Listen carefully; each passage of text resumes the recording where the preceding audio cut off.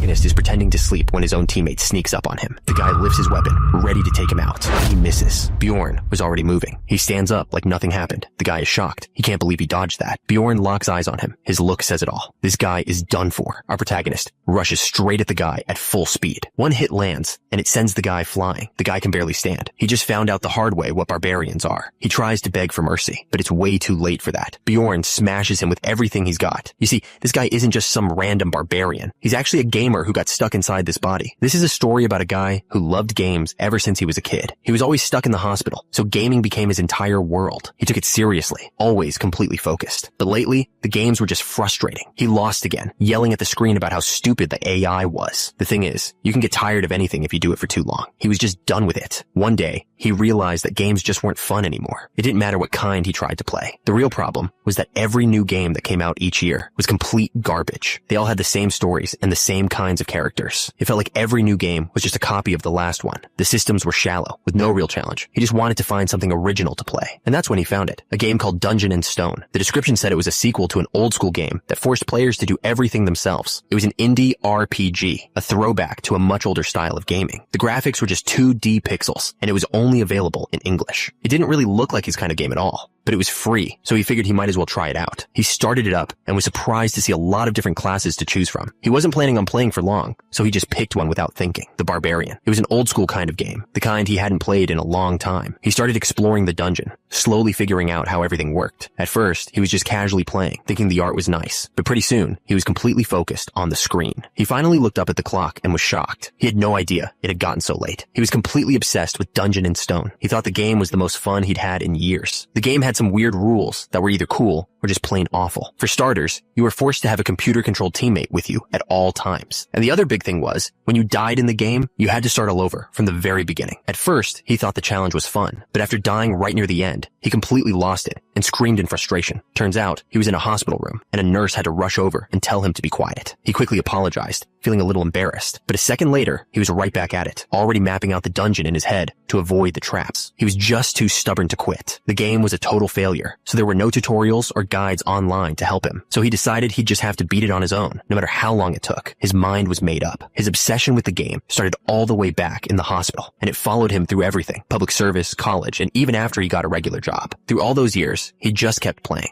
No matter what, he just kept playing Dungeon and Stone. The game was unbelievably hard. He kept dying over and over, getting more and more frustrated each time. It didn't matter what level he was, or what items he had. The result was always the same. 9 years passed, and after all that time, he finally did it. He'd finally reached the final boss room. There it was, the Gate of the Abyss. He threw his hands up, yelling at the screen. He was probably the only person on Earth who had ever made it this far. He was completely overwhelmed. He'd spent 9 years, his entire 20s, just to get to this one moment. The game asked him if he was ready to enter. There was no hesitation. Of course he was. But then a second message popped up. This one felt different. It warned him that if he went in, he might never come back. He just smirked. He figured the game was just being dramatic because it was the final boss. After everything he'd been through, there was no way he was turning back now. He clicked yes, and the screen started to load. He leaned back, already thinking about his strategy. He knew he probably wouldn't win on the first try. The real goal was to learn the boss's attack patterns and figure out its weaknesses. He laughed to himself, wondering what it would be like to just beat the boss in one go. That's when he noticed the loading was finished. But something felt off. The screen went black. A message appeared. It finally hit him. The 9 years he spent playing. That was just the tutorial. He stared at the screen, completely lost. Tutorial. What was that supposed to mean? Then he shot back from his desk. The text had switched to Korean. He couldn't believe it. He was sure Dungeon and Stone only supported English. He was furious. He'd spent almost a decade working so hard just to understand the English version. Suddenly, a new message flashed on the screen. User check complete. Before he could react, a blinding blue light shot out from his monitors. The light was everywhere, and an intense pain burned through his entire body. He screamed out as another message appeared, announcing the start of the transmission.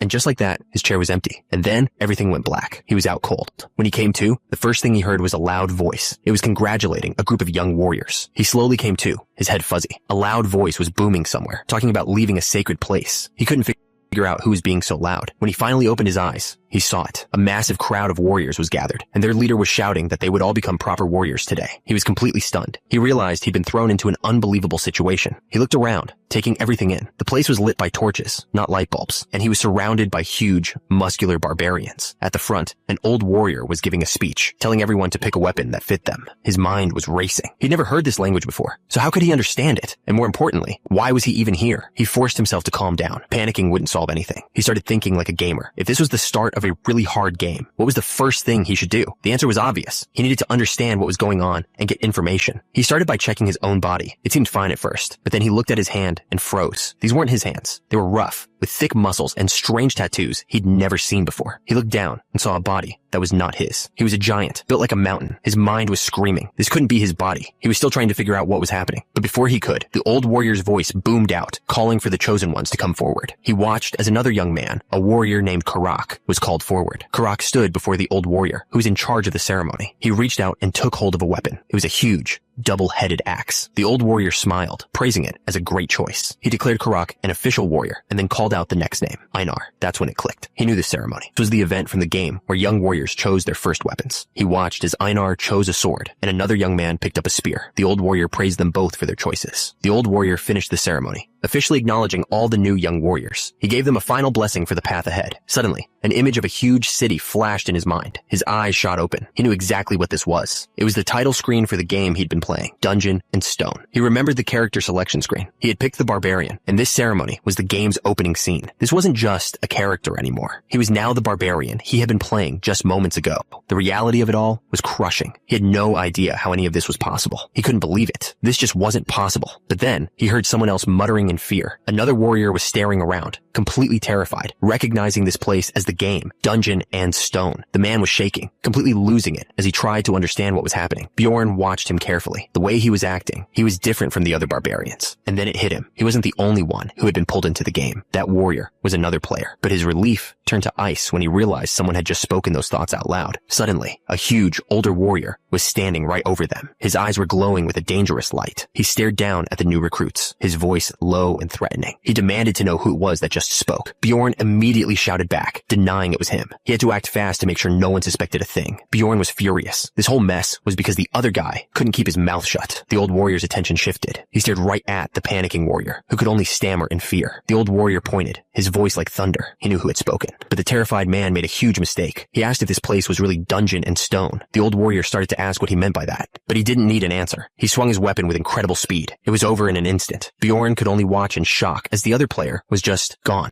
He couldn't believe what he'd just seen. The old warrior stood over the body without a hint of emotion. Bjorn had to force himself to stay calm. He realized that if he showed any kind of reaction, he'd be next. The old warrior addressed the group. He announced that the man he just killed, Orm, had been possessed by an evil spirit. He ordered everyone to forget what the spirit had said. As the warrior announced the ceremony would continue, everything clicked for Bjorn. He finally understood the situation. The first rule was clear. People like him, players from another world, were considered evil spirits here. And the second rule was even simpler. If anyone found out, he would die. The third piece of information was the most important one. That could have easily been his head on the ground. He knew what he had to do. Get through this without anyone finding out who he really was. But there was a small problem. The old warrior called the next person forward, a man named Sarum. Bjorn stood silently in the line, watching. The warrior kept calling out names, one after another. That's when the terrible truth hit him. He didn't know his own name. This was bad. How was he supposed to answer when he was called? He frantically tried to think of a way to find it. Maybe a stat window or something. He knew the chances were low, but he had to try. It was the only idea he had. He came up with a crazy plan. He'd wait for a name to be called, and if no one moved for 2 seconds, he'd just claim it. It was a long shot, but it was all he had. Just then, the old warrior roared out the next name, Jandel's son, Bjorn. The countdown began. 1 second passed. He scanned the crowd. 2 seconds. Nobody moved an inch. The warrior looked over the silent group, his patience wearing thin. The time was up. That was his cue. He took a step forward. He decided right then and there. That was his name now, or at least he really hoped it was. He walked forward, stopping right in front of the old warrior.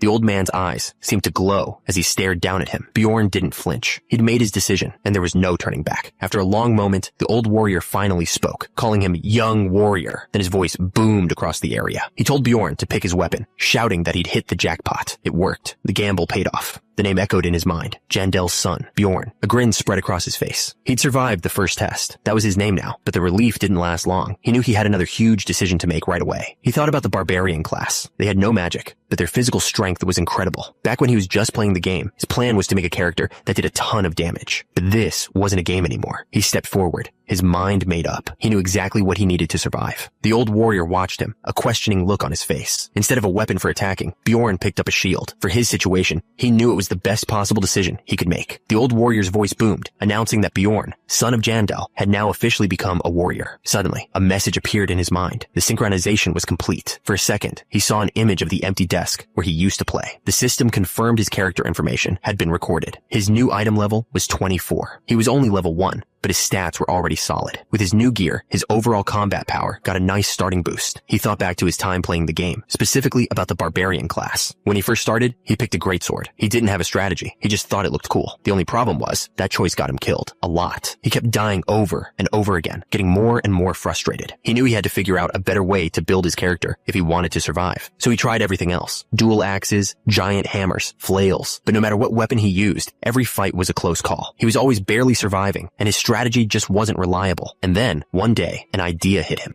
He'd been so focused on attacking, but barbarians had naturally high health and strength. He started to wonder, why did he have to play as a damage dealer at all? He knew that while a barbarian wasn't the best tank like a dwarf, the class still had the right stats for it. He didn't love the idea, since this fighting style needed a lot of training, but he figured it would be a shame to waste all his research. So he decided to give it a go. The results were immediate. He stood his ground against a huge monster, shield up, ready to take whatever it could throw at him. He was stunned. He'd actually cleared it. The combat log showed exactly what happened. The monster's attack just bounced off his shield and hit it back. He realized this build wasn't just good. It was completely broken. He smirked. This was the most logical choice he could make right now, and he knew he wouldn't regret it. A booming voice gave the order to open the gates. Huge chains groaned as they lifted, revealing a dark fortress. The new warriors could only stare up at it. The old warrior's voice echoed, explaining that every barbarian who passed the ceremony now had to enter the labyrinth. He told them they were being sent to a city that contained one of these labyrinths. He announced the name of the city was Rafdonia. With that, he ordered the warriors to depart. He roared that their fate would be decided in that place. And with that, the entire group charged forward, a massive wave of warriors heading for the gate. Bjorn ran with them, but his mind was working. For now, his plan was simple. Just follow the crowd. As Bjorn ran, a thought crossed his mind. Did any of these people actually know where they were going? Suddenly, a voice roared for everyone to stop. The entire group of warriors skidded to a halt. One of the warriors yelled out what everyone was starting to fear. He thought they were lost. He pointed at their leader, a man named Karak, and accused him of leading them in the wrong direction. He shouted that Karak wasn't fit to lead and had to take responsibility. Bjorn just watched, thinking they were all idiots for following him blindly anyway. Karak couldn't argue. He admitted he wasn't qualified and agreed to step down as the leader. That's when a blonde warrior woman stepped forward. She announced that she would be the one to lead them now. The others immediately started cheering for her. They shouted that Einar was wise and would lead them down the right path. Bjorn just stared at her. A moment later, Einar turned to him and quietly admitted she was lost too.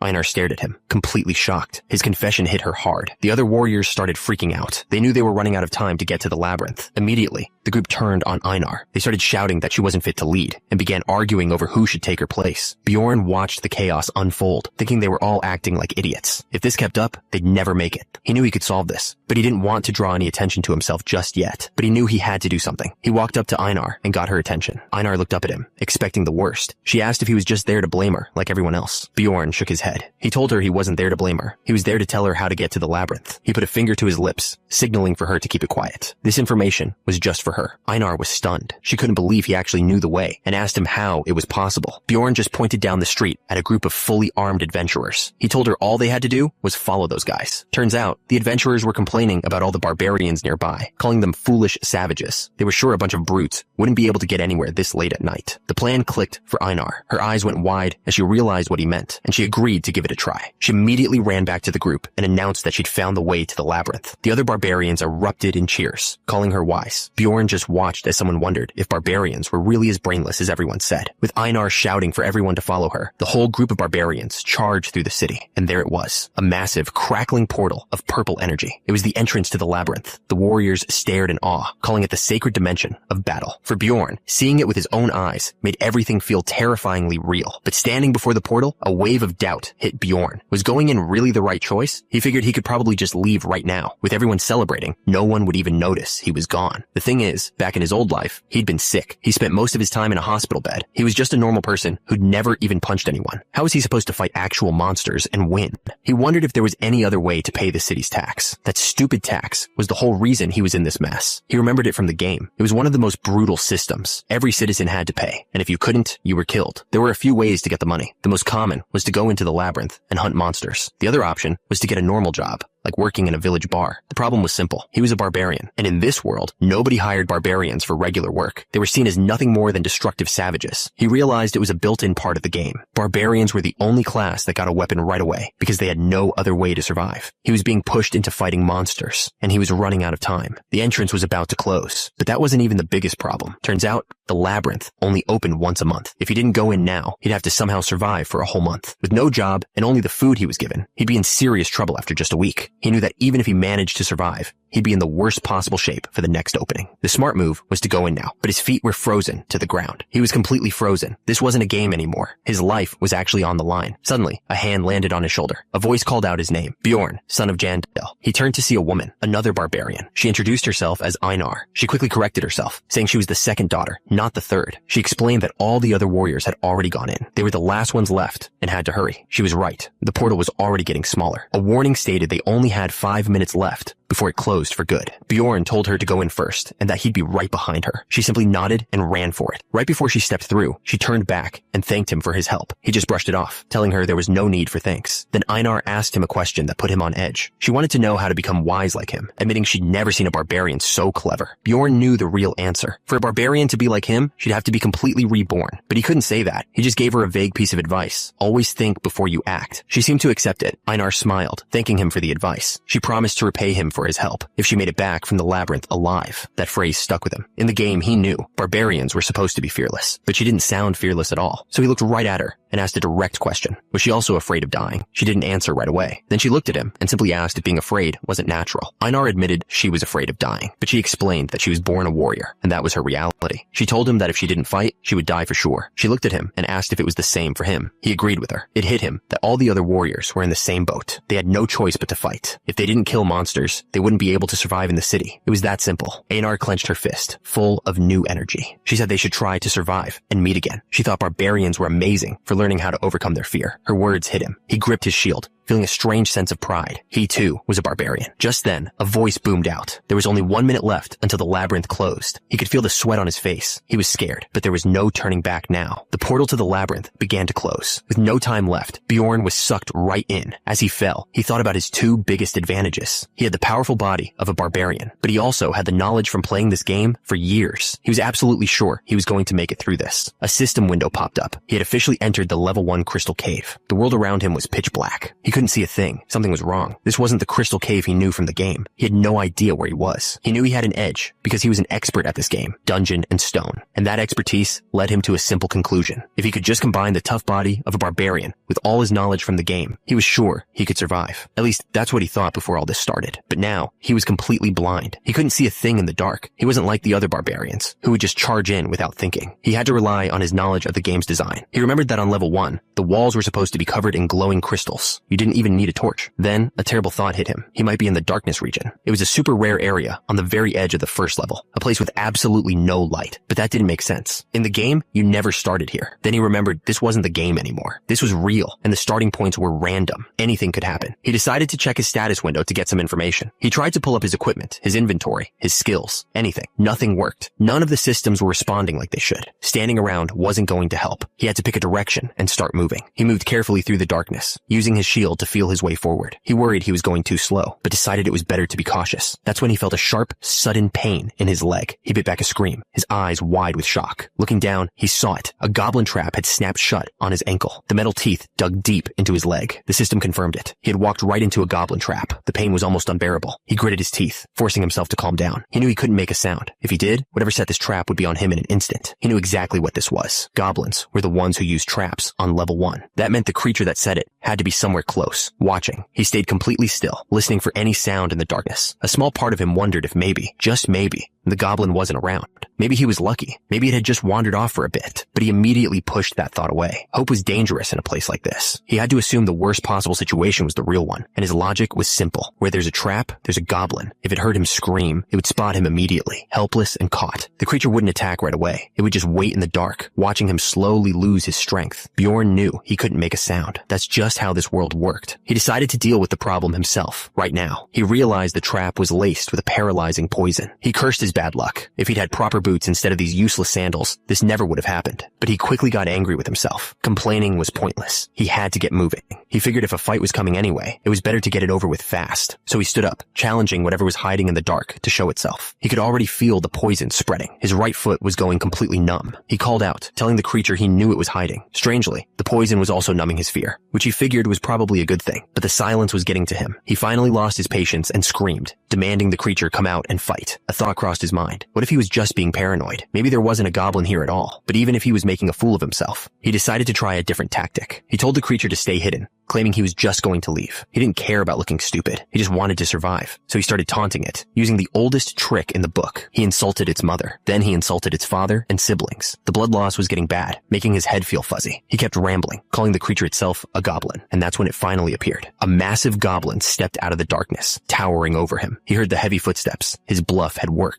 The taunts worked. The creature in the dark finally moved. A smirk spread across his face. The insults had hit their mark. He could hear the footsteps behind him, which meant the goblin was getting closer. The problem was, he still couldn't see it. Knowing it was there wasn't enough. He decided to pick up the pace and start running. He took off, leaving a trail of blood from his injured foot. And right behind him, the goblin gave chase. The creature followed him through the dark, keeping its distance. He stopped to catch his breath and realized the goblin had stopped too. It was just watching him, maintaining a perfect distance. That's when it hit him. The goblin wasn't just chasing him. It was enjoying this, waiting for him to bleed out and collapse from fear. It was playing with its food. The goblin was way smarter than he expected. His current plan wasn't going to work. He had to try something else. So he put his new plan into action. He pretended to stumble, then collapsed to the ground. He lay perfectly still, making it look like he'd finally passed out from the pain and blood loss. He lay there, baiting the creature in his mind, hoping it would think it had finally won. But the goblin just watched from the darkness. It was cautious, not falling for the trap just yet. He silently urged it to come closer, but the creature just stared back, looking confused. Then, the goblin did something he never expected. It picked up a small rock and threw it right at his back. He couldn't believe it. The goblin was testing him, checking to see if he was actually dead. This thing was incredibly smart. He had to admit, this thing was smart. Maybe even smarter than most barbarians he knew. He just had to wait for it to make a move. And then, he heard it. The goblin was finally coming closer. The creature crept forward, thinking it had won. It raised its weapon, ready to finish the job. But just as its hand reached for him, Bjorn's eyes shot open. The goblin froze, realizing its mistake. He lunged forward with a twisted grin. The trap was sprung. The creature shrieked, knowing it was too late. Bjorn didn't hesitate. He swung his fist with everything he had, but he misjudged the distance. His fist missed, his reach just a little too short. He missed, but then something strange happened. His hand started glowing with a red energy. He had no idea what was going on. It wasn't him. His body was moving on its own. His arm shot out and grabbed onto something in the dark. He yanked the goblin right off its feet, pulling it straight towards him. Suddenly, he could feel everything. He knew exactly where the goblin was, and a surge of strength filled him. This wasn't the weak, sick body he'd had his whole life. He roared, telling the goblin that the roles were reversed. The goblin was the prey now. He was finally realizing the true power of a barbarian's body. He didn't stop. He just kept smashing his fist down again and again until the goblin stopped moving. He just kept punching, breathing hard with every single hit. He didn't let up for a second.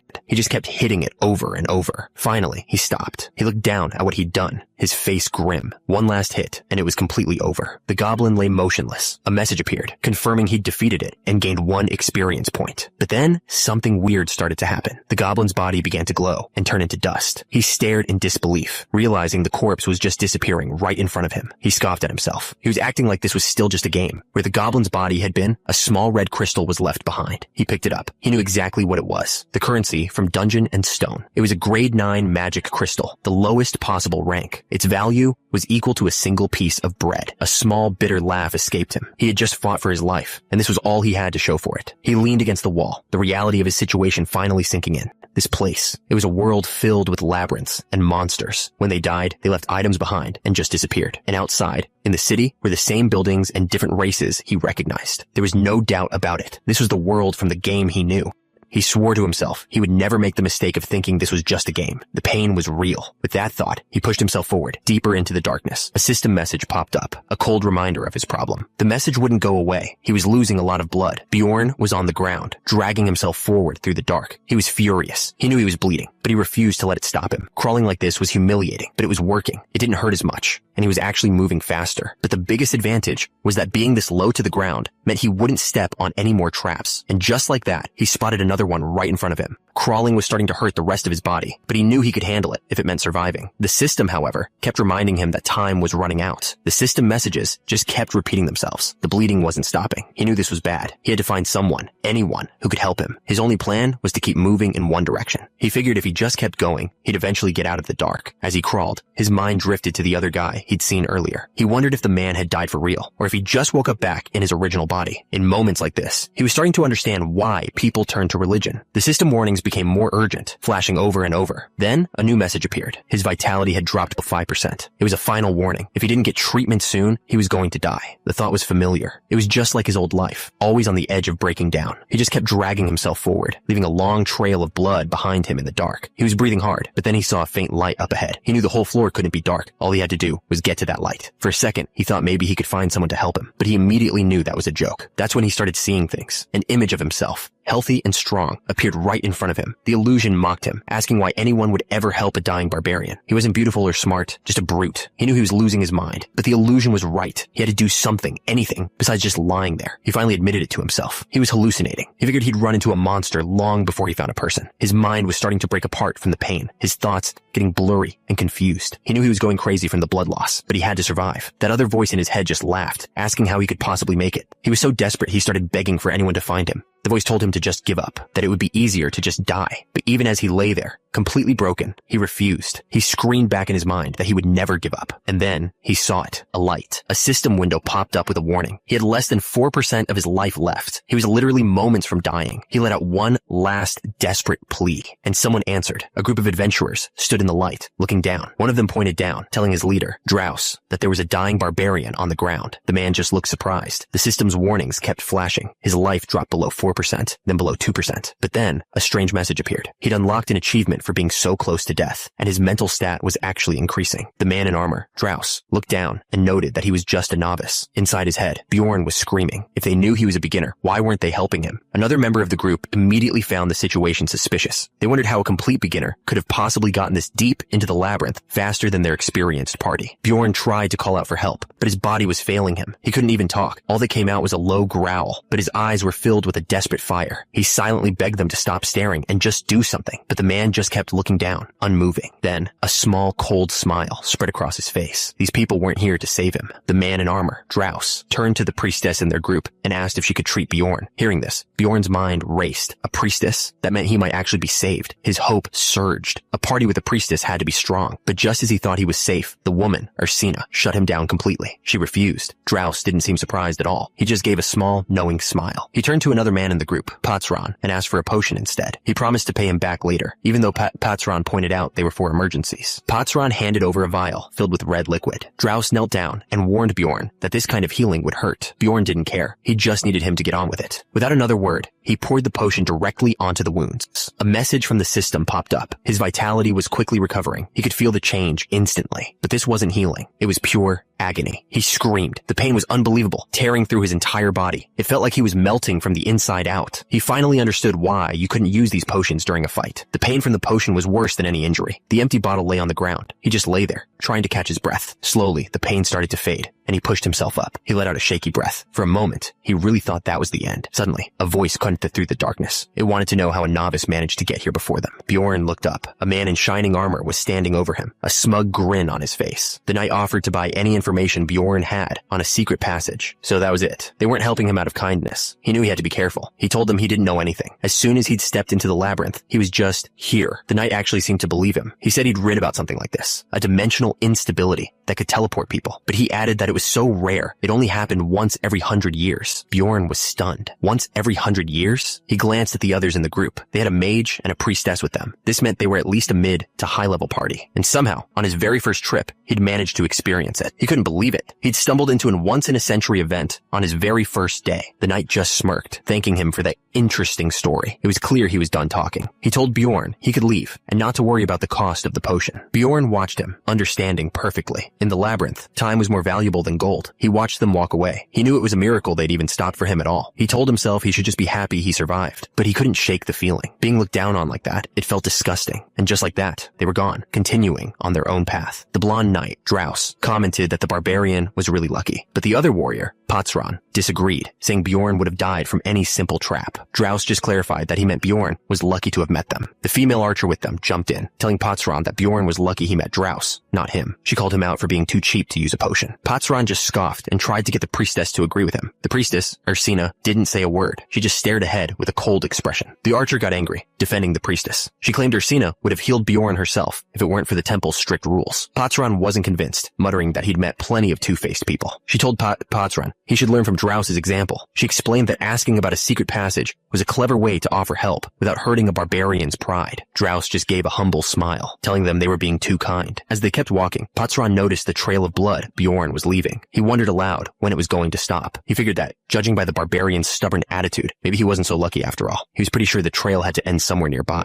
Draus pointed ahead, telling everyone that the shortcut was this way. It was a relief to have someone who actually knew the path. The archer was amazed, telling Ursina how incredible it was that Draus had the entire first floor memorized. But the priestess just gave a cold, simple reply. Draus seemed to notice something, his expression turning serious. They reached a huge, empty stone area. Patsran looked around, relieved that they were the first ones to make it. Draus stepped forward and placed his hand on the cold stone slab. Suddenly, the slab lit up, and a swirling blue portal appeared right in front of him. He turned back to the others with a grin. He announced that this was their ride to the second floor, and told them it was time to move. Without hesitating, the archer started walking toward the glowing portal. Just as they were about to step through the portal, Archer suddenly told everyone to wait. She pointed to the ground. There was a brutal bear trap, and next to it, a single sandal. She realized it belonged to the barbarian they'd seen earlier. Draus looked down and agreed with her. Then he raised his hand, and a bright light began to glow from his palm. The light shot down the long, dark passage, revealing a trail of blood that stretched far into the darkness. The entire group just stared, completely stunned by what they were seeing. Patsran turned to Draus, his face serious. He asked how far it was to the spot where they first found the barbarian, guessing it was about 15 kilometers without the shortcut. A strange smile spread across Draus's face. He let out a dark laugh, realizing the barbarian had crawled that entire distance in the pitch black. He called him a monster for pulling it off. The archer looked horrified, whispering that the barbarian must be completely insane. She tried to get Patsran's attention, but he just kept staring into the darkness. Patsran wondered if he would have had the strength to crawl for hours like that, with no guarantee of being found. Then, something clicked. He told the others he just remembered the barbarian was holding out his right hand when they found him. He was showing them the magic crystal. Even after crawling all that way, he hadn't forgotten the one item he had to trade. Patsran realized it was because he had nothing else to offer. He admitted he was wrong about him. He then asked Draus for the barbarian's name. Draus scoffed at the idea that he was just lucky, or that people like that die early. He knew that kind of lunatic determination was special. He believed that no matter how much pain they face, people like that will always find a way to survive. They don't just fight. They tear through their enemies with pure, raw force. Draus knew that for people like that, death is never an escape route. The system confirmed his kill. After nearly dying, he was thrown right back into the fight. The system just kept confirming his kills, one after another. He was smashing through goblins left and right. They just kept coming. He just powered through them with his shield and raw strength. The kill notifications kept popping up. He admitted he was nervous at first, but now that he could see properly, the goblins were no threat at all. It wasn't just the monsters. The traps were a joke, too. They were just left out in the open, not even covered with dirt. Even their ambushes were pathetic. He could see their hiding places from a mile away. He didn't let a single one escape, hunting down any that tried to run. He had cleared out all the enemies. But there was one big problem. He was starving. He remembered the food the deputy chief had given him, but when he pulled out the pouch, his heart sank. He started to wonder if crawling all that way had been a huge mistake. Out of a week's worth of food, 5 days worth was already gone. He knew he had to make what was left last as long as possible. He popped a piece of the dry bread into his mouth. To someone this hungry, even something so simple tasted incredibly sweet. After eating, a new problem hit him. He was getting thirsty, but this was a dungeon. Where was he supposed to find water? It was always one thing after another. He remembered the game,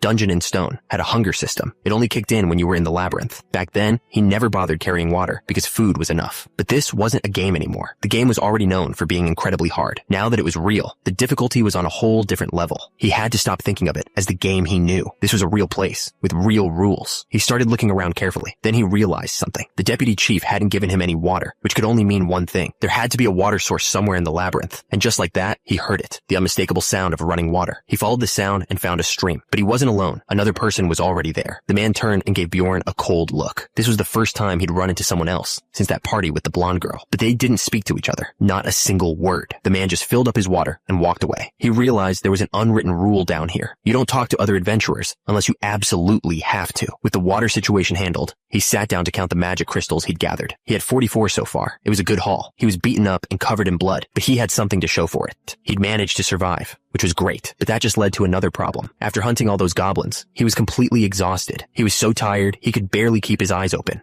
He knew there were only 2 ways to sleep in the labyrinth. The first was to just lie down and pray nothing finds you. The second option was to find allies who could watch your back. So he walked up to a group of adventurers and offered to team up. The adventurers were completely terrified by his sudden appearance. One of them nervously started to apologize. He quickly explained that their party was already full and they didn't have room for anyone else. The others agreed. They weren't interested in having a barbarian on their team, especially one covered in blood. He stood there silently as they walked away, leaving him completely alone again. He couldn't believe it. Every single person had rejected him. He was furious. These guys were unbelievable. All he wanted was to find someone to watch his back for one night. That's when a voice called out from the darkness. The man started to ask him a question. He asked if Bjorn was looking for an overnight companion. Bjorn stared at him, completely suspicious. He had no idea who this guy was. The man just smiled, pretending to be disappointed. He said he'd hoped to get some sleep next to a reliable-looking barbarian, but figured he was mistaken. Bjorn finally understood what the man was asking. He wished he'd just been more direct. So he confirmed it. He was looking for an overnight companion. In the game, the official term was a night companion. The man was relieved and introduced himself as Hans. He admitted he thought it just meant an ally, but hearing it said out loud made it sound really weird.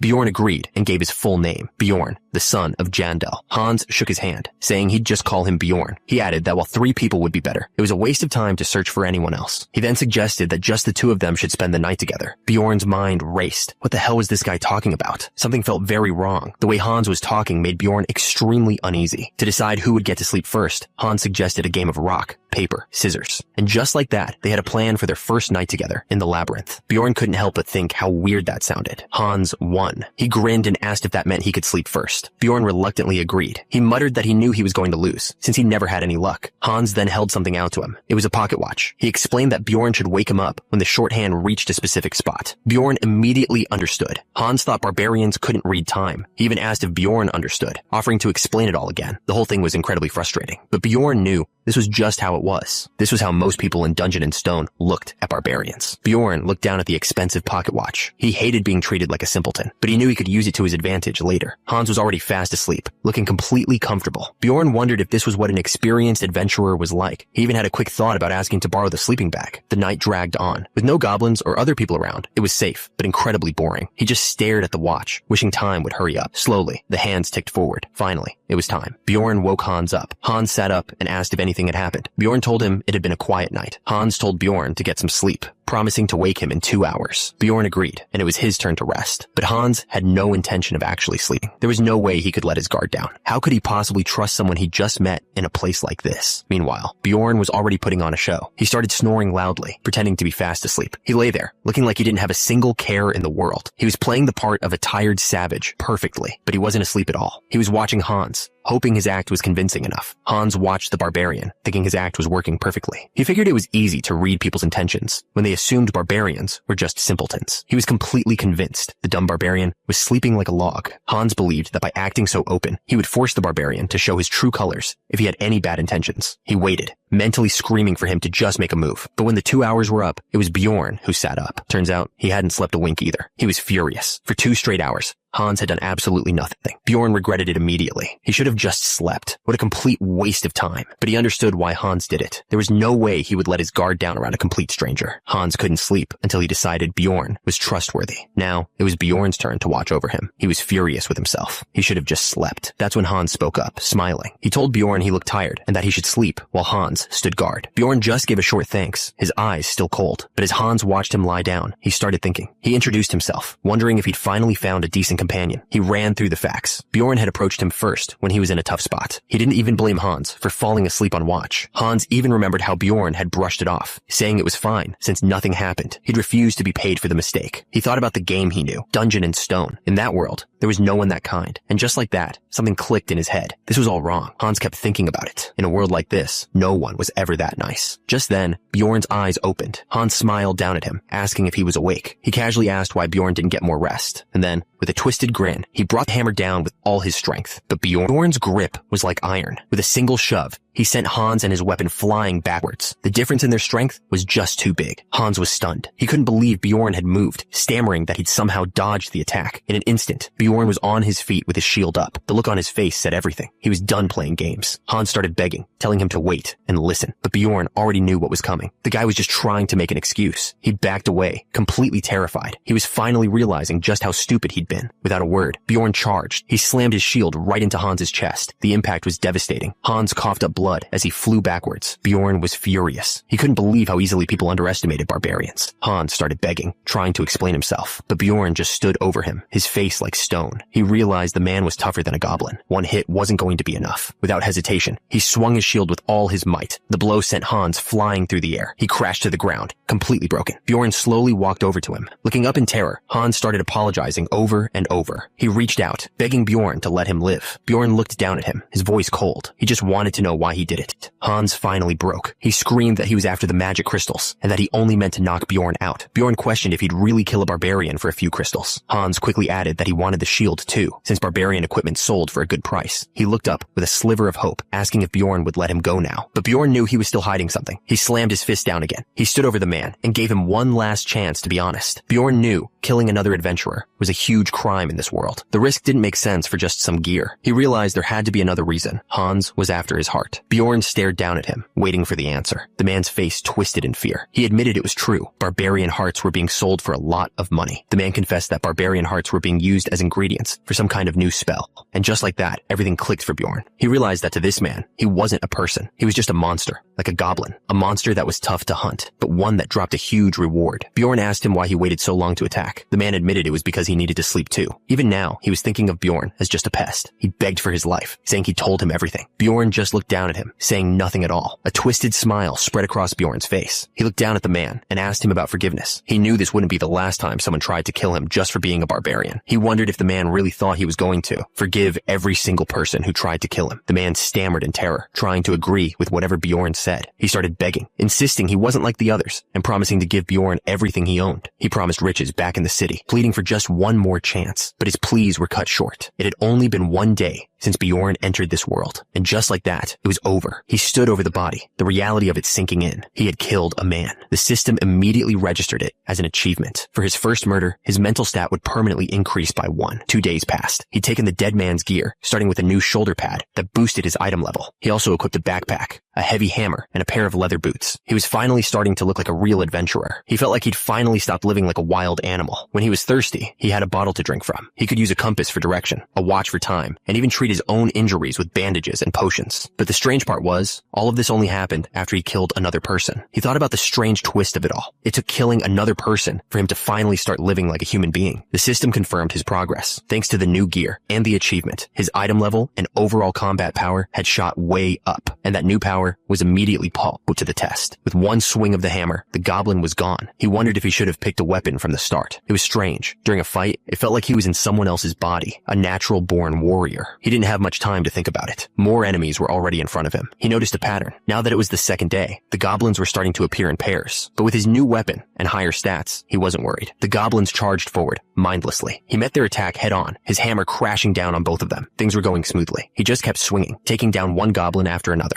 After the fight, he knelt down to catch his breath. The ground was covered in loot from the goblins he'd taken out, but the non-stop fighting was catching up to him. He was completely exhausted and knew he couldn't last much longer without sleep. He thought about what happened with Hans. Maybe it was better to be alone. After all, he figured he had a better chance of surviving a goblin's knife than another person's betrayal. Just as he was thinking that, he heard something. He was not happy. Of course. The second he started to relax, more goblins showed up. He hadn't even had 10 minutes to himself. He was completely fed up. He finally found a moment to rest, but the dungeon wasn't going to make it easy for him. He'd just finished a huge fight, taking down every goblin he could see. He was sure he'd gotten all of them. He was so tired. All he wanted was a little bit of sleep before the next wave came. But just as he drifted off, a system message popped up. A goblin was attacking him in his sleep. His eyes shot open. He was furious with himself for not sensing it. With a roar of pure frustration, he retaliated instantly. The goblin was completely stunned, caught off guard by the sheer force of the barbarian's attack. He took a sharp breath, his eyes already scanning for the next enemy. He was done playing around. The goblin that had ambushed him was now on the ground, scrambling backwards in pure terror. He just watched it run. He told himself he didn't even have the energy to give chase. He looked down at the wound on his shoulder and winced. He realized if the goblin had jumped just a little higher, the blade would have gone straight through his throat. He was furious with himself for not sensing the attack. It was a clear sign he needed to rest. But first, he had to treat the wound. He poured the potion over the cut, gritting his teeth. He couldn't help but think the healing process somehow hurt more than getting stabbed in the first place. He'd been walking for 14 hours since leaving Hans. He knew people would be looking for companions to survive the night, but he couldn't trust anyone, not now that he knew how valuable a barbarian's heart was. But then, an idea hit him. There was one group of people he might be able to trust, other barbarians. He had a new plan. He was going to find another barbarian. He didn't have to look far. A couple of adventurers walked up and asked if he needed a group for the night. A moment later, another group approached him with the same offer. It kept happening. One guy even said they could trust him because he was a barbarian. Bjorn couldn't believe it. Just yesterday, no one would even look at him, and now everyone wanted him on their team. He turned them all down, explaining that he was looking for another barbarian. He figured he looked a lot more trustworthy now that he wasn't covered in blood and missing a shoe. One of the adventurers seemed surprised. He told Bjorn that finding another barbarian would be tough. Bjorn didn't understand why. The man explained that barbarians are so strong, they usually leave the first floor within a few months. There were probably less than 100 of them left down here. That's when it hit Bjorn. He realized how it must look. A giant barbarian, built for power, still struggling on the very first floor. It had to be a joke. The adventurer wished him luck and left. Bjorn stood there, wondering if he'd have to give up on finding another barbarian completely. He decided to be realistic. It didn't have to be a barbarian. He just needed to find a companion for the night. But he had one rule. As long as it wasn't a human, it had to be another species. He figured an elf who keeps their promises, or a dwarf who's spirited like a barbarian, would be best. Basically, he believed other species had special traits that made them more trustworthy. Unlike humans, they wouldn't betray someone for a little bit of money. With his mind made up, he started searching. He walked through the dark cave for about an hour, and that's when he saw her, an elf sitting all alone with her bow beside her. She was exactly what he'd been looking for. The elf, Erwin, jumped. She wasn't alone anymore. Bjorn knew he'd found her. Erwin stared back, her eyes wide with fear. Then a message from the system appeared, confirming it. She wasn't just an elf. He took a step closer and asked if she was alone. The elf immediately went on guard. Bjorn understood her fear. A giant barbarian showing up when she was injured and alone would intimidate anyone.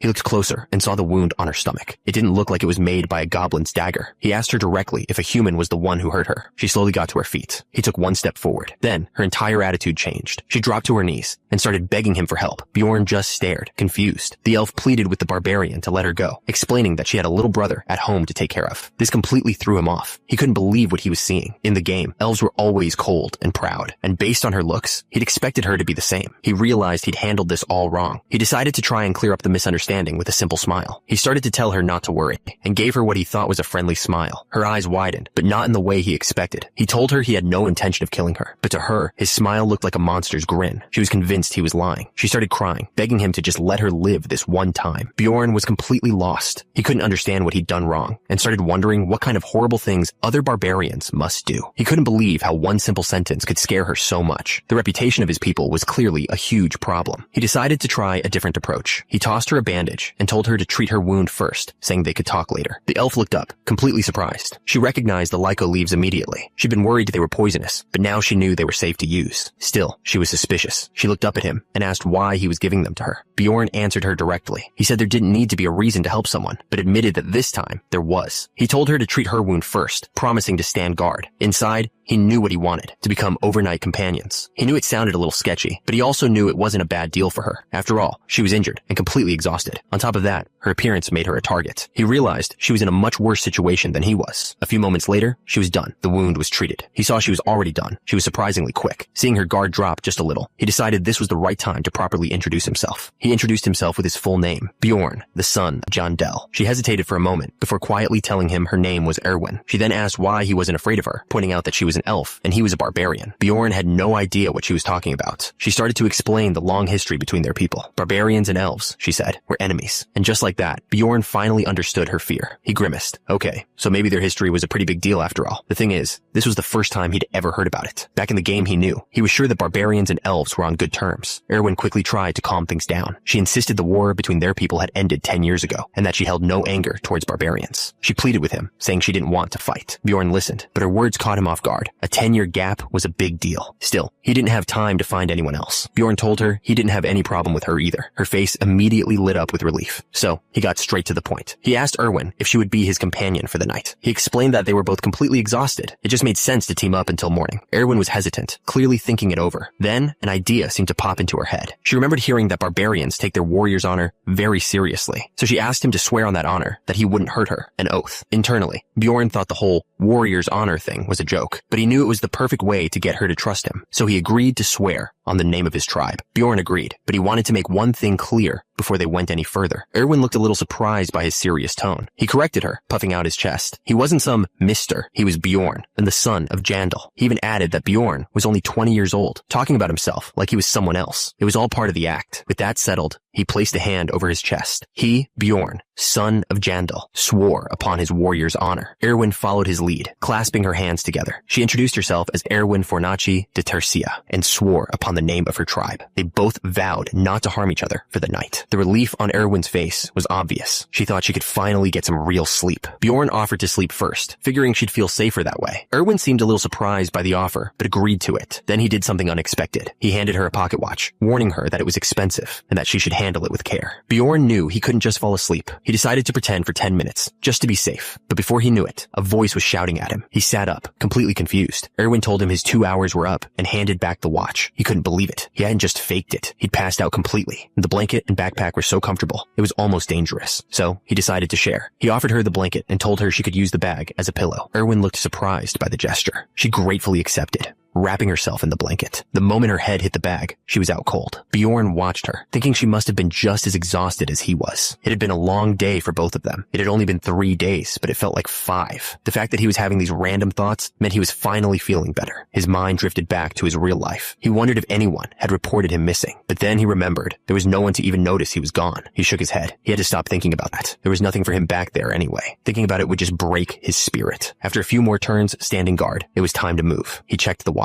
Only 10 minutes left. A thought crossed his mind. He looked over at the sleeping elf. He wondered if he should ask her to team up again. After all, being an elf, she'd definitely be able to hold her own in a fight. He had a choice to make. If they became allies, he'd have to split the rewards, which meant less money for him. But lately, goblins had been appearing in huge groups. He knew he could take down 3 or 4 goblins by himself. So, what was the smarter move? Guaranteed safety or more treasure? Before he could decide, he heard footsteps. 2 adventurers were walking down the path. They stopped and started whispering to each other. One of them recognized the elf sleeping nearby. Then, the man turned to Bjorn and asked him what he was doing with the elf. Bjorn told him they were just companions for the night. The adventurer seemed amused by the idea of a barbarian and an elf working together, and then asked how much time they had left. Bjorn's expression hardened. He told the man he didn't have to answer that. The adventurers flinched back, clearly not expecting such a hostile response. The man just gave him a creepy smile. He seemed to understand something Bjorn didn't. With that, the 2 men turned and walked away into the darkness. But Bjorn had a bad feeling. He was pretty sure they weren't just passing by. They were looking for Erwin. He knew they had to move. He reached over and started shaking her shoulder to wake her up, but she just mumbled something about wanting 5 more minutes and pulled the blanket over her head. Bjorn's patience was wearing thin. She had no idea how much trouble they were about to be in. He shook her again, telling her to get up. They didn't have time for this, but she just mumbled, pulling the blanket tighter. That's when Bjorn realized she was just pretending. The blanket, which was loose before, was now pulled completely over her head. He'd had enough. He ripped the blanket right off of her, and she screamed in surprise. He leaned in close and demanded to know why she was pretending. She stammered, trying to explain that if she got up, he was just going to desert her. So that's what this was about. He got it. They weren't official allies, just temporary companions who agreed to watch each other's backs for one night. And now that she was awake, their deal was technically over. He let out a breath and raised his shield, wondering what happened to those 2 guys from before. She quickly insisted that nothing had happened, looking really flustered. Bjorn didn't buy it and asked how they knew her. She explained they were probably from the same group as the guy who attacked her earlier. She remembered seeing the same symbol on their clothes. They were part of a group called the Crystal Union. This was bad. It wasn't just a couple of guys, but an entire group. Bjorn's first thought was to just leave her and get out of there. But then he looked at her. She seemed so young and scared. He couldn't just abandon her. He let out a breath. He told her they could talk while they were moving.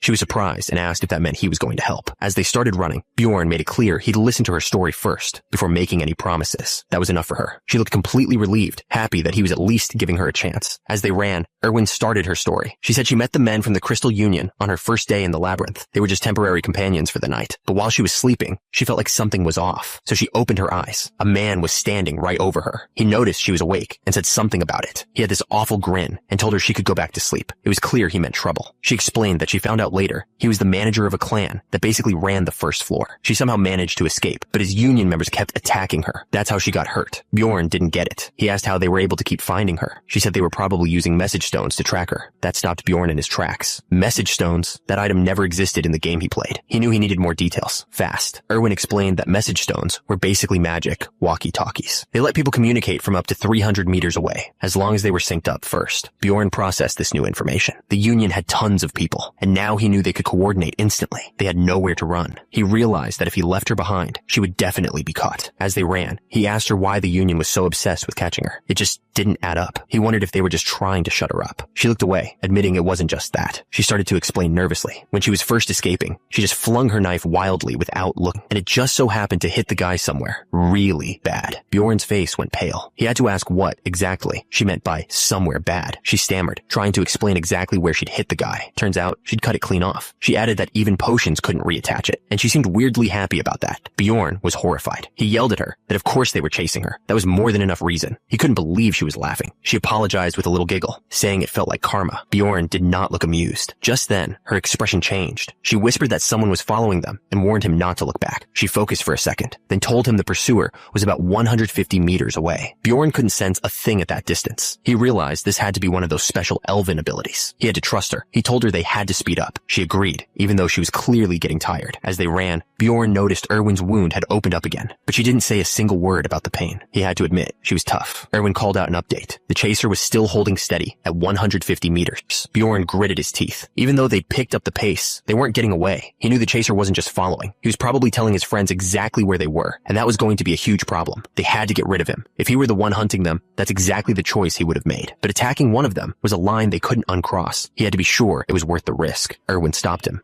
demanding to know what the benefit was. She told him that if he wanted her to make a sound decision, she needed more information. Instead of answering, Bjorn cut straight to the point. He asked her what she was good at. She completely misunderstood. She proudly announced she was good at laundry and cleaning, though she admitted she was a bad cook. He snapped back, asking what she could do in a fight. Erwin flushed, realizing her mistake. She quickly recovered and told him she was good at archery. And not just that, she could also use spirit magic with the flame element. Bjorn realized she was the perfect example of an elf archer, and flame magic was the rarest element there was. He had one last question for her, and it was the most important one. He asked if she'd ever killed anyone before. Erwin admitted that she had never killed anyone before, but her expression was dead serious. She insisted that she was ready to do what was necessary. Bjorn took a moment to think about her answer. Then, he officially asked her to be his comrade. He started laying out the terms, a 90-10 split of the rewards, until they got out of the labyrinth. But before he could even finish, Erwin screamed that she accepted the deal. With that settled, Bjorn asked how far away their pursuers were. She yelled back that they were only 100 meters behind them. His face hardened, even running as fast as they could. The enemy was still closing in. Bjorn knew they couldn't just keep running. He had a different idea. He yelled at Erwin to follow him off the main path and summon her spirit. She didn't hesitate. A small fire spirit appeared and flew right beside them. They stopped inside a dark passage, using the spirit as bait. Erwin whispered that their enemies were getting closer. On Bjorn's signal, she dismissed the spirit. The cave went pitch black. A moment later, a figure stepped into the darkness, unable to see a thing, but the plan didn't work. The pursuer walked right up to their hiding spot. He realized this wasn't some random group. These guys had a way to track them, even in the dark. Bjorn didn't hesitate. He called out Erwin's name, his voice low and urgent. Her eyes narrowed. She knew what he was going to ask of her. He gave the order. She let the arrow fly. It cut through the darkness, glowing with power. The shot was perfect. It hit the pursuer right in the head. The man dropped without a sound. Erwin stood there, trembling. She couldn't believe what she'd just done. Bjorn put a hand on her shoulder. He told her she did well, explaining that if she had hesitated for even a second, they both would have been in serious trouble. The other pursuer knelt beside his fallen friend. He picked up a glowing green stone from the dead man's hand. He tried to use it, yelling for Serdin to respond. When he got no answer, he sent out a message to everyone else. He told them Serdin had been taken out while chasing the elf and the barbarian. He gave them all a location to meet up, the Goblin District. Bjorn went through the fallen man's things. He was hoping for some decent loot, but there wasn't much. All he found was a pouch of magic crystals, 2 daggers, and a single potion. He also took the man's clothes. Erwin put them on, admitting it felt a little strange. Bjorn told her the leather armor was much better than the rags she'd been wearing. He thought to himself that the new clothes gave her a whole different vibe, in a good way. She then asked how to use the message stone they'd found. Bjorn guessed there was probably a button on the side. He found it and pressed it. A voice came from the stone, repeating the message the other pursuer had sent out. It announced that Serdin had been defeated by an elf and a barbarian with a hammer and shield. Worst of all, it gave away their exact location, the Goblin District. The message wasn't done. It also announced a bounty of 10,000 gold for them. Erwin was completely terrified, but Bjorn wasn't fazed. He told Erwin to summon her spirit, explaining they would stick to the edges of the area to stay hidden. Then he dropped the real plan on her. They were going to the second floor. Erwin couldn't believe what she was hearing. Without another word, he started moving. Erwin's voice was full of doubt. She asked if he was serious about them going to the second floor all alone. He didn't even turn around. He just confirmed that was exactly what they were doing. She tried to explain the danger, reminding him that the second floor was was on a whole other level compared to the first. He just said he already knew. He told her it would be fine as long as they stayed near the entrance. He was confident that together they were a good team. Erwin seemed a little flustered by his confidence in them, but she agreed. In his mind, it was simple math. A melee tank and a long-range archer was a perfect combo, but if they were going to team up, the first floor just wouldn't make them enough money. But Erwin was still hesitant. She argued that it was their first time together. Going to the second floor felt like jumping out of the frying pan and into the fire. Just then, they overheard the voices of their pursuers nearby. The men were shouting about the bounty, offering a sick bonus to whoever found Erwin first. Her face went pale. She immediately turned to Bjorn, her voice trembling as she promised not to leave his side. The men's voices carried through the darkness. They laughed and made disgusting jokes about what they would do to her if she put up a fight. That was it. Hearing them, her fear turned into grim determination. She looked straight ahead and told him she would go to the second floor. Bjorn didn't even react. He just thought to himself that the timing was perfect. Now he didn't have to waste any more time trying to convince her. Bjorn had a simple rule he lived by. He liked helping people in need, but only when it helped him too. He figured if he could take down disgusting trash like their pursuers and get the satisfaction of doing something good at the same time, then it was the best of both worlds. There was no reason not to help. As they made their way through the dungeon, Erwin asked if he even knew how to get to the second floor. Bjorn told her he didn't know the exact path, but heading north would eventually get them there. But he knew a secret. The dungeon was designed so that if you just kept following the darkness, you'd always find a portal to the upper floors. Suddenly, Erwin shouted for him to wait. She had spotted a goblin trap hidden on the path, right in front of them. Bjorn realized something was off. He'd only taken a few steps before hitting the trap, which felt way too late. A thought hit him. Maybe goblins didn't come out much when it was light. He couldn't believe how unlucky he was. Seeing her chance, Erwin told him she'd handle it, and that he could take a break. She was already summoning her fire spirit, but Bjorn stopped her. He told her not to use it. She needed to save her strength for later. She looked a little flustered, but quickly agreed. But Bjorn could tell she didn't mean it. She was clearly disappointed, and he wondered how he knew that so easily. Just then, two wolf-like creatures leaped out of the darkness. Erwin stood her ground, ready for a fight. One of them lunged, but she was faster, dodging the attack with ease. She let an arrow fly, and it shot through the air with serious power. But she didn't just use her bow. She kicked the other creature right in the face. The creature looked stunned. His partner was already taken down. It let out a growl and charged forward, furious. But Erwin was already waiting for it. She had her next arrow ready, and just like that, it was over. She took them both out without breaking a sweat. She turned back to Bjorn, smiling proudly, and asked him how she did. Bjorn admitted she did well, saying her archery was exactly what you'd expect from an elf. But inside, he was actually surprised. She was way more skilled and quick than he had expected. Bjorn held out the magic crystals they'd collected from the creatures. Erwin smiled, confirming her 10% cut of the reward. Her eyes lit up as she explained that with this money, she could finally buy something for her younger sibling. Bjorn just told her to work hard, but inside, he was completely thrown off by her excitement, wondering if she was somehow trying to insult him.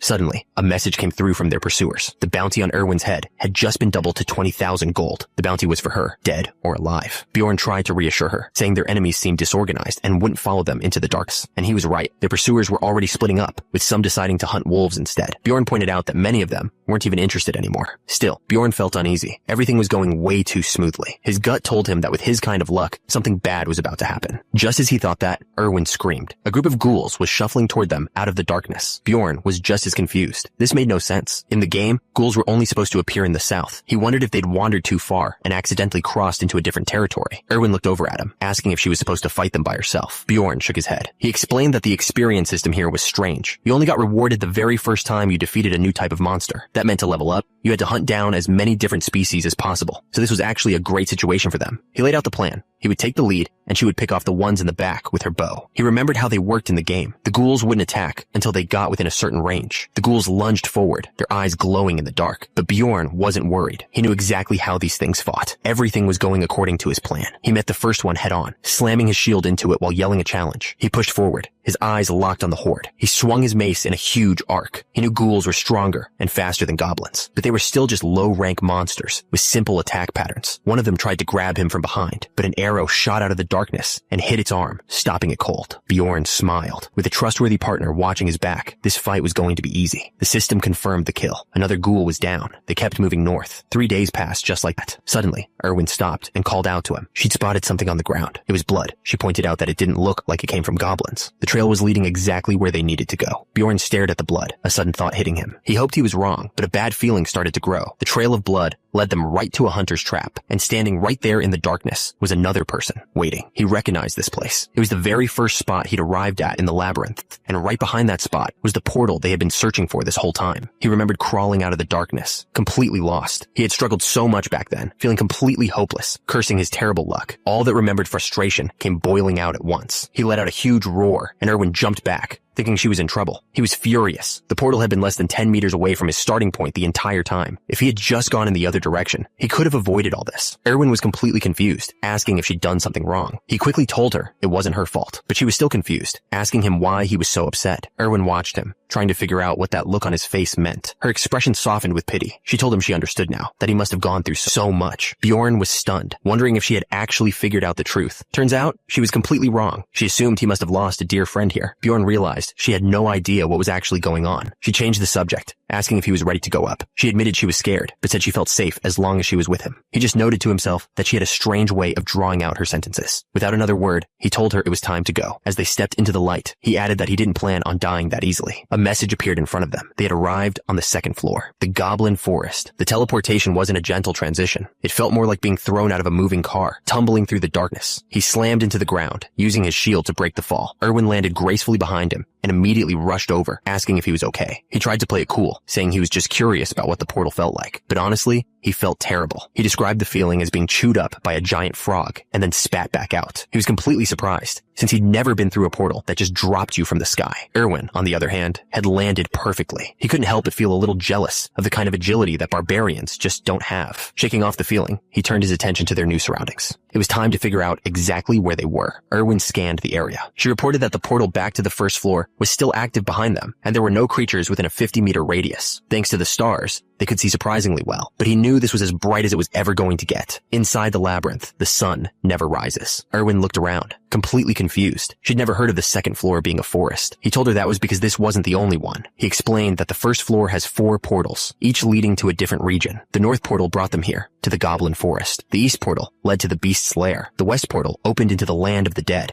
and the south portal went to the dark, rocky mountains. It all clicked for Erwin. She asked if all 4 paths eventually connected to the third floor. He confirmed she was right. That's when Erwin asked the big question. What do they do now? Did he know the way back to the city from here? Then she remembered the rule. They get sent back automatically once the labyrinth closes. He confirmed she was right and gave her the exact numbers. The first floor closes after 168 hours, but the second floor stays open for 240. That was their deadline. He explained that once the time limit is up, the labyrinth just sends everyone back to the city. Since other groups like the Crystal Union can't even work together, they were completely alone up here. So he laid out the plan. They would stay on the second floor until just before the first floor's 168 hours were up, then head back down. But he knew they couldn't just stand around by the portal all day. It was time to explore. He told Erwin to take the lead, and she agreed. They headed into the dark woods together. As they walked, Erwin mentioned that being in a forest felt familiar, almost nostalgic. She smiled, saying that even though she knew monsters were everywhere, it reminded her of the fairy shrine back home. Bjorn suddenly cut in, warning her to be careful. He told her there were traps and that she should follow his footsteps exactly. He pointed to the ground, showing her one of the hidden traps right in their path. Bjorn stared into the woods, but couldn't see a thing. He told her he didn't see anything, but Erwin just smiled, completely confident. She pointed to a spot under the leaves and just told him to watch. A rock flew through the air and hit the ground, and a trap instantly went off. Bjorn was shocked. She was right. He wondered if this was the special detection ability of fairies. Erwin stood there proudly and asked him what he thought. He had to admit, she was suddenly looking pretty dependable, but all he said out loud was a simple grunt. He told her she was good at throwing rocks, but he reminded himself there was no reason to praise her. Erwin couldn't believe it. She yelled at him, asking if that was really all he had to say, since finding traps was supposed to be his job in the first place. He told her not to get so excited over something so small. Then he called her a proper explorer. Erwin's face lit up. She was completely taken by the compliment. She was so flustered she could only manage a quiet agreement. Bjorn watched her, thinking to himself that she was surprisingly easy to control. But as they moved, something felt off. He noticed traps, but couldn't sense any goblins nearby. He remembered that on the second floor, traps were just part of the terrain, not always a sign of enemies. He told her to stop talking and focus. With that, he had her walk ahead of him as they pushed deeper into the woods. He knew this place well from the game. It was called the Goblin Forest, and besides the traps, he remembered another key detail about this place. The goblins here always moved around in big groups. He knew that some of the goblins here were different, mutants that could be warriors or archers. The deeper they went into the forest, the more dangerous the enemies would become. But he wasn't worried. Their plan was simple: stick close to the portal and avoid the high-ranking monsters altogether. He told Erwin their first move was to clear out all the traps nearby. That way, they could expand their search area safely. He made it clear, if anything went wrong, they were to run back to the first floor immediately, no questions asked. So they started clearing the area, area, using rocks to set off the traps from a distance. It was tedious work, but necessary. The last thing they needed was to step on one while running for their lives. Erwin looked over, eager for his approval. He clapped and told her she was doing great, calling her a proper explorer. The praise clearly meant a lot to her. She paused for a moment, just taking it in. Suddenly, Erwin's eyes went wide. She quietly warned him that a group of goblins was nearby. He asked how many. She wasn't sure, but she counted more than 10 of them, about 50 meters away. The good news was, the goblins hadn't spotted them yet. She asked him what they should do. His answer was simple. They were going to fight. Bjorn started forming a plan. He asked her how close she could get without being noticed. She told him she could get within 30 meters. That was all he needed to hear. He told her to stick to the plan. He watched as she moved through the tall grass without making a single sound. He figured that must be a fairy thing. Just as she said, she got into position, looking down at the goblins, who had no idea she was there. From his hiding spot, Bjorn watched as Erwin gave the signal. She was ready. She took a deep breath, lining up her shot on the goblin patrol, and then she let the arrow fly. That was his cue. Bjorn exploded from his cover. He sprinted towards the goblins, unable to tell if her arrow had hit its mark. They were just too far away. As he closed the distance, he yelled for Erwin to get behind him. She immediately moved to follow his command. He crashed into the group of goblins, his shield and mace ready. He gritted his teeth. The goblins on the second floor were on a completely different level. He realized there were 3 times as many goblins as he'd seen on the first floor. Among them was a goblin warrior. It was the kind of sight that should have been terrifying, but surprisingly, he didn't feel scared at all. Instead, he could feel the warrior's heart inside him starting to stir. It was practically buzzing with excitement for the fight. With a massive roar, he charged straight into the horde. The goblins were completely overwhelmed by the sudden attack. He easily blocked the first swing with his shield, but before he could strike back, 2 more leaped at him from both sides. The goblins slammed into him from both sides, trying to pin him down, but Bjorn was a wall of muscle. He just shoved them right back. He swung his massive shield like a club, sending one of the goblins flying. He wasn't just defending anymore. He was going on the attack. With a roar, he brought his hammer down with all his strength. The hit crushed the goblin instantly, but out of nowhere, a blade shot right past his face. It was the goblin warrior, and it was fast. He threw himself backward just in time. The blade missed his head by inches. He caught his breath, realizing just how dangerous that was. If he'd been a second slower, it would have been over. He was completely surrounded. The goblins weren't giving him a single moment to catch his breath. He knew that taking on more than 5 of them at once was a huge problem. If he was by himself, he'd just have to accept getting hurt to win this fight. But he wasn't alone. Suddenly, a glowing arrow shot through the darkness, hitting one of the goblins right in front of him. It was Erwin. She let out a quiet breath, her shot having hit its mark. He saw that she was back in position, ready to cover him. That was all he needed. It was time to end this. His eyes started to glow with power. He glared at the remaining goblins, calling them out. He roared, challenging all of them to come at him at once. The system confirmed the goblin warrior was down, giving him 1 experience point. From that fight alone, he'd earned 11 magic crystals. Bjorn was satisfied. This was way more than he'd earned on the first floor. The only downside was that the warrior's armor and weapons disappeared right along with its body. Erwin held out her share of the crystals. She explained that since his came from a swordsman, they were more valuable, so she was giving him a bigger cut. He was surprised, but thanked her. With the loot sorted, Bjorn told her it was time to move on. He was already thinking about how much they could make over the next 4 days. They pushed deeper into the labyrinth. The farther they went, the more dangerous it got. Soon, they were running into goblin patrols every few minutes. This time, there was an archer in the group. Suddenly, Erwin yelled out that the archer was disappearing. It was using some kind of stealth magic. Bjorn immediately told her to focus up. He braced himself for an attack from an enemy he couldn't see. The goblin archers were making things a lot harder. While he was distracted, the rest of the goblins charged straight at him, but Bjorn was confident they weren't going to lose. He brought his hammer down, crushing the first goblin that got close. He kept swinging, clearing out the ones in front. In the back, the invisible archer was finally taking its shot. Bjorn knew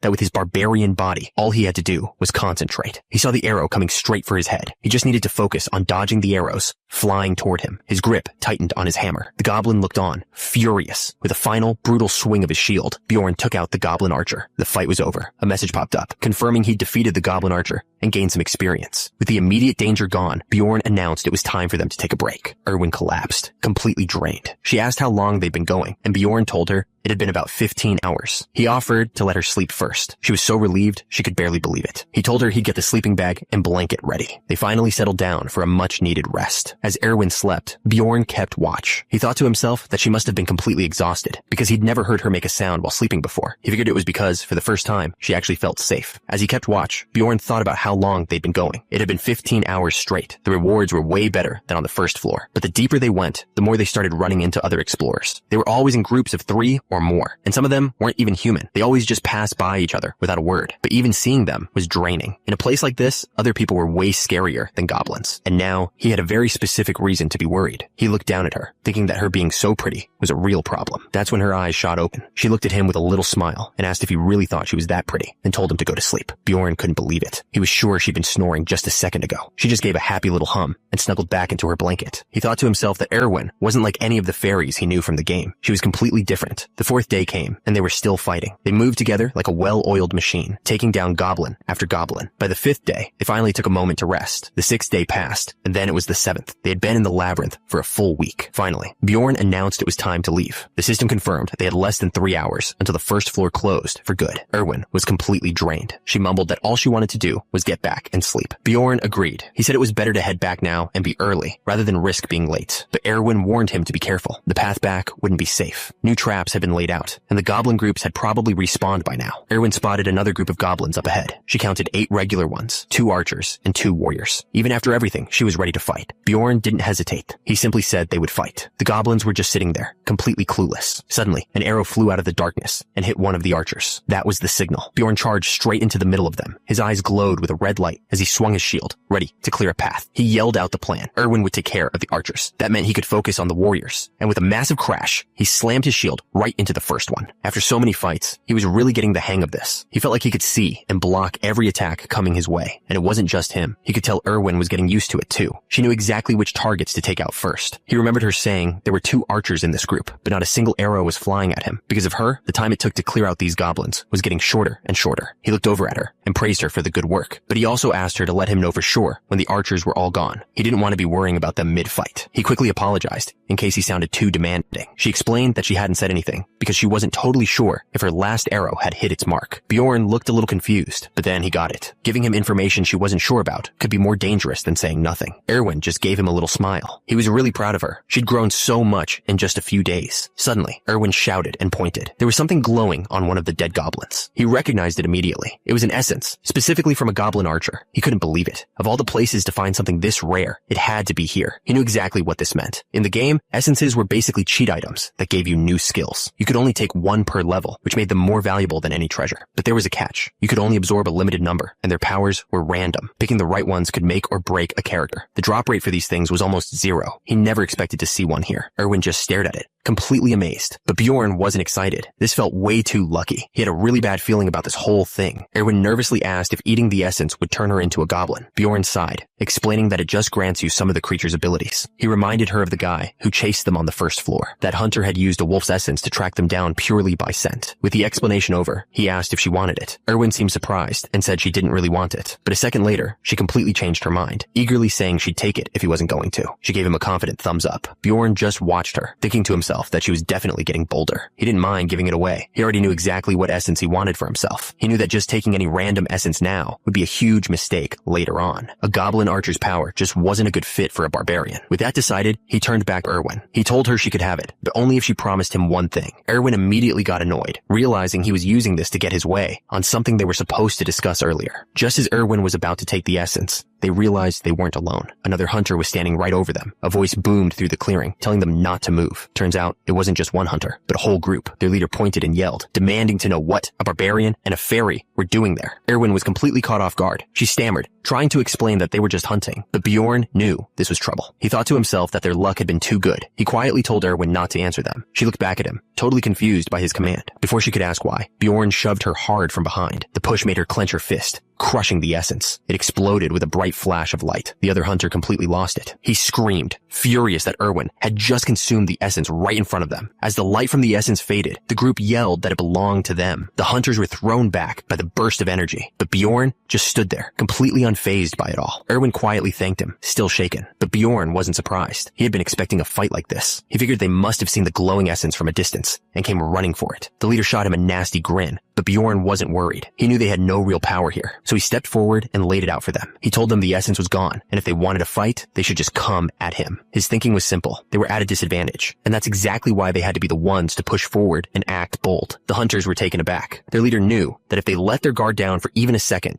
they'd be underestimated. But Bjorn cut them off before they could decide. He roared that he was ready to fight, telling them to come at him or get lost. There was no more talking. Bjorn and Erwin turned and ran. Bjorn yelled at Erwin not to slow down until they saw the portal. As they ran, Erwin asked if he really thought the other hunters would chase them all the way to the first floor. Bjorn explained that it didn't matter. He was sure they were all headed the same way. He laid it out for her. A party of 4 was strong enough to go deeper, but they were hanging out near the exit. That meant they were planning to leave soon. He figured they were just killing time near the portal, exactly like they had been. Erwin was amazed by his thinking, but then she suddenly froze. She yelled that there was a group of goblins just ahead. They had to find another way around. Erwin yelled that they couldn't go around. The goblins were already running straight for them. Bjorn was shocked. He knew her detection ability always let them spot goblins first. Something wasn't right. He knew this couldn't be a coincidence. He yelled for her to follow him and immediately changed direction. Erwin started to follow, but then a bright flash of light shot past her face. Bjorn grabbed her and yanked her to the ground just as the projectile flew by. He knew instantly that shot wasn't from a goblin archer. He caught his breath and told her it was the hunters from before. Erwin couldn't believe it. He laid out the whole plan for her. The hunters had lured the goblins this way on purpose. Now they were waiting on the other side to ambush them. Bjorn saw right through their plan. The hunters were using the goblins to wear them down before attacking. He yelled at Erwin, telling her to use the special ability she just got. Erwin had no idea what he was talking about. Bjorn had to remind her about the monster essence she had just consumed. Turns out, each essence gives the user a special ability from the monster it came from. The goblin essence didn't just boost her stats like agility and stealth. It also gave her 2 new skills, one that adds poison to her arrows, and another called Thief Step, which lets her move unseen. Erwin started to panic, saying she didn't even know how to use it. But as Bjorn glanced over, something happened. Suddenly, a blue aura wrapped around her. The system announced that her Thief Step skill was now active. Bjorn was surprised. She hadn't done anything, which meant the skill must activate just by thinking about it. Even Erwin was amazed at her new power. Without wasting a second, he shoved his pack at her. He told her he would take care of the goblins by himself. Her mission was to use her new stealth skill to find the crossbowman who had fired at them. Erwin was worried. She asked if he was sure about going alone, warning him that it was too dangerous. Bjorn told her they had no time. He laid out the plan. Stay hidden, wait for his signal, and kill the crossbowman with 1 shot. He made it clear there would be no second chance. He told her to stay hidden until then. But before she could even ask what the signal was, he was already gone. He stopped in a clearing. This was the place. Just ahead, a group of goblins was waiting for him. He knew the crossbowman was still hiding after that first shot, so he charged right at the goblins to draw him out. His thinking was simple. Once he wiped out their front line, and the real threat would have no choice but to show himself. He counted about 15 of them. The barbarian was completely surrounded. He blocked 2 sword strikes at once with a shield. He figured since no arrows were flying, there were no archers in the group. He spoke too soon. An arrow slammed right into his shield. Suddenly, he had to watch for arrows from a distance, while a goblin tried to stab him up close. The attacks just kept coming, one after another, and he couldn't forget the adventurer with the crossbow, who could fire at any moment. Bjorn had to do all of this completely on his own. He was getting hit. The damage was starting to build up. He slammed his hammer into the ground, trying to catch his breath. He dropped to one knee, panting hard. This wasn't good. He was losing stamina fast. Just as he was trying to recover, he realized 2 shots were flying straight for him at the same time. One was an arrow, the other a heavy crossbow bolt. He knew exactly who fired them, the goblin archer and the adventurer with the crossbow. There was no way to stop both of them. He had to make a choice, and he had to make it now. He decided to block the crossbow bolt, putting all his effort into stopping the bigger threat. But while his shield stopped the bolt, the goblin's arrow slammed right into his elbow. He immediately knew it was poisoned. He could feel his entire arm going numb. His left arm was useless. He had to choose between his hammer and his shield. Without a second thought, he let the hammer drop to the ground. With his left arm completely numb, he made his choice. The shield was the only thing that mattered now. He knew the real enemies weren't these goblins. It was the other adventurers hiding in the distance. The warhammer would have crushed the goblins faster, but it couldn't stop the crossbow bolts, so he used his shield as a weapon instead. He bashed his way through the crowd, always keeping an eye out for the real danger. Just as he expected, another bolt came flying in, and he blocked it perfectly, but the goblins just kept coming. He was getting worn down, wondering how many more there could possibly be. Before he could even catch his breath, another wave charged straight at him. Finally, it was over. The last of the goblins scattered and ran, and he let them go. He had survived, but he wasn't alone. From the bushes, one of the adventurers watched in disbelief, shocked that the barbarian had taken care of all those goblins by himself. The adventurers finally stepped out from their hiding spot. Their leader looked down at Bjorn, admitting he was tougher than they had expected. Bjorn wasn't surprised at all. He told them he knew they were there the whole time and demanded to know where the crossbowman was hiding. The leader just smirked. He confirmed it was them, then asked what happened to the elf. Bjorn had no time for their questions. He told them to stop talking and just fight him. The leader seemed a little nervous. He admitted that barbarians shouldn't be taken lightly, especially after watching Bjorn take down all those goblins alone. But then he got a nasty look in his eye. He pointed out how badly hurt Bjorn was was and offered him a deal. Give up the elf and they'd let him walk away. Bjorn just chuckled to himself. He couldn't believe they really thought he was stupid enough to fall for such an obvious trap. Seeing Bjorn's reaction, the adventurer got furious. He accused Bjorn of losing his mind and ordered his men to attack, deciding to beat the answers out of him instead. The leader warned his men not to let their guard down. He told them to treat Bjorn like a giant monster that needed to be hunted. With that, the entire group charged straight at him.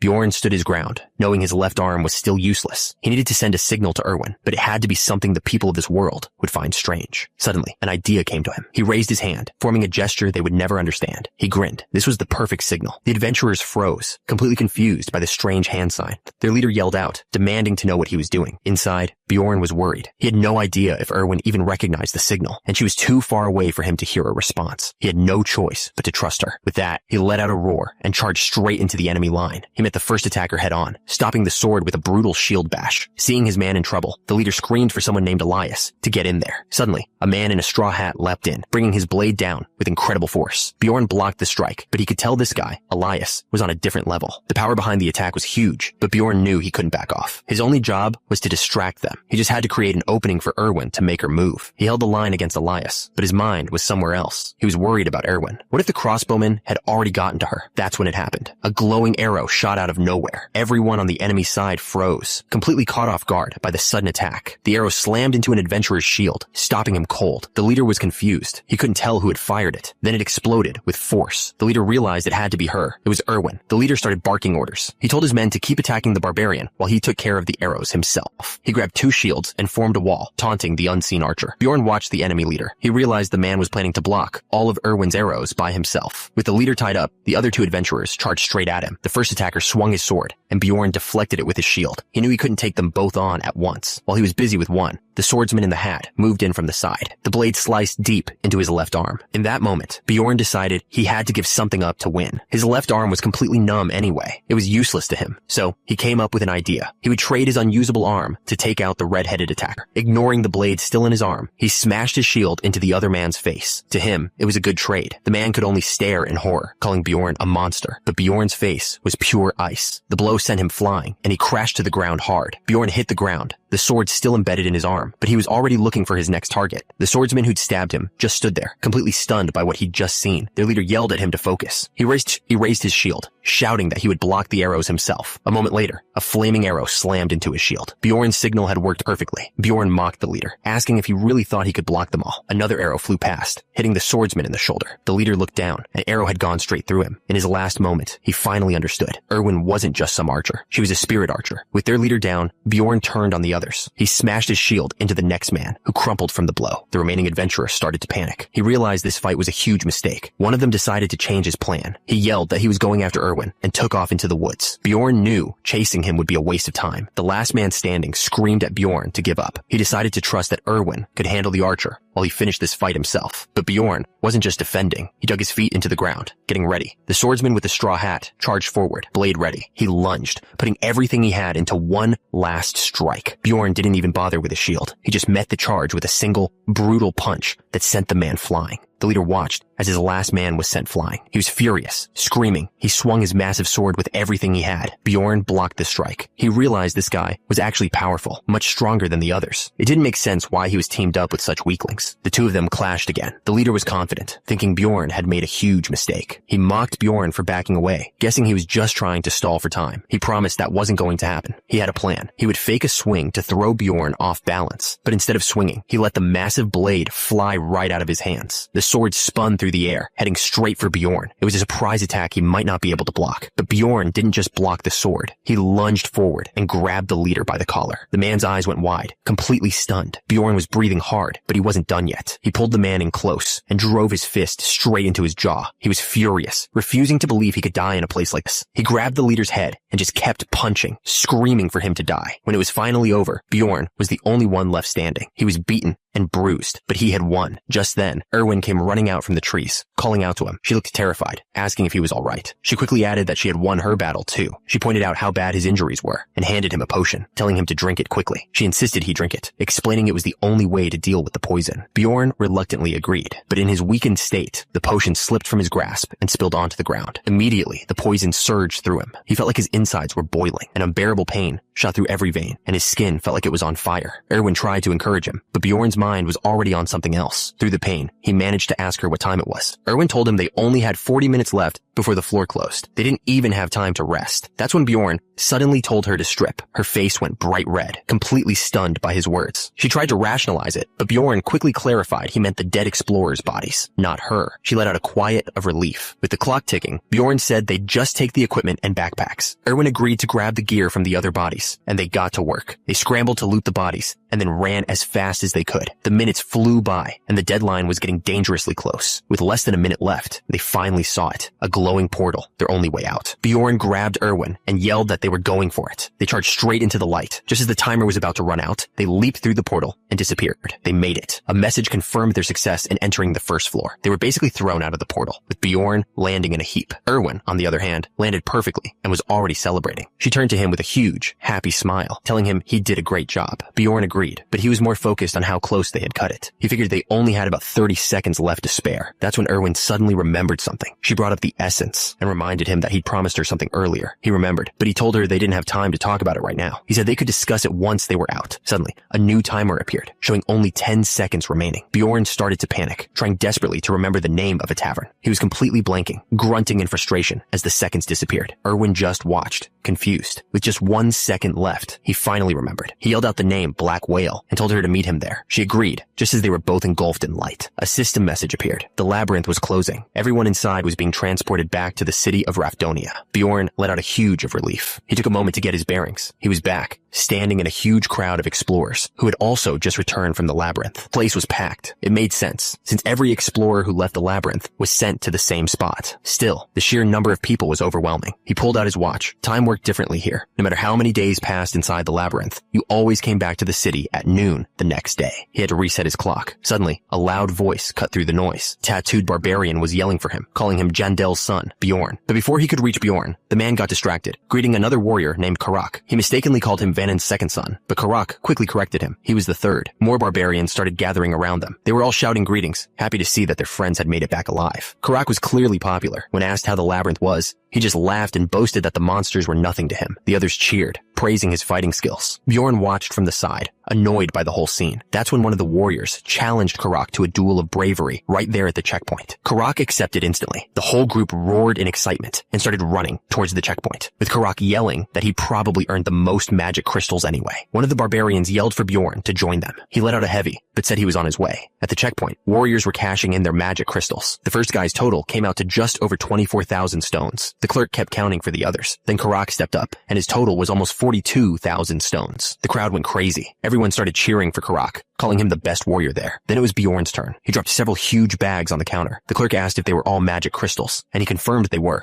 She told him she'd calculate them. Her hands moved in a blur, sorting through the crystals so fast it surprised even him. In just a moment, she finished. The total was over 182,000 stones. The entire place went silent. Then someone yelled out that Bjorn had earned over 180,000 stones. It was the highest record of all time. Then the crowd realized it wasn't just the magic crystals. He came back with an axe, shoes, and a bag. A full set of gear. They couldn't believe it. People started yelling that Jandel's son, Bjorn, was the best warrior. The other warriors swarmed him, chanting his name over and over. The energy was insane, and he knew exactly why they were so excited. He was the first barbarian to ever go into the labyrinth with nothing and come back looking like a proper, civilized man. He played right into it, raising his weapon and roaring that he was the best warrior there. The warriors got so hyped, they lifted him onto their shoulders. A guard tried to tell everyone to quiet down, but it was no use. The guard just let out Anne and gave up. From a distance, you could hear people complaining about the loud barbarians at the checkpoint again. The city was buzzing with explorers who had just returned from the labyrinth. Bjorn decided to just stick with the other barbarians for now. He was still new to this world and figured it was the safest way to learn what to do next. But then he saw someone familiar across the square. It was Erwin. She was with a group of other elves, happily telling them that she thought she'd finally figured out how to work with spirits. Bjorn watched her with her elegant friends and then looked at the loud barbarians around him. He couldn't help but feel a little jealous. Just then, she looked over and saw him. She gave him a small, friendly wave. He mouthed to her that they should meet up tonight. She looked surprised for a moment. moment, then nodded that she would. Over in the elf camp, one of Erwin's friends noticed her looking and suspiciously asked if she knew that barbarian. Erwin immediately panicked and denied it. At the exact same time, one of the barbarians with Bjorn asked him the same thing, if he knew that fairy. Just like Erwin, Bjorn quickly said no. The other barbarian was relieved. He shouted that he knew it, saying there was no way a great warrior like Bjorn would ever be friends with those cowardly elves. The elf woman heard every word of that insult. She was furious. Bjorn just stood there, completely annoyed with the whole situation. He couldn't believe this was happening. The two groups were just staring at each other across the square. He thought it was ridiculous, like some kind of bad play. Just then, a couple more barbarians walked up, and Bjorn hoped this meant they were finally done here. One of them slapped him on the back and yelled that everyone was here. It was time to get going. Bjorn realized it was impossible to talk to Erwin with all this tension in the air. He decided he'd have to find her later that night. Just then, a kid's voice cut through the noise, yelling for their dad. The explorer scooped his kid into a tight hug, both of them just relieved to see each other again. Bjorn remembered scenes like this from the game, families and friends, overjoyed to be reunited. But for every happy reunion, there was also heartbreak. A woman screamed for her husband, only to be met with an apology. A little kid called out for their brother, but he wasn't there. It was a scene of pure agony. People were on the ground, blaming themselves for not being able to save their friends. All around him, people were crying out the names of the ones they'd lost. He'd seen this countless times in the game, but seeing these faces, this pain in real life, it just felt weird. But that sad moment didn't last long. Soon, the entire place was filled with shouts for drinks. The barbarians, especially, were going all out, chugging their drinks like it was nothing. They weren't even sipping anymore, just pouring the stuff straight down. Bjorn just sat there, watching them. He thought they were all completely insane. He'd only stuck around because he thought there was some necessary step he had to complete with the other barbarians after returning. But it was clear there was no process. They were just getting wasted. He decided staying here was a complete waste of his time, so he stood up and said he had to go. But another barbarian grabbed him, completely shocked that he was trying to leave. Suddenly, the whole group was yelling. They were calling him the hero of the day and couldn't understand why he'd leave. Bjorn started to worry, wondering if they were actually going to try and stop him. Seeing that he was really leaving, the other barbarian gave up and just wished him luck, shouting his name. Bjorn didn't look back. He walked out into the streets, leaving the loud party behind him. Someone called out for him to wait, but he just kept going. He took a deep breath. It was peaceful here. There were no monsters trying to kill him, just people living their lives, talking about what to do for the evening. This place had laws and rules. It felt calm, predictable. He just stood there for a moment, taking it all in. He realized that if he fell down here, someone would probably offer a hand to help him up. It was a completely different world. This place might be another world, and way more brutal than his old one, but it wasn't all bad. But despite all that, he finally made it back to his room. He washed off all the dirt and blood from the labyrinth. For a moment, it felt peaceful. He thought that maybe living in the city wouldn't be so bad. He stepped out, feeling refreshed for the first time in a while. Completely drained, he just collapsed onto the bed. He stared at the ceiling for a second, then covered his eyes. But the quiet just made him face the truth. To be honest, all he wanted was to go home. He missed it terribly, even if there was no one there waiting for him. He finally woke up. It was late into the night. He figured he must have slept for about 4 or 5 hours straight. With his energy back, he remembered what he had to do. He needed to get to the Black Whale Tavern to meet Erwin. But when he asked for directions, the answer he got was not what he expected. The person told him that place had disappeared 10 years ago. The man looked at him, confused by the question. He explained that the original owner's son got into gambling, so both the name and the owner had changed. It was a shame, since it had been a popular spot for generations. Bjorn wasn't entirely surprised. This just confirmed that the world he was in was years ahead of the game he remembered. He asked for the new name, trying to recall it himself, and then it hit him. The tavern was now called Python Puth. He found the building and stood outside, ready to go in. He realized this was the place, but it looked completely different from how he remembered it in the game. At least he could read the language here, which was a relief. He made a mental note to visit a library later. He stepped inside. The tavern was loud and packed with people. He started scanning the crowd, trying to find Erwin. That's when he heard someone call out. It was Erwin, waving him over to her table. But she wasn't alone. The woman sitting with Erwin stared at him with a cold expression. She recognized him as the barbarian from before.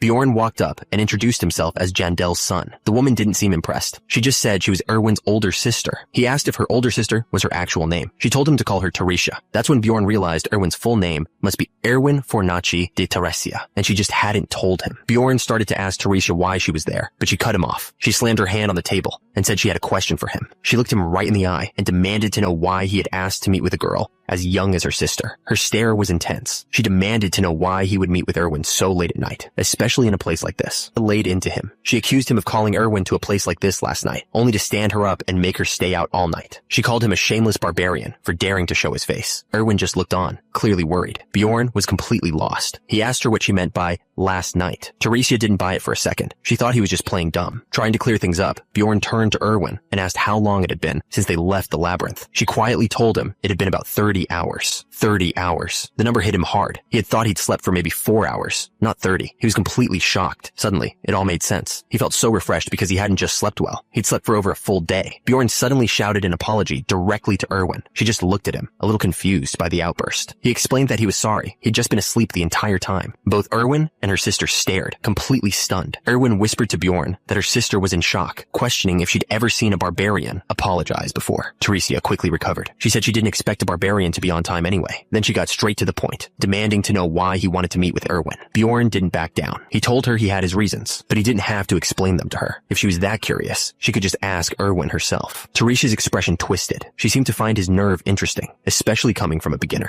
He shot back, telling her that her attitude was the real problem. He said she should stop acting that way, unless she planned to take care of Erwin forever. Then, to cut the argument short, he slammed a huge bag of money on the table. He told them to take it. It was 350,000 stones. He explained that this was the amount Erwin had earned for the essences. For a second, he thought this felt just like a scene out of some TV drama, the kind where someone tries to pay you to stay away from their family member. Teresia's expression was cold. She asked him why he wasn't taking it. She accused him of having some other purpose, just like she'd thought. Bjorn ignored her completely and looked straight at Erwin. He asked if she actually agreed with her sister. He reminded her that their deal was simple. He'd help until she earned the amount of money she wanted. Erwin looked surprised, asking if that was really all there was to it. Bjorn confirmed it, adding that they'd also split everything 50-50. Erwin's face lit up. She looked like she was about to happily agree with him. But a moment later, her expression completely fell. She quietly apologized. Bjorn was confused, asking why she was sorry when they worked so well together. That's when Teresia stepped in. She announced that from now on, she would be the one going into the labyrinth with Erwin. She explained that letting her sister go alone was just a tradition for her first time. It was never going to happen again. Bjorn finally got it. He scoffed, realizing Erwin already had someone else to carry her. He hated that it all came down to personal connections. Teresia pushed the bag of money towards him again, telling him to just take it now that he understood. But Bjorn stopped her. He asked if the 350,000 stones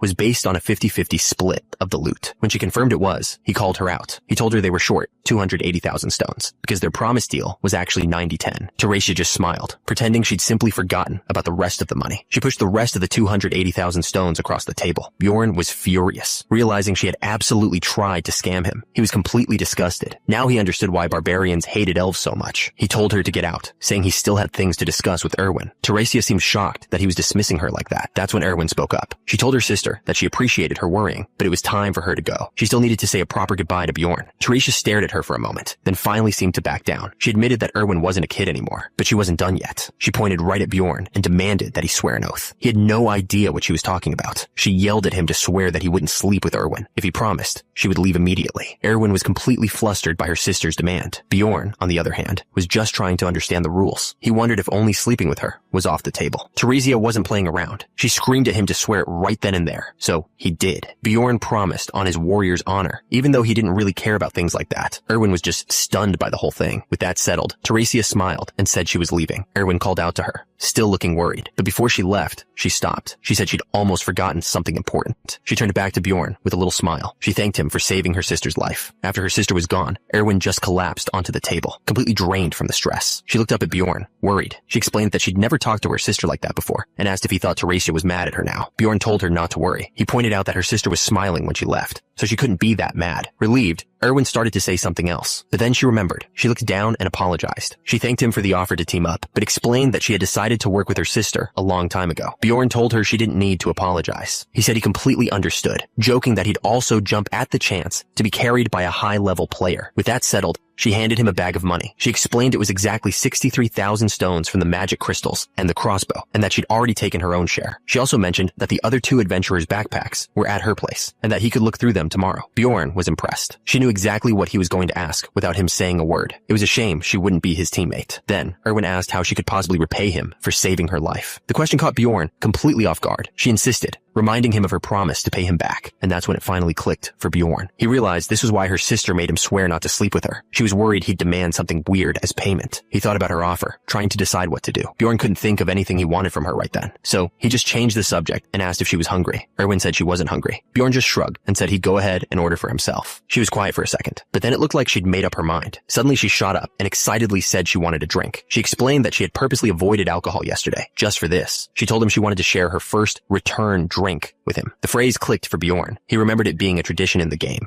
She explained that for fairies who live in shrines their whole lives, the first return drink is a really big deal. When he just stared at her, she told him he was supposed to say thanks. So, he awkwardly thanked her. She beamed, saying it was only right. After everything they'd been through together in the labyrinth, she felt they should share this. She added that, of course, this probably wasn't his first return drink. But Bjorn surprised her by saying it was his first one, too. Erwin was completely stunned. She asked if he was really only 20 years old, too, and not just joking around. Bjorn just smiled and admitted that it was his first time in the labyrinth too. With that settled, their food arrived. It was a huge meal, enough for both of them. Erwin raised her mug with a huge smile. She told Bjorn he did a great job. He returned the compliment, saying she did great too. They clinked their mugs together in a toast. A little while later, the plates were empty. Erwin playfully pointed out that he was wearing a shirt for once. Bjorn just shot back that she was wearing a skirt. Bjorn decided that was enough small talk, and it was time to get to the important stuff. He took a huge drink from his mug as Erwin watched. Impressed, Bjorn leaned forward, his tone suddenly serious. He reminded Erwin that she'd offered to repay him earlier. He told her he'd thought of a way. Erwin looked a little taken aback. She asked him what he had in mind. He leaned in close and whispered that they couldn't talk about it here. He warned her that security would get involved if they did. Her eyes widened. She was clearly trying to figure out what he meant. Then a sly smile spread across her face. She asked if they should just go to her room, quickly deciding that it sounded like a good idea. Behind the closed door of Erwin's room, Bjorn's voice could be heard telling her to spread wider. Erwin's voice came back, full of effort, saying she couldn't. Turns out, he was just stretching her arm. Erwin screamed that he was dislocating her shoulder. Bjorn grunted, admitting it was hard to control his strength and that her arm had never bent back this far before. As she cried out, Bjorn just asked if she was sure. She screamed that she was positive, even swearing on her family. Hearing that, Bjorn finally let go and told her to rest. Erwin was just relieved to be alive and still have her arm. Bjorn, on the other hand, was already analyzing the results. He noted to himself that a +4 flexibility stat didn't seem to do much in real life. She looked at him, finally understanding. She asked if he brought her to her room just to check his abilities. Bjorn admitted it was true. He explained that since using abilities is banned in the city, this was the only place he could test things. He just wanted to see how different the game mechanics were from real life. Bjorn thought about how complicated the game was. It wasn't user-friendly at all, and the stats were the biggest proof. Everything boiled down to 3 main categories: body, mind, and ability. But under those 3, there were thousands of smaller, more detailed stats. Things like height, weight, muscle, and bone strength were all tracked separately. Each one had a real effect. For example, higher stamina meant you could carry more gear and hit harder in a fight. This complexity was why 2 characters with the same overall stats could be totally different. It took him thousands of hours of playing just to understand the basics. In fact, even after playing for 9 years, there were still some stats whose effects were a complete mystery to him. He silently cursed the game developers for it. And one of those mystery stats was obsession. It was a stat that came from the monster essence Erwin had eaten. All he knew was that it was part of the mind stat. He turned to Erwin and asked if she'd felt any different since they got back. He tried to be more specific, asking if she'd been overthinking things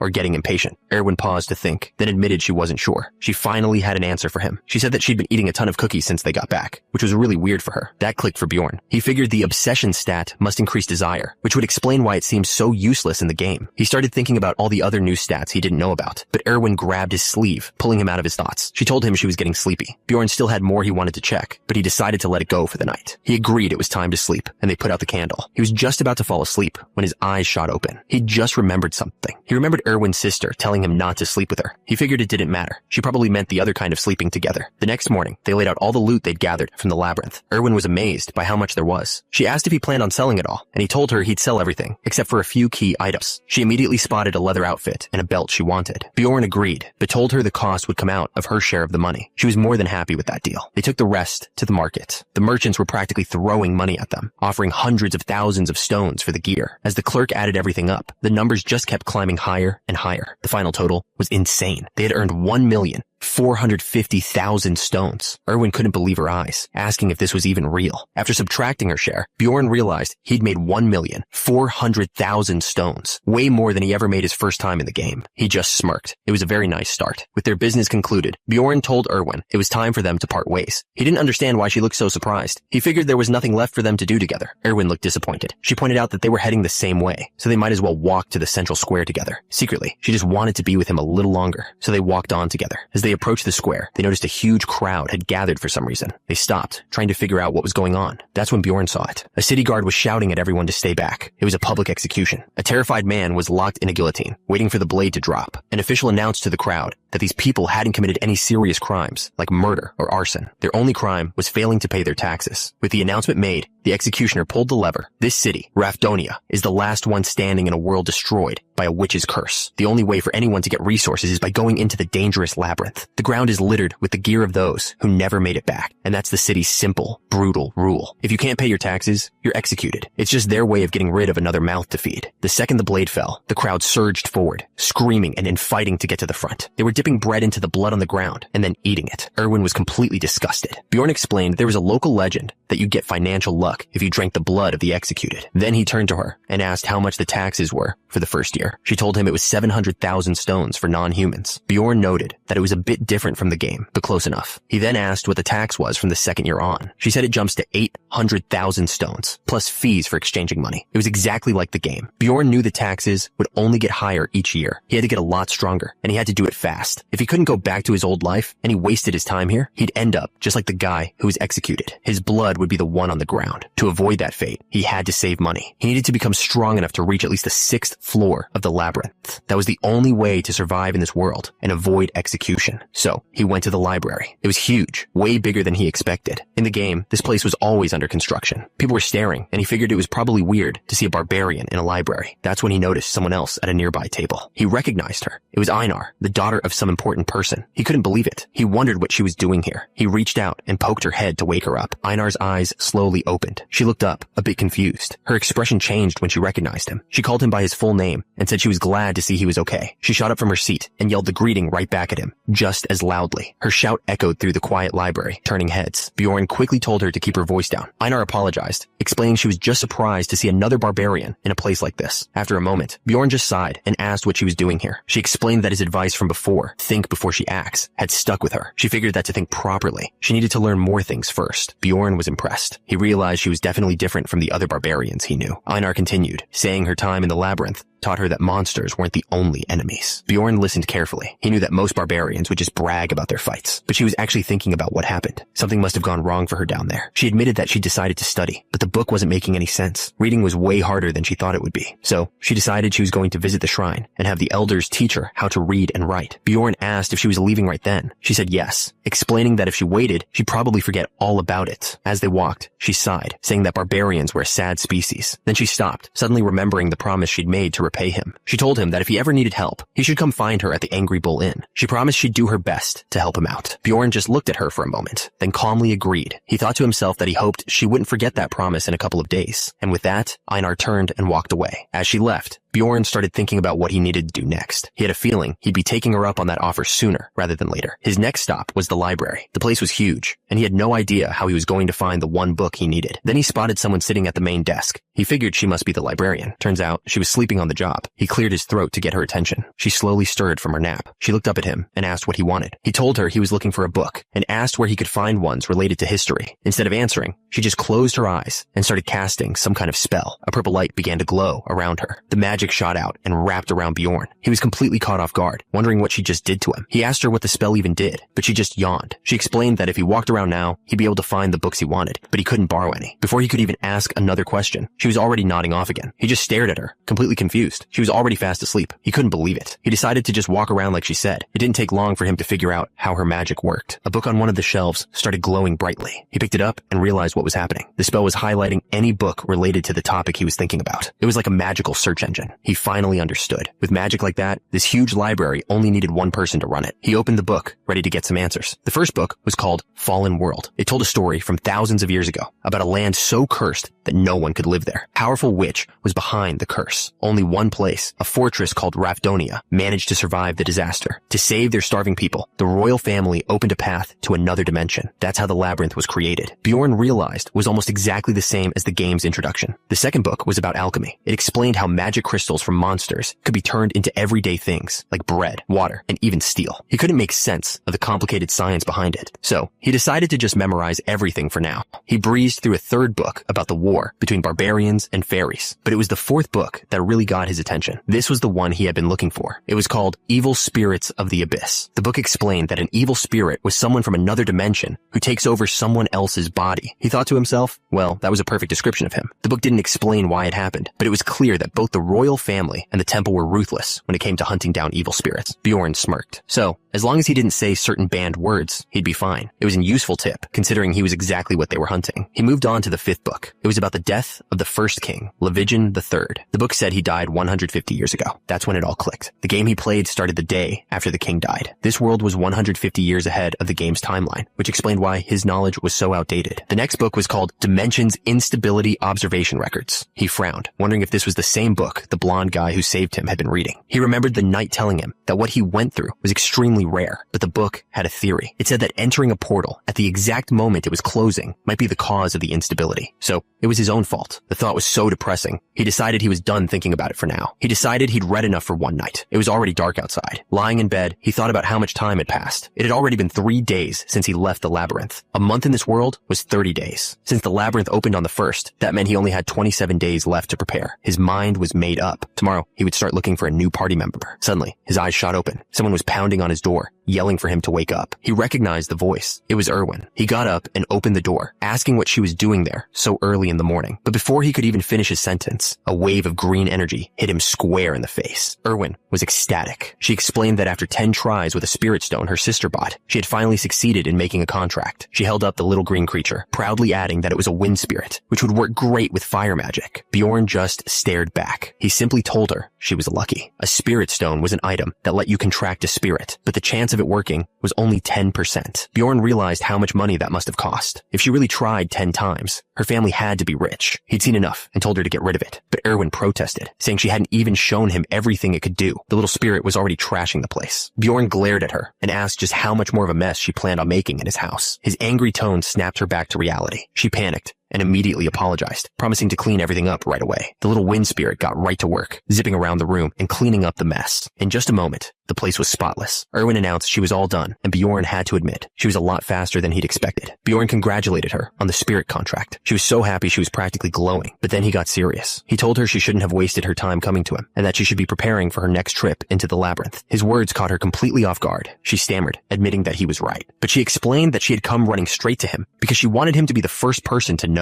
Bjorn realized what was happening. Because he was her first ever teammate, she felt some kind of special bond with him. He decided that kind of emotional connection was a problem, and their relationship should be kept strictly business. But then he changed his mind. He put on a friendly face, figuring it was smarter to stay on her good side. He told her he planned on staying in town permanently, so she could always find him if she ran into any trouble. His words hit her hard. He had called them comrades. Her expression completely changed. She happily agreed. Bjorn thought to himself that it was always good to have connections. With that settled, a new countdown began. He had 26 days until he had to go back into the labyrinth. He knew exactly how he was going to use that time. His first stop was the Angry Bull Inn, the place where all the barbarians stayed. He stepped inside, taking a quick look around. The moment he was spotted, the whole place erupted. Everyone started shouting his name, calling him the strongest warrior. He just stood there, thinking they were as loud as ever. One of them caught up to him and asked what he was doing there. He offered Bjorn a place to stay for just 300 stones a night. Bjorn immediately wondered why it was so cheap. The man explained that 10 warriors were crammed into a single room, sharing 5 beds. He said they could make room for one more, but Bjorn already knew the answer to that. Bjorn told the man he wasn't looking for a room. He was there to see Einar. The barbarian corrected him, explaining that Einar was Fenelon's second daughter, not the third. Just then, the barbarian spotted her. He yelled out that Jandel's son, Bjorn, was here to see her. Einar walked over, looking confused. She asked why he was looking for her. Bjorn didn't waste any time.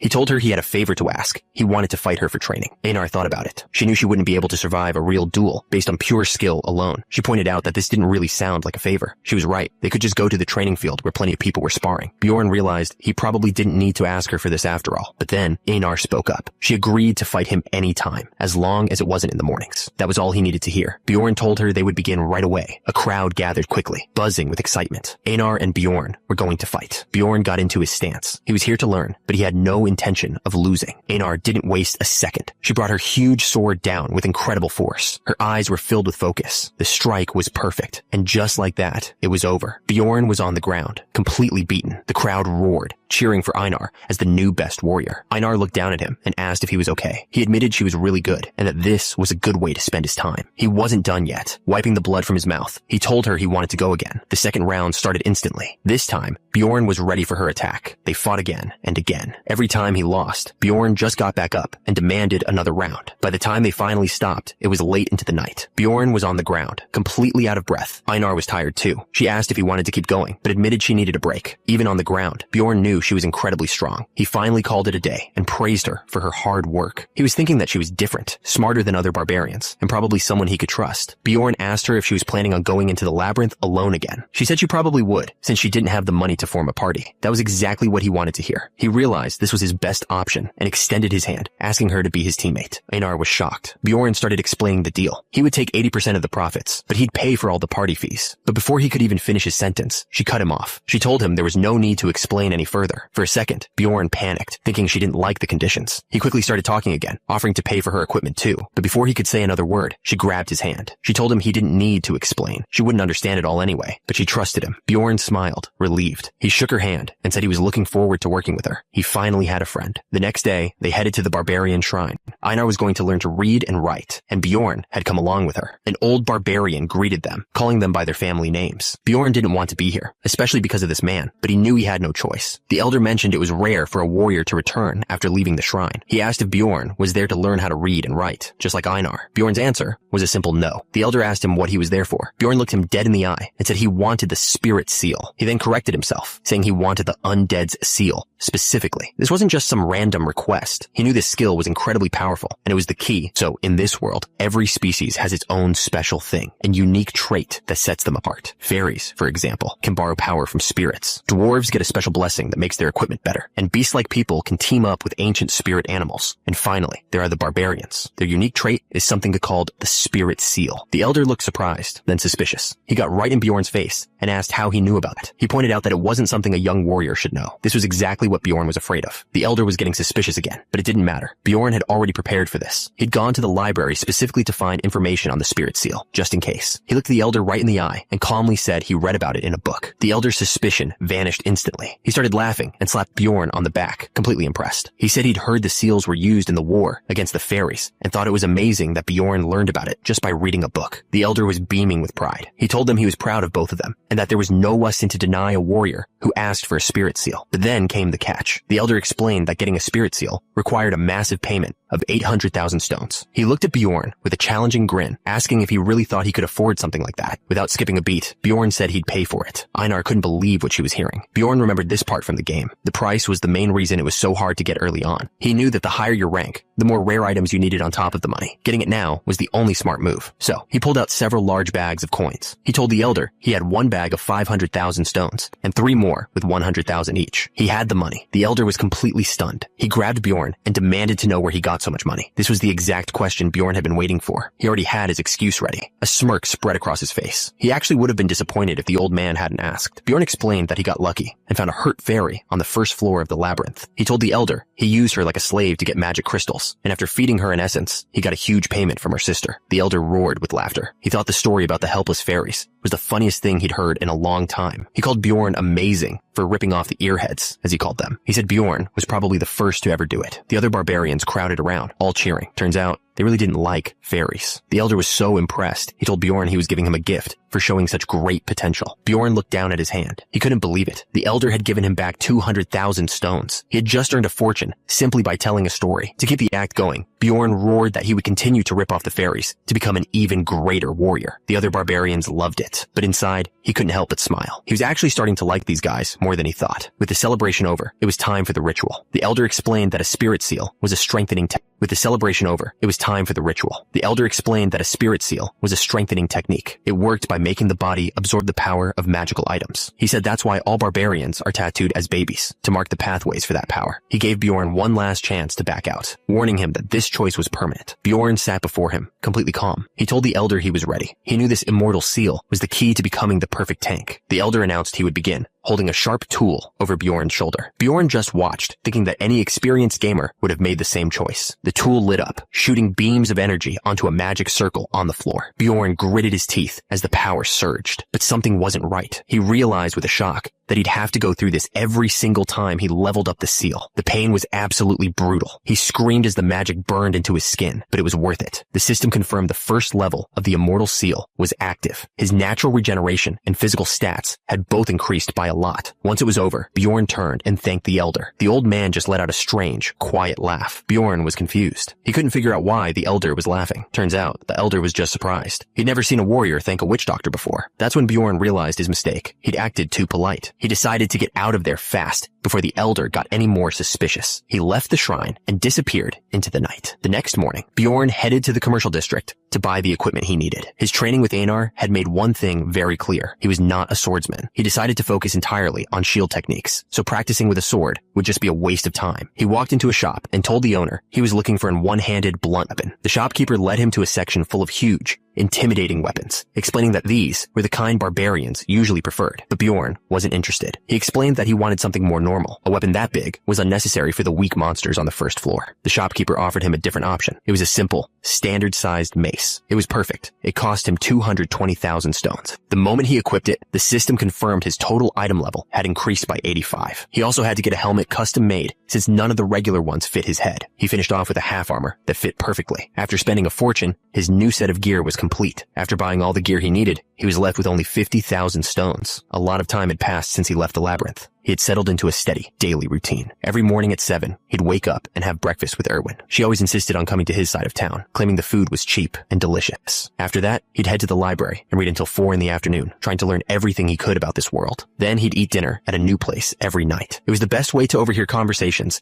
and gather intel he couldn't find in books. This place was expensive, and the food was terrible, but he didn't care. The information was what mattered. At about 5, he'd go to where the other barbarians lived for the last part of his day, and he would train, pushing his body to its absolute limit every single day. By the 7th day, he was dueling other barbarians, one after another. There were no real combat skills to learn, but fighting purely on instinct was exactly the kind of practice he needed, and the results were showing. The system notified him that his repeated training had improved his reflexes, flexibility, and eyesight, bumping his physical stats up by 1. All that effort meant he was now strong enough to sometimes win his duels against Einar. After one such victory, the other barbarians cheered his name. Even Einar gave him a friendly pat, thanking him for the match. She looked at him with a grin, admitting that he'd gotten a lot stronger. He knew she was skilled, but her fighting style had a predictable pattern. He'd mentioned it to her, but it was a hard habit for her to break. At 9, he'd head home to wash up, and like clockwork, Erwin would show up, calling for him to go eat dinner. He asked her if it wasn't tiring to travel an hour just to see him every day. She just laughed, telling him it wasn't a problem at all as she pulled him along. By the time they finished dinner, it was around 11. After that, Erwin would head back to her place for the night. She waved goodbye, cheerfully wishing him luck in the labyrinth tomorrow. He watched her go, thinking about how fast time had flown by. The day was finally here. He stuck to that same routine every single day, and a month went by in a flash. Now, there were only 24 hours left. All that training paid off. His physical stats and item level had shot up, making him way stronger than before. With the labyrinth about to open, he headed to the Explorer Guild. He wasn't alone. Einar walked in right beside him. He walked up to the counter and told the receptionist they were there to get Unity magic. The receptionist looked them over and asked if it was just the two of them. After they confirmed, she told them to place their hands on the crystal orb. The receptionist looked at the glowing orb and told them the price for 2 rank 9 explorers would be 15,000 stones. Einar was shocked by the price, but Bjorn knew it was necessary. Without this magic, they could end up on opposite sides of the labyrinth when they entered. Bjorn asked her how ranks were decided. She explained that it was based on the amount of essence in a person's soul, and that the price did go up for higher ranked explorers. A moment later, the process was done. The receptionist handed the orb back and warned them the magic would only be valid for the next 24 hours. With their business at the guild finished, Bjorn decided it was time to eat. When they arrived at the tavern, Einar was completely speechless. A huge feast was laid out on the table in front of her. Bjorn explained that he'd ordered the most expensive meal they had as a last celebration before entering the labyrinth. She couldn't believe it cost 800 stones and stammered, asking if she was dreaming. Bjorn just grinned, happy to treat his new partner. Bjorn encouraged her to try the food. She hesitated for a second, then took a big bite. The taste completely blew her away. Her eyes went wide as she shouted that it felt like she was dreaming. She started eating like there was no tomorrow, declaring she would work hard just so she could eat this meal again. Watching her, Bjorn couldn't help but wonder what her life had been like up until now. After their meal, they headed to the labyrinth. A massive purple portal swirled in front of a crowd of explorers. A message appeared, stating the entrance would open in 10 minutes. Bjorn looked up at the portal. Now that things weren't so hectic, he realized just how huge it really was. Suddenly, a group of young barbarians came running up, shouting with excitement. Their leader proudly announced they had made it just in time, praising himself for his great timing. Bjorn watched them with a tired expression. He figured they must have just finished their coming-of-age ceremony, and wondered how rookies like them always managed to find their way here. Einar smiled, saying the sight reminded her of the good old days. Bjorn just thought to himself that for them, it had only been about a month. A loud announcement echoed through the area. The labyrinth was now open. The massive purple portal crackled with energy energy as the crowd of explorers prepared to enter.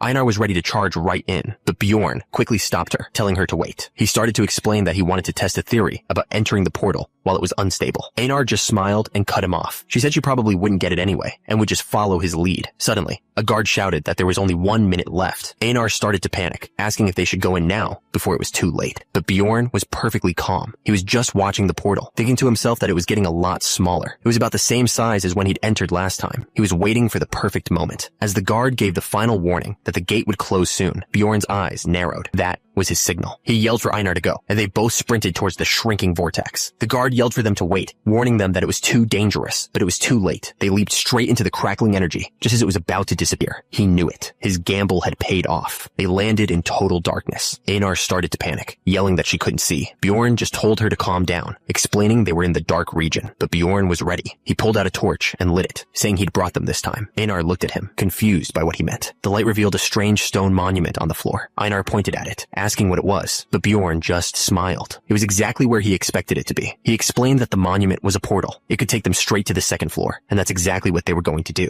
He grinned, thinking to himself that any expert gamer knows how to use bugs to their advantage. Bjorn reached out and placed his hand on the monument. A huge wave of energy exploded from the stone, surrounding them both. Einar's jaw dropped in disbelief. Bjorn just grinned, telling her it was time to go. A message from the system appeared. It said he was the first to open the portal and gave him bonus experience. That small bonus was just enough to push him over the edge. He leveled up, and his maximum essence capacity increased by 1. They stepped out onto dark, squishy earth. Einar was completely stunned, asking how he'd managed to do that. She said the chief told everyone it would take at least 3 days to reach the second floor. She just couldn't get over how amazing his trick was. Bjorn held up his torch, looking at the dead trees all around them. Faint crying sounds echoed in the distance. They had arrived in the land of the dead. Bjorn asked Einar if she could feel it too. She had no idea what he was talking about. He tried to explain the feeling, like something was filling him up from the inside. Einar's eyes lit up. She told him his spirit status must have increased and congratulated him. He finally understood. This was what leveling up felt like. Just like in the game, leveling up in this world came with a status screen. His combat index had already increased. Leveling up also meant his MP went up, and more importantly, so did the number of essences he could consume. Now that he was level 2, he could handle 2 of them. But Einar thought it was weird. They hadn't killed a single monster. So how did they get stronger? Bjorn explained that opening the portal counted as a special accomplishment, and he had done it on purpose. In this world, these were called accomplishments. You could only get the bonus once for each type of monster, so eventually it became really hard to level up this way. But there was a trick to break past that wall. It was called a speed run, and that's exactly what he had just pulled off. He realized the EXP from opening the portal wasn't in one-time bonus. If he used this trick right, it was an easy way to level up over and over again. He knew he had to keep this trick to himself. He had to take full advantage of it before other people caught on. He turned to Einar and told her their method was a secret. If anyone asked, she was to tell them it took 2 full days to get here. She looked a little confused, but agreed, and he knew he could trust her. He knew that experienced explorers would be arriving soon. They'd definitely get suspicious if they saw 2 rookies already on the second floor, so it was best if they just stayed out of sight. He told Einar they needed to leave immediately. At this point, he was more worried about running into other explorers than any monsters, so he came up with a solution. He tied the torch to his helmet with a rope, calling it Barbarian Candle Mode. He knew other explorers did the same thing, but that didn't make it feel any less ridiculous. Einar was amazed that the torch wasn't hot at all. He explained that it was a magic tool that would stay lit for 3 whole days once it was turned on. This new area, the land of the dead, was filled with monsters that were way stronger than the ones in the Goblin Forest. But there was a big upside. No traps. For 2 barbarians who just wanted to fight, this place was perfect. They moved forward together, ready for whatever was coming. Suddenly, Einar's eyes widened. She saw something. She yelled out his name, warning him. Ghouls were crawling out of the darkness. He wasn't worried. He figured there were only 3 because it was the first day. By the 3rd day, there would probably be 3 times as many. Einar was actually excited. She said she was getting bored and would to take care of them herself. She moved like a blur, cutting through the ghouls in an instant. With a huge yell, she tore right through them. She was having the time of her life. She didn't even break a sweat. She bragged about how easy it was going to be. But then her face went pale and she screamed his name. A terrifying scream echoed through the chamber. Einar hid behind him, completely shaken. Bjorn calmly explained it was just a banshee and that they should ignore it since they don't usually attack first. She was still nervous, asking if it was really okay to just leave it alone. He told her their attacks wouldn't even work on it. Plus, if they started the fight, they'd get cursed, and that curse would stick with them, making the banshee hunt them all the way out of the labyrinth. The thought of being cursed terrified her. She looked at Bjorn, completely impressed, and said he was a wise warrior. She knew she'd made the right choice coming with him. Suddenly, Einar grabbed Bjorn and started screaming his name. She was completely freaking out about something she saw. He just struggled, telling her to let him go. Turns out she was panicking over a group of skeletons that had just appeared in front of them. She froze, probably realizing she'd made a big deal out of nothing. Bjorn cleared his throat, trying to give her some advice. He started to tell her to aim for the core between their ribs, but she didn't need it. She was already tearing right through them. She turned back and asked if he'd said something. Bjorn just played it cool and said it was nothing, thinking to himself that he'd worried for no reason. A system message popped up, confirming they'd earned 1 experience point for the kill. After that, they traveled north for almost 8 hours straight. As they traveled, they started running into new kinds of monsters. First were the Elder Ghouls, which were twice the size of the normal ones. They also came across skeleton warriors, and even skeleton archers. But honestly, it wasn't that difficult. Since it was only their first day in, there weren't many of them, and Bjorn's fighting ability had grown a lot. For one thing, his new mace was the perfect size and weight. It let him crush skulls much more easily than his old hammer. The impact was just devastating.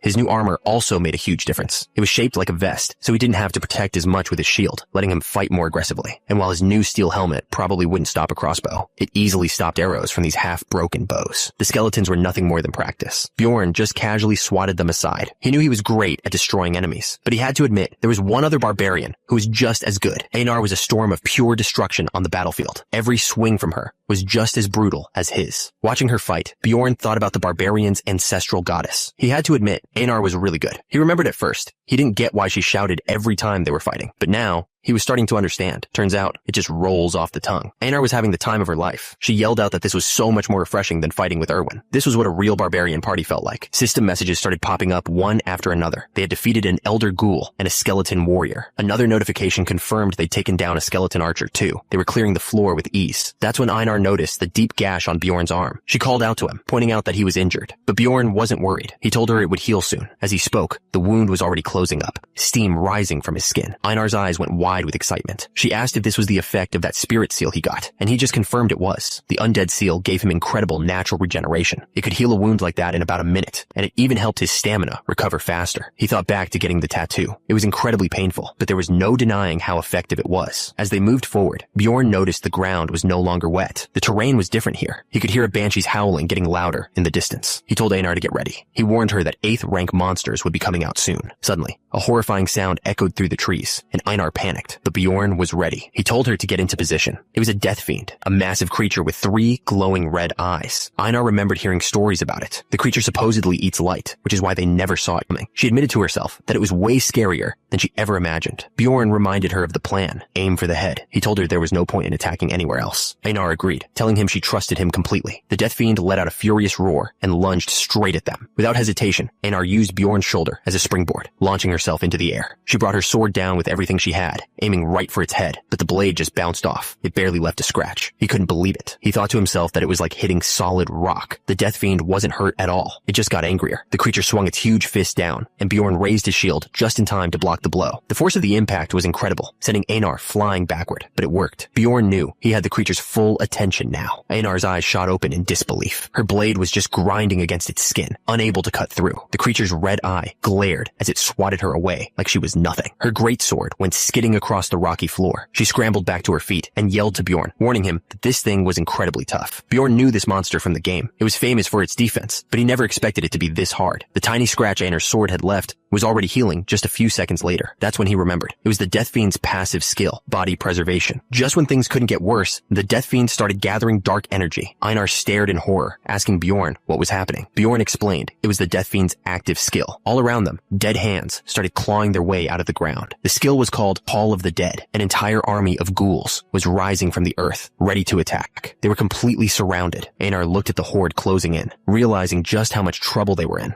The Death Fiend let out a powerful roar as the ghouls clawed their way out of the ground. Its active skill was in full effect. Bjorn and Einar stood back to back, completely surrounded by the undead army. The skill was called Call of the Dead, but Bjorn had a plan. He yelled at Einar to take care of the ghouls first. He told her he would handle the Death Fiend alone while she cleared out the smaller enemies. Einar didn't waste a second. She charged straight into the horde of ghouls, ready to fight. With Einar busy, the Death Fiend turned its full attention to Bjorn. It swung its huge arm down, aiming to crush him. Bjorn planted his feet and raised his shield, catching the full force of the blow. The impact was insane, cracking the ground beneath him. But Bjorn held his ground. refusing to be moved. While Bjorn held the main boss, Einar was a storm of steel in the middle of the ghouls. She was completely focused on her task. She swung her greatsword in a massive circle, taking out a huge chunk of the undead army in a single move. It was over in seconds. She yelled out to Bjorn that she had killed all the ghouls. The last of the undead bodies dissolved into dust. With her job done, she announced she was coming to help him. She launched herself at the Death Fiend, aiming for its head again, but her blade just scraped against its tough hide, completely useless. Bjorn's voice cut through the noise. He told her not to get distracted. Done playing defense, Bjorn roared and smashed his mace directly into the side of the Death Fiend's head.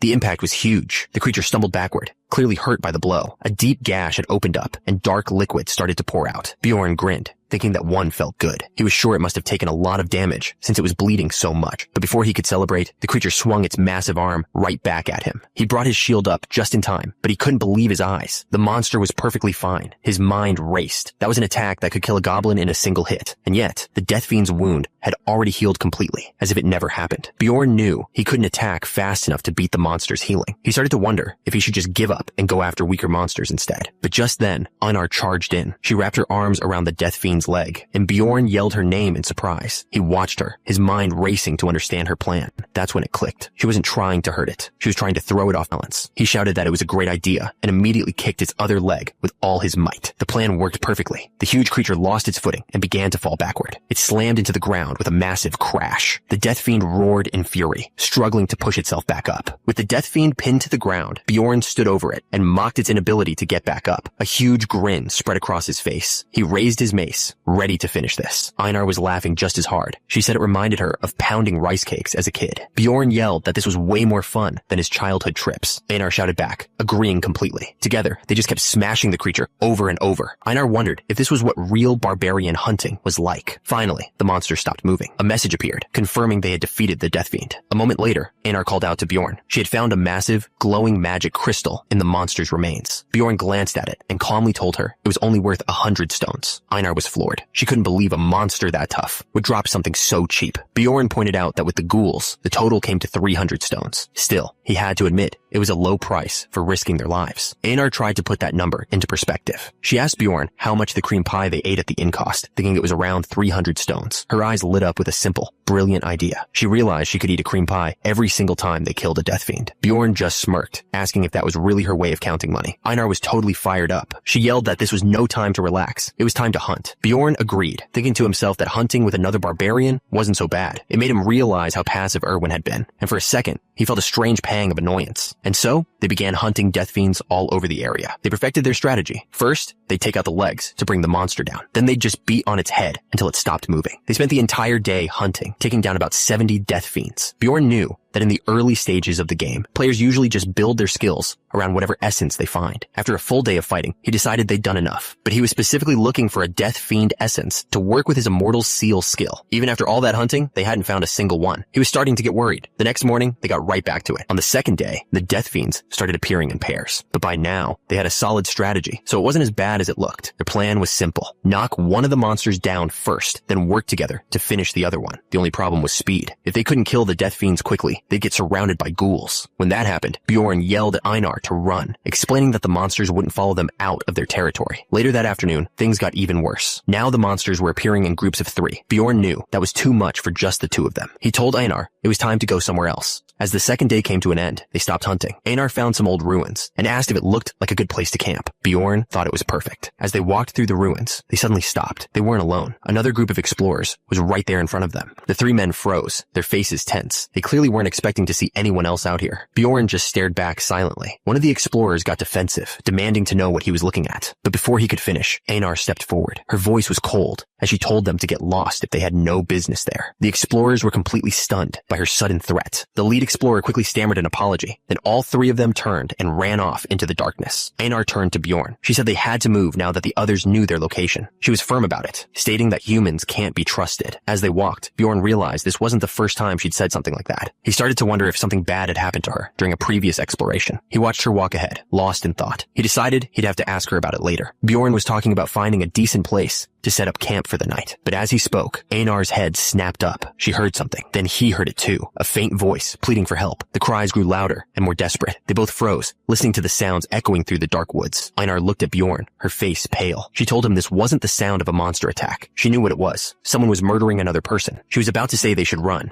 but a bright light suddenly flared up ahead. A voice cut through the darkness, demanding to know who was there. They had stumbled upon a massacre. 4 bodies lay on the ground. Bjorn immediately saw the signs of a campfire and poison. This wasn't a fight. It was an ambush. And standing there, in the middle of it all, was a lone woman. Blood dripped from the dagger in her hand. She was the one who did this. The woman looked them over. Bjorn knew exactly who this was. Plunderers. They're people who professionally hunt other explorers. Instead of hunting monsters for magic crystals, they just loot equipment for profit. Of course, plundering is illegal in Ravdonia. If you're caught, the punishment is death. But Bjorn knew how little that meant out here. He remembered killing 6 explorers himself, even if it was in self-defense. No one ever investigated. As long as there are no witnesses, people outside the labyrinth will never know what really happened. The woman looked at them with a smirk. She asked if this was their first time seeing a plunderer. Her eyes scanned them both, and she recognized their race, barbarians. Bjorn knew this wasn't good. He'd never seen a plunderer that looked so professional. He started taking in the details. She was tall and thin, with red hair down to her shoulders and an injured right ear. He even saw the tattoo underneath her eye. All these traits should have made her famous. The fact that he'd never heard of her meant she was very, very good at her job, because she never left survivors. Einar's voice was tense. She warned Bjorn that the woman was incredibly strong. Bjorn quickly sized up the situation. He saw 4 bodies, all with high-end gear, and one was even a mage. These weren't rookies. They were probably active on the 5th floor at least. He looked closer. 3 of them had no visible injuries, just signs of being sick. They had been poisoned. The 4th one must have had some tolerance and put up a fight. Bjorn looked her straight in the eye and asked if she had been their teammate. She just shrugged, giving a vague answer as she started to pull at the dead man's clothes. He couldn't believe it. She turned her back on them completely and started looting the body. She clearly thought 2 beginner barbarians were no threat at all. Then he saw her put a giant sword into a small bag. It had to be one of those super expensive pocket plane bags. Einar was speechless. She couldn't even guess how much stronger that woman was compared to them. She looked over at Bjorn, completely stunned. Bjorn knew there was only one way they were getting out of this alive. Einar looked at him, ready for a fight, and asked if that was the plan. But Bjorn's answer was simple. No. He told her to run as fast as she could, and just like that, they turned and bolted. Their only option was to run. The plunderer just watched them go, completely unfazed. They were running for their lives. Bjorn knew they'd bought a little time, but he had no idea when she might decide to chase them. He kept his eyes forward, scanning the trees. That's when he started to see them, the marks he'd carved into the trees earlier. His escape route was working. Bjorn's plan was simple. Follow the signs he'd carved earlier and make a run for the 1st floor portal. But as they were running, they suddenly skidded to a stop. Something was right in front of them. It was another group of explorers, completely blocking their escape route. The leader of the group sized them up, surprised to see 2 barbarians out here. Einar didn't hesitate. She told them they were being chased by a plunderer and desperately needed their help. The man was suspicious, asking how he could be sure they weren't the plunderers. Playing his part, Bjorn roared back, swearing on his honor as a warrior that he was telling the truth. The leader seemed to consider this. He thought to himself that a warrior's pledge was a pretty good trick to get people on your side. But then he realized something. If they helped take down the plunderer, his group could take all the rewards. With a greedy look, he agreed to help. The leader told them to come closer, explaining he had a gnome ability that could hide them. He knelt down, activating the power. He promised that with this, no one would be able to notice them. He explained it was a powerful stealth skill that blended everyone into the environment. The only catch was that they couldn't move, but it would let them avoid a fight completely. The leader turned to his men with a smirk. He told them they'd gotten very lucky. His expression turned evil. He was thrilled that 2 barbarians had just walked right into their trap. A system window popped up. Both Bjorn and Einar had been hit with a skill called suppression. They were completely frozen, unable to move. The leader laughed, mocking them for being unable to move or even speak. That's when Bjorn understood. They'd been lied to. These guys were plunderers too. He instantly recognized the skill. It was suppression, an ability from a stone golem. It was exactly the kind of trap another group of explorers would set. Bjorn knew he had to take damage, even just 1 point, to break free from the paralysis. The leader of the plunderers mocked them, saying their 2 days of hard work were about to become his. One of the plunderers looked at Einar with disgust. He complained that it was a shame she was a barbarian, but his friend corrected him, saying it was even better. He reminded him how much barbarian hearts were worth. Einar could feel their disgusting intentions. The leader just laughed, telling her that glaring at him wouldn't do any good. He gave the order to kill them in 1 clean hit. He pulled out his dagger, confident he wouldn't fail. Bjorn stared up at him, a single thought running through his mind. Is this really how we die? With a cruel smile, the plunderer lunged forward to deliver the final blow. But Bjorn wasn't giving up. He knew if he could just do one thing, he might have a chance. He had one last crazy idea. He just needed to take a single point of damage. The plunderer's blade sank right into his neck, and just like that, the paralysis broke. Bjorn could move again, and the plunderer was completely shocked. He had pulled back at the last second, just enough to make sure the wound wasn't deadly. The plan worked perfectly. Before the plunderer could even react, Bjorn's hand was wrapped around his face. The man was terrified, stammering about what kind of monster could take a hit like that and keep going. His men just stared in horror. The leader screamed at them to get it together and attack, but they were too late. Einar was already on them, and her blade went straight through one of the men. As Einar moved on the other men, Bjorn suddenly yelled her name. The plunderer's eyes widened in shock as her blade cut across his neck. At the same time, Bjorn's head was glowing with power, but whatever he was doing, it was draining him fast. He finally fell to his knees, his strength completely gone. He told Einar he was leaving the rest to her. Einar saw him go down. Her shock instantly turned into absolute fury. She turned to the last man standing. He stammered, trying to back away, but there was nowhere to go.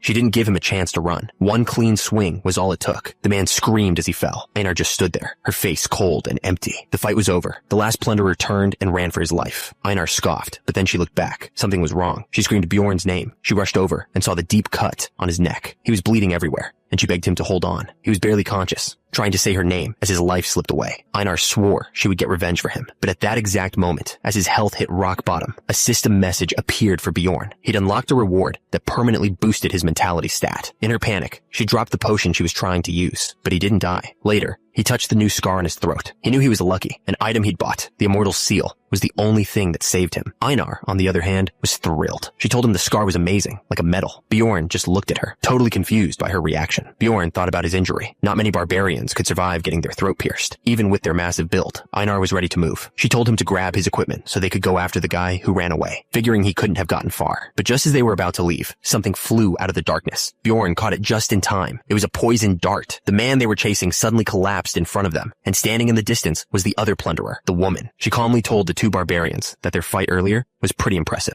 They were stunned. She had been watching them fight her own partner this whole time. Bjorn knew they couldn't run anymore. He yelled Einar's name, preparing her for what was coming next. With nowhere to go, they turned to face her. The fight wasn't over yet. The plunderer just stared back, completely unfazed. Bjorn knew there was no talking their way out of this. Without hesitation, both he and Einar charged forward, weapons ready. They knew they had to fight her. There was no other choice. Einar swung first, putting all her strength into a single, massive attack. But the plunderer didn't even flinch. She met Bjorn's attack head on, and the impact sent a shockwave through the air. For the first time, she looked surprised. She couldn't believe how much power was behind his strike. She decided that if she couldn't knock him down, she would just push him back with everything she had. Bjorn held her in place, creating the perfect opening. He yelled for Einar to make her move, but Einar didn't move. She was on the ground, completely frozen. Bjorn was on his knees, his strength completely gone. He couldn't understand how she'd managed to pierce his armor with just a small dagger. Then a terrible thought hit him. If she was an aura user, they had no chance of winning this fight. Turns out, while Bjorn was struggling, the plunderer had already made her move on Einar. The strike was incredibly powerful, sending Einar flying backward. She collapsed to the ground, coughing up blood. Bjorn could only watch in horror, screaming her name. The plunderer just looked down at him. She told him to give up, explaining that a basilisk's paralytic poison was already spreading through his body. He knew it was true. She was stronger, faster, better in every way. He started to think they were really going to die here. He was about to argue, to say anything to change this, but the plunderer suddenly made an offer. She told him if they swore to never speak of what they saw, she'd let them live. Bjorn was completely stunned. She explained that letting them go was her plan from the start. She had no interest in killing barbarians. In fact, she said she owed them a debt. That's when it all clicked for Bjorn. She wasn't just watching them fight her partner earlier. She was hoping they'd get killed so she wouldn't have to do it herself. Einar, struggling on the ground, tried to warn Bjorn not to trust the woman's words. She was sure the plunderer was just messing with them. Bjorn ignored the warning. He looked her right in the eyes and asked what would happen if he refused. The woman's answer was simple. If he refused, she'd kill him. She said it was part of a promise. When Bjorn asked who she made the promise with, she cut him off, telling him it was none of his business. He had no other choice. He agreed. A small flame appeared on his helmet as he knelt and swore on his honor as a warrior. The plunderer watched him, commenting that he was unique. Then, without a second thought, she pressed a burning torch to her own arm, sealing a wound.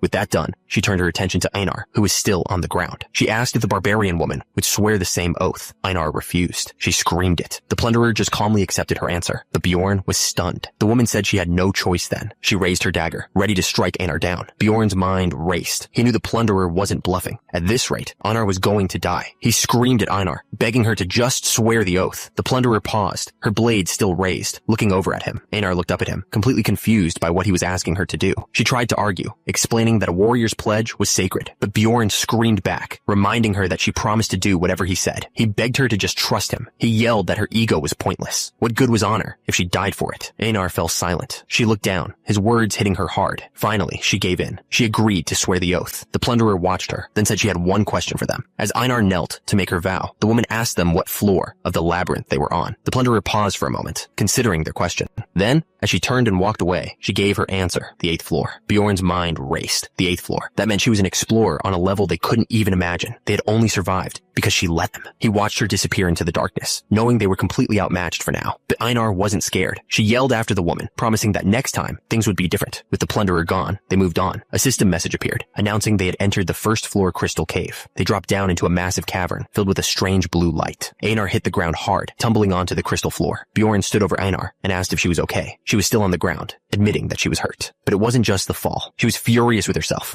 feeling like she didn't even have the right to complain about pain. She was ashamed for swearing on her honor just to survive. Bjorn tried to snap her out of it. He told her that the strongest warrior is the one who survives, and now they had a chance to win next time. He kept it simple, reminding her he wouldn't understand if she said too much. His words seemed to get through to her. She looked up, saying she thought she understood what he meant. She figured that having to endure so much shame must be what makes someone a strong warrior, just like him. Bjorn just stood there, sweating. He didn't feel any of that stuff. He wasn't even a real barbarian. He just looked out into the darkness, sure that one day they would get their revenge. They finally sat down to rest. Bjorn had been awake for 20 hours, and after everything they'd been through, he was completely drained. But even so, he couldn't bring himself to sleep. He admitted to himself that he felt awful. Not as bad as Einar, but still completely drained. The feeling reminded him of a time he was saved by a group of adventurers, specifically a blonde-haired warrior.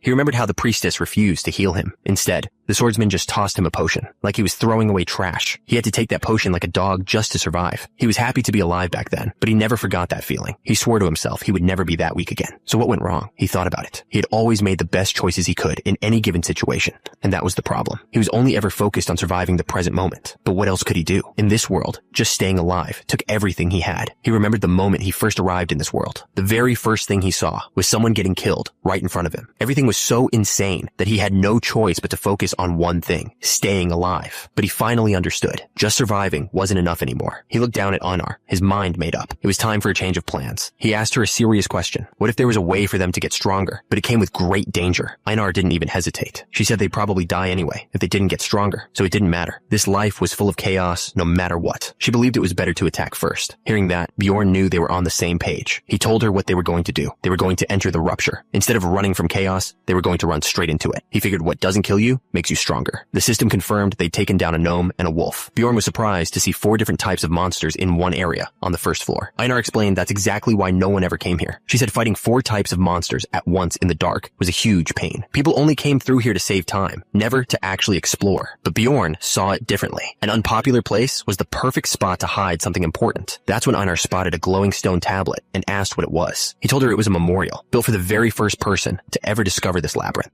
The inscription honored someone named Difflin Grondel Gabrielius, calling him the last wise man. Bjorn recognized the words instantly. It was the exact same quote from the game. He realized this meant the secret condition to unlock the rupture was probably the same too. He turned to Einar and told her he was about to open the rupture, but he warned her that everything from this point on had to be a secret. Without hesitation, she swore on her honor as a warrior. She then asked him what a rupture even was. He explained it simply. It was a labyrinth hidden inside another labyrinth. He explained that in a game, this would be called an instance dungeon. It's a special place that only a few chosen people can enter and clear together. He told her that to open the first floor's rupture, they had to place magic crystals from 4 specific monsters on the memorial stone. They needed one from a goblin, a gnome, a ghoul, and a razor-mane wolf. But there was one last piece. The final ingredient was a magic crystal from a powerful 8th rank monster, one that could only be found on the 2nd floor. With all the crystals in place, a massive dark portal tore open right in front of them. Bjorn yelled for Einar to get ready to go in. He knew that the Death Fiend's crystal opened a dungeon with a capacity of 5 people. The difficulty would change depending on who was in the party. He wondered who else would be pulled in with them. A message from the system appeared, confirming that he had successfully entered the first floor's rupture. This was the rupture. Basically, a rupture is a labyrinth hidden inside another labyrinth. They pop up randomly on each floor and have a cooldown period before they can be entered again. For this one to open naturally, it would have taken at least 3 months. Waiting that long wasn't an option, so people figured out how to force them open with magic crystals. There are 4 different ruptures on the first floor. The one he had just opened was a special one. The sky was blood red, and a massive, dark castle stood before them. This was the blood-tinted castle. Einar was completely overwhelmed by how huge it was, but Bjorn wasn't surprised at all. He knew that using the Death Fiend's magic crystal would lead them straight here. Even though he'd seen it in the game, it was still a lot to take in, but he wasn't worried. The good thing about first-floor ruptures is that they're always beatable, no matter how hard they seem. The real question now was who else would be pulled in with them. The party members for a rupture are chosen automatically. That's when Einar yelled out a warning. Someone else was arriving. Einar demanded to know who it was. Bjorn just stared, waiting to see who the rupture had pulled in with them. But the scene shifted completely. Miles away, back in the crystal cave, Erwin was getting scolded. Her little fire spirit floated beside her as someone told her she'd used her magic again. The other elf told Erwin that she couldn't just rely on her bow and spirit. She insisted that Erwin had to learn how to defend herself up close with a dagger. Erwin tried to argue back. She explained that Mr. had told her to focus on what she does best and to trust her teammates to do their part. The other elf admitted that sounded nice in theory, but she said the real world wasn't so kind. She grabbed Erwin and looked her right in the eyes. She told her that a teammate is just a teammate and warned her not to put too much value on them. Erwin just quietly agreed, but she still insisted that Mr. wasn't a bad person. Trying to change the subject, she asked if they could go to the second floor. She figured Mr. was probably up there, making a ton of money without them. The other elf explained her plan. She told Erwin that just hunting on the second floor wasn't going to cut it. To get strong fast, they were going to enter a rupture. Erwin was confused. She thought getting into a rupture was just a matter of luck, and that even a lot of experienced explorers never got the chance. But the other elf had it all figured out. She explained that the last one opened 8 months ago, which meant the first floor's rupture was due to open any day now. Erwin realized Mr. had never told her anything about that. The elf just scoffed. She said that was to be expected, calling the barbarian a beginner who was probably climbing the floors in the slowest way possible. She grabbed Erwin's shoulder and promised that in just a year, she'd be much stronger than him. But halfway through her sentence, a loud, vibrating sound cut her off. Her eyes went wide. She knew exactly what that sound was. It was the rupture. Right in front of them, the air itself seemed to crack open. A huge, dark red portal tore through reality. The elf screamed at Erwin to run. Without hesitating, they both turned and sprinted away from the portal, but they weren't fast enough. The portal's energy reached out for them. The other elf cried out as something grabbed her arm, pulling her back. Before Erwin could do anything, her friend was dragged straight into the swirling darks. In an instant, they were somewhere else entirely. The elf looked around the strange, dark place and wondered if they were too late. Meanwhile, Einar and the other barbarian watched as the first of their new party members started to appear. A tough-looking dwarf stepped out of the light with a grin. He seemed excited to see 2 barbarians on his team. Then, they turned to see who the second person would be. A woman in a mage's robe appeared. She looked around once and immediately knew where they were, identifying the place as the blood-tinted castle. Bjorn couldn't believe it. A mage. He was even more surprised that a mage would be on the first floor. They were usually way too powerful for this level. The dwarf seemed happy with the new team. He thought having a mage was a pretty good start. Einar didn't get it. She turned to Bjorn and asked what the big deal was, reminding him that the librarian was a mage too.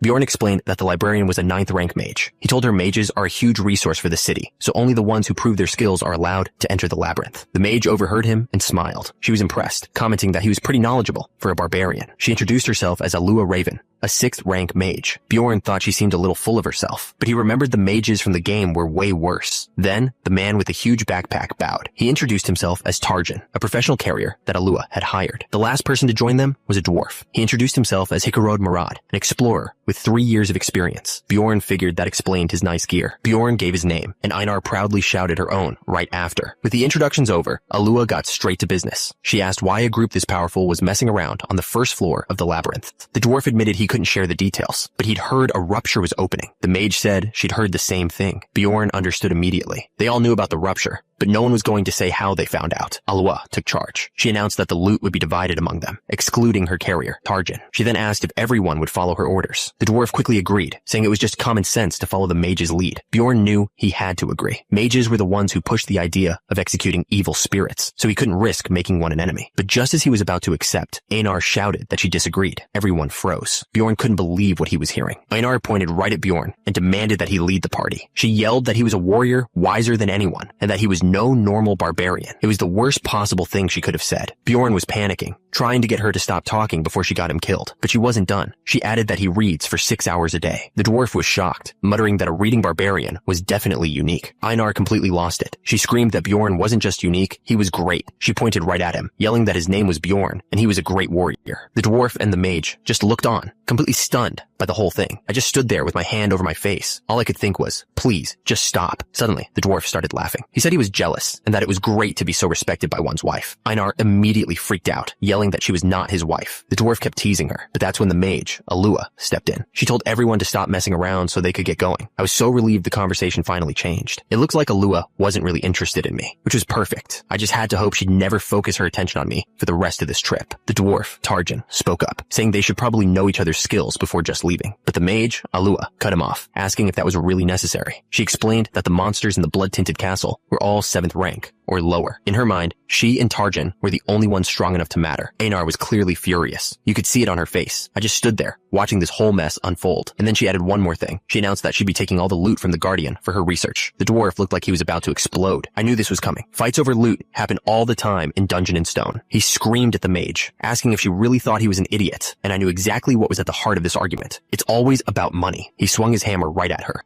The Guardian's loot is the main prize here. For a well-off mage like her, it's just an item for research. But for explorers like us, that loot is how we survive. It's our money. The mage tried to calm things down. She offered to give the dwarf all the regular magic crystals that dropped in the rupture, but I knew she'd just made it worse. She just confirmed this was all about money. The dwarf wasn't having it. He screamed that she was just trying to give them leftovers. The mage looked completely shocked by his reaction, asking if her offer wasn't fair. She was clearly shaken. It looked like she really didn't expect anyone to stand up to her. I couldn't believe she was that naive. So they started negotiating, just the two of them. They were splitting up the Guardian's essence and some other item, even deciding to roll a dice for the rupture stone. Just like that, Einar and I were cut out of the deal completely. I wasn't about to let that happen. There was no way I was leaving here with nothing. I stepped up and told them my terms. They could have the essence and the other items, but Einar and I were taking the rupture stone. The mage just scoffed, calling me greedy. She even questioned if they really needed 2 barbarians in the party. The dwarf immediately shot me down, saying the stone was too much. It didn't work. Turns out the mage wasn't so nice, after all. I acted like I was giving in. I told them fine, they could have the rupture stone, but in exchange, Einar and I would take 2 of the other essences instead. The dwarf and the mage finally agreed to my terms. It was settled. The mage confirmed the agreement, telling the dwarf to keep his promise. I could tell she only agreed because she figured the loot here wasn't worth much anyway. Just like that, they were back to acting like everything was fine. With the loot sorted out, they were suddenly all smiles and ready to fight. I just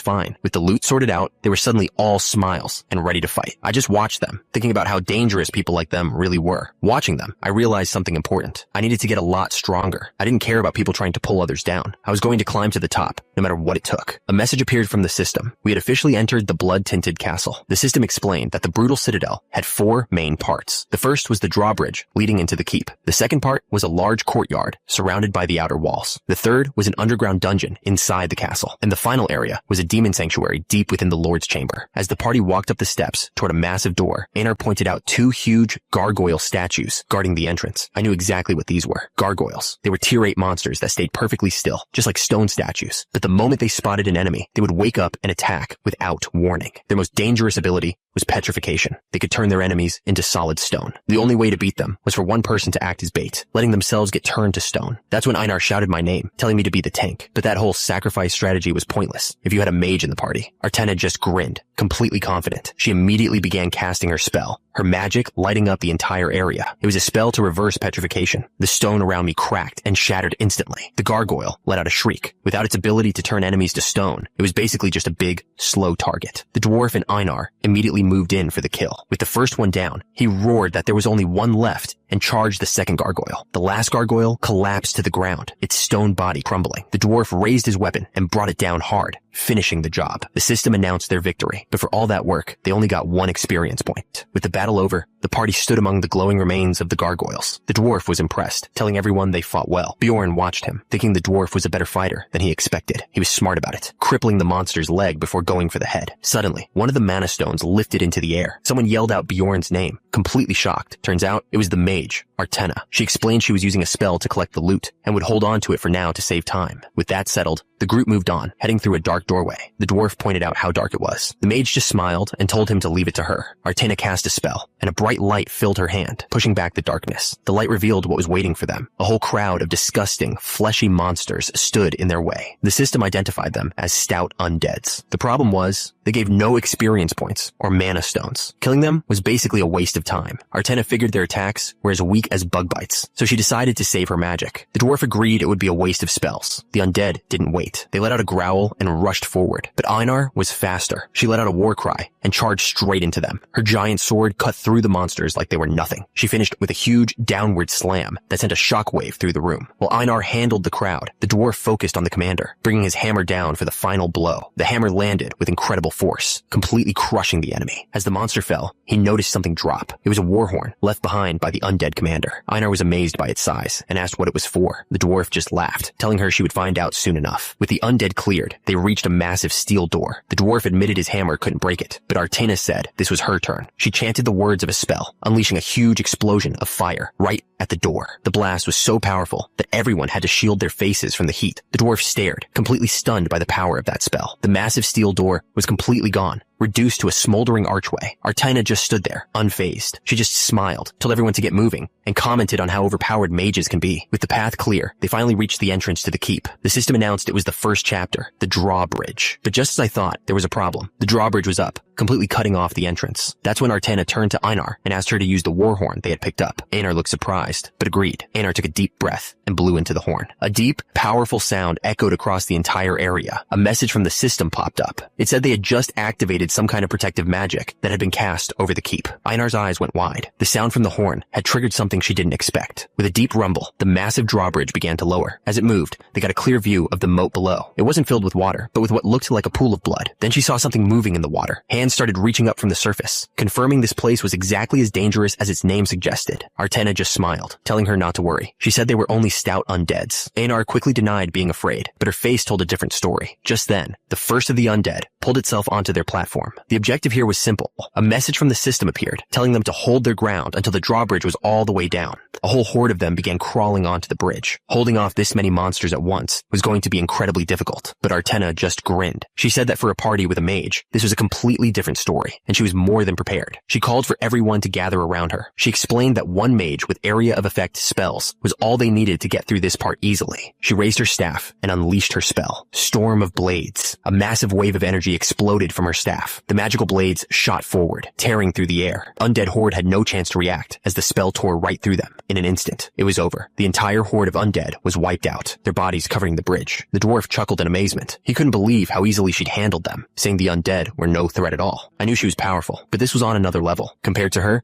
I felt like a little kid who just learned how to walk. Artina smiled, saying all they had to do now was wait for the drawbridge to come down. She was surprised to have any spare time at all. A moment later, a loud rumbling sound echoed through the area. The massive drawbridge was finally lowering. With the path open, the party began to walk towards the castle. Just like that, the first part of the brutal citadel was over. He walked silently, thinking about what just happened. They had cleared the entire stage without breaking a sweat. They crossed the drawbridge and walked right into the outer courtyard. Normally, this place would have been swarming with enemies, but they met no resistance at all. Turns out, another horde was waiting for them inside. So the mage raised her staff and cast her spell again. Storm of Blades. A huge wave of magical energy shot forward, tearing right through the crowd of monsters. Bjorn watched the destruction. He knew it was a terrifyingly powerful spell, even if it didn't kill every single monster this time. About 90% of the horde was gone in an instant, but one creature, a huge death fiend, was still standing. It was tough enough to take the hit without flinching. The mage smiled, telling the others that it was their turn now. Bjorn called out to Einar. She grinned back, and the two of them charged straight into the fight. Einar and Bjorn didn't waste a second. They slammed into the death fiend with a powerful double tackle. The force of their attack sent the monster crashing to the ground. Watching from the side, the dwarf muttered about what a strange but effective pair they were. That's when the mage, Yahello, stepped in. She raised her staff and unleashed a powerful curse. Purple energy wrapped around the death fiend. The spell was designed to make any wound it received much, much worse. The thing is, the death fiend's greatest strength was its ability to regenerate from almost any injury. But with that power completely shut down by the curse, it was helpless. The dwarf laughed, saying it was now just a piece of meat waiting to be carved. The monster vanished, leaving behind a glowing item that dropped right into a pouch. Einar turned to Bjorn, completely amazed. She admitted that now she finally understood why everyone respected mages so much. The dwarf laughed, admitting that having a mage in the party completely changed what they were capable of. The mage, Yahello, proudly explained that her power came from countless hours of research, though she admitted she was naturally talented too. Watching her, Bjorn figured her out. She was young, passionate, and loved to brag while trying to seem humble. She then asked if they could help her find some research materials in the courtyard. Both the dwarf and Bjorn immediately agreed, saying it was the least they could do. Bjorn knew exactly how to get on her good side. Thanks to their help, she got what she needed in no time. She asked if they were ready to head to the next location. As they walked, Einar stared at the huge loaf of bread Bjorn was carrying. The mage just told everyone to get going, but something felt weird to Bjorn. He wondered why the other parties had cleared out all the monsters and ingredients, but left one specific thing behind. He couldn't believe it. Did they really not know? The item was just sitting there, right underneath the statue by the fountain. He knew that most gamers, like him, had a habit of checking anything that looked even slightly out of place. It was that curiosity that helped him find countless secrets in Dungeon and Stone over the 9 years he played. He knew he had to be careful. It would look really weird for a simple barbarian to know something a smart mage didn't. He decided to keep his mouth shut and avoid any suspicion. With that decided, the party moved on, walking through the ruined castle. They finally made it inside the inner castle. The mage, Yahello, commented that she'd heard it was in bad shape, but this was way worse than she expected. She looked around, noticing that there wasn't a single monster in sight. She decided they should just keep moving and head head to the next part of the dungeon. Bjorn found the way forward and started to open a massive stone door. The mage was practically bouncing with excitement. The heavy door creaked open, revealing a dark path leading down. As they stepped inside, a system message appeared. They had just entered the first floor of the underground dungeon. The dwarf asked the mage, Ms. Raven, what kind of monsters they should expect to find here. She listed off a whole bunch of them, ending with something called an undead golem. The dwarf grinned. He said he'd fought all of those monsters before, except for the undead golem. Turns out, it only shows up in this specific dungeon. He was thrilled at the idea of fighting a new monster. Raven warned him to watch out for its flesh burst attack. The explosion itself wasn't a big deal for them, but its acidic blood could kill you instantly if you were too close. She seemed confident she could prevent that, though. The dwarf laughed, saying how great it was to travel with such a good mage. Raven just complimented him back, but Einar wasn't buying it. She remembered them arguing about how to split the treasure just a few minutes ago. Einar pointed at a small skeleton rat scuttling nearby and asked Bjorn if it was one of the monsters. He confirmed it was a skull rat, just like the mage had mentioned. The mage overheard and chimed in, explaining they were weak monsters they could just step on. Einar shot her a dirty look and snapped that she wasn't asking her. Raven looked a little annoyed by that, but before anyone could say anything else, a terrifying shriek echoed through the dungeon. Einar completely panicked. She grabbed onto Bjorn, screaming that it was a banshee, and there it was, a horrifying ghost floating right in front of them. Raven grinned and warned everyone to be careful not to touch the banshee. She explained that touching it a few times was okay, but too much contact would lead to something horrible. The dwarf was terrified, but Einar just called them childish. The dwarf demanded to know what she meant. Bjorn stepped in, saying he'd heard mages had a special way of dealing with them. Raven looked pretty happy to hear that. He then asked if she learned that from a book, too. She looked genuinely surprised by his question. Deciding she was done playing around, Raven stepped forward. She announced she would take care of them and began casting a spell. One of the monsters let out a furious roar. The banshees shrieked as they swarmed down towards her, but she was ready. She unleashed a massive wave of fire, engulfing everything in flames. With the monsters gone, Raven calmly asked if they were ready to continue. Bjorn couldn't help but think that mages were just on another level. The party dropped down into the darkness below. A message from the system appeared, announcing they had reached the second floor. This new floor was filled with twisted creatures, like the Chimera Wolf and the Ghoul Lord. It wasn't just the monsters. The whole place felt like a mad scientist's laboratory. The dwarf admitted that the worst was still to come. He turned to Raven, surprised at how well she was handling all the disturbing sights. Raven explained that years of studying anatomy had made her used to things like this. She stopped at a solid brick wall and announced that they had arrived. She told them she had memorized a map that showed a secret door right here. She also warned them to be ready, because an undead golem was waiting for them on the other side. Bjorn knew exactly where she would have gotten that map in the game. He was impressed by her preparation. Raven then told everyone to leave their heavy backpacks there before heading inside. She asked Bjorn to light the torch on his helmet. As it flared to life, she told the party to get ready. The door was opening. The secret door opened, and what we saw on the other side was a nightmare. The room was filled with mountains of bodies, all piled on top of each other. The smell of decay was so strong, it felt like a physical wall. I knew right away that if I was still in my old body, I would have passed out the second I stepped inside. But this barbarian body was different. It was strong and tough, and it was the only thing keeping me on my feet. Not everyone was handling it so well. The carrier, Tarzine, was the first to break, getting sick from the awful smell. A moment later, the mage Raven was right behind him. Turns out, all her research on bodies made her used to seeing gruesome things, but it didn't prepare her for the smell. The dwarf looked over at me and Einar. He was glad we were handling it okay, and told us we needed to keep moving. So we pushed on, stepping through the filth on the ground. But as we moved deeper into the darkness, we saw it was just more of the same. We stopped dead in our tracks. In front of us was a mountain of bodies, but then one of them started to move. A hand reached out, and a faint voice whispered from the pile. The entire pile began to rise. It wasn't a pile at all. It was one giant creature made of people. It started talking to us, asking where it was and saying it was hungry. Then its voice changed. It started screaming for help, crying out for its father. The dwarf and Einar were completely frozen in shock, but I wasn't scared. I was just trying to figure out what was going on. A system message popped up, confirming this was the mid-boss, the undead golem. It was screaming that it was in pain, begging for someone to kill it. I remembered this boss from the game, but it was never this loud or this real. There was no time to think. I yelled for everyone to stay on their guard, but when I looked over, the dwarf was just standing there, trembling. He was completely frozen in fear. And it wasn't just him. The mage and the carrier were paralyzed too. After all their talk about being experienced, they were totally useless. I couldn't believe it. It looked like I was going to have to carry them all on my back again. The golem's voice was a mix of pain and pure rage, screaming for us to just die. At least Einar had snapped out of it. She stood beside me, weapon ready. But with the rest of the team still useless, I knew I had to think of something fast, or we were all done for. Even though Dungeon and Stone was a super niche game, it had a few things that were actually pretty popular. One of those things was its black and white in-game art. The drawings just felt so real. In fact, screenshots of that art became famous as memes. More people knew the memes than the actual game. But standing here now, I realized something. It doesn't matter how real those pictures felt. They don't even come close to the real thing. The creature was screaming, begging for someone to end its pain. The mage, who'd studied bodies, the veteran adventurer who'd seen countless monsters, and the swordsman who acted so tough. They were all useless. They all treated me and Einar like we were just replaceable baggage. But the only ones with the insides to actually fight this thing are the two of us. Einar was screaming at the others, but it was already too late. The golem had started throwing things. Her eyes narrowed. She saw the attack coming straight for them. It was launching pieces of itself, aiming right for the others who were still frozen in fear. Einar moved fast, yanking the dwarf out of the way, just as the green stuff hit the ground.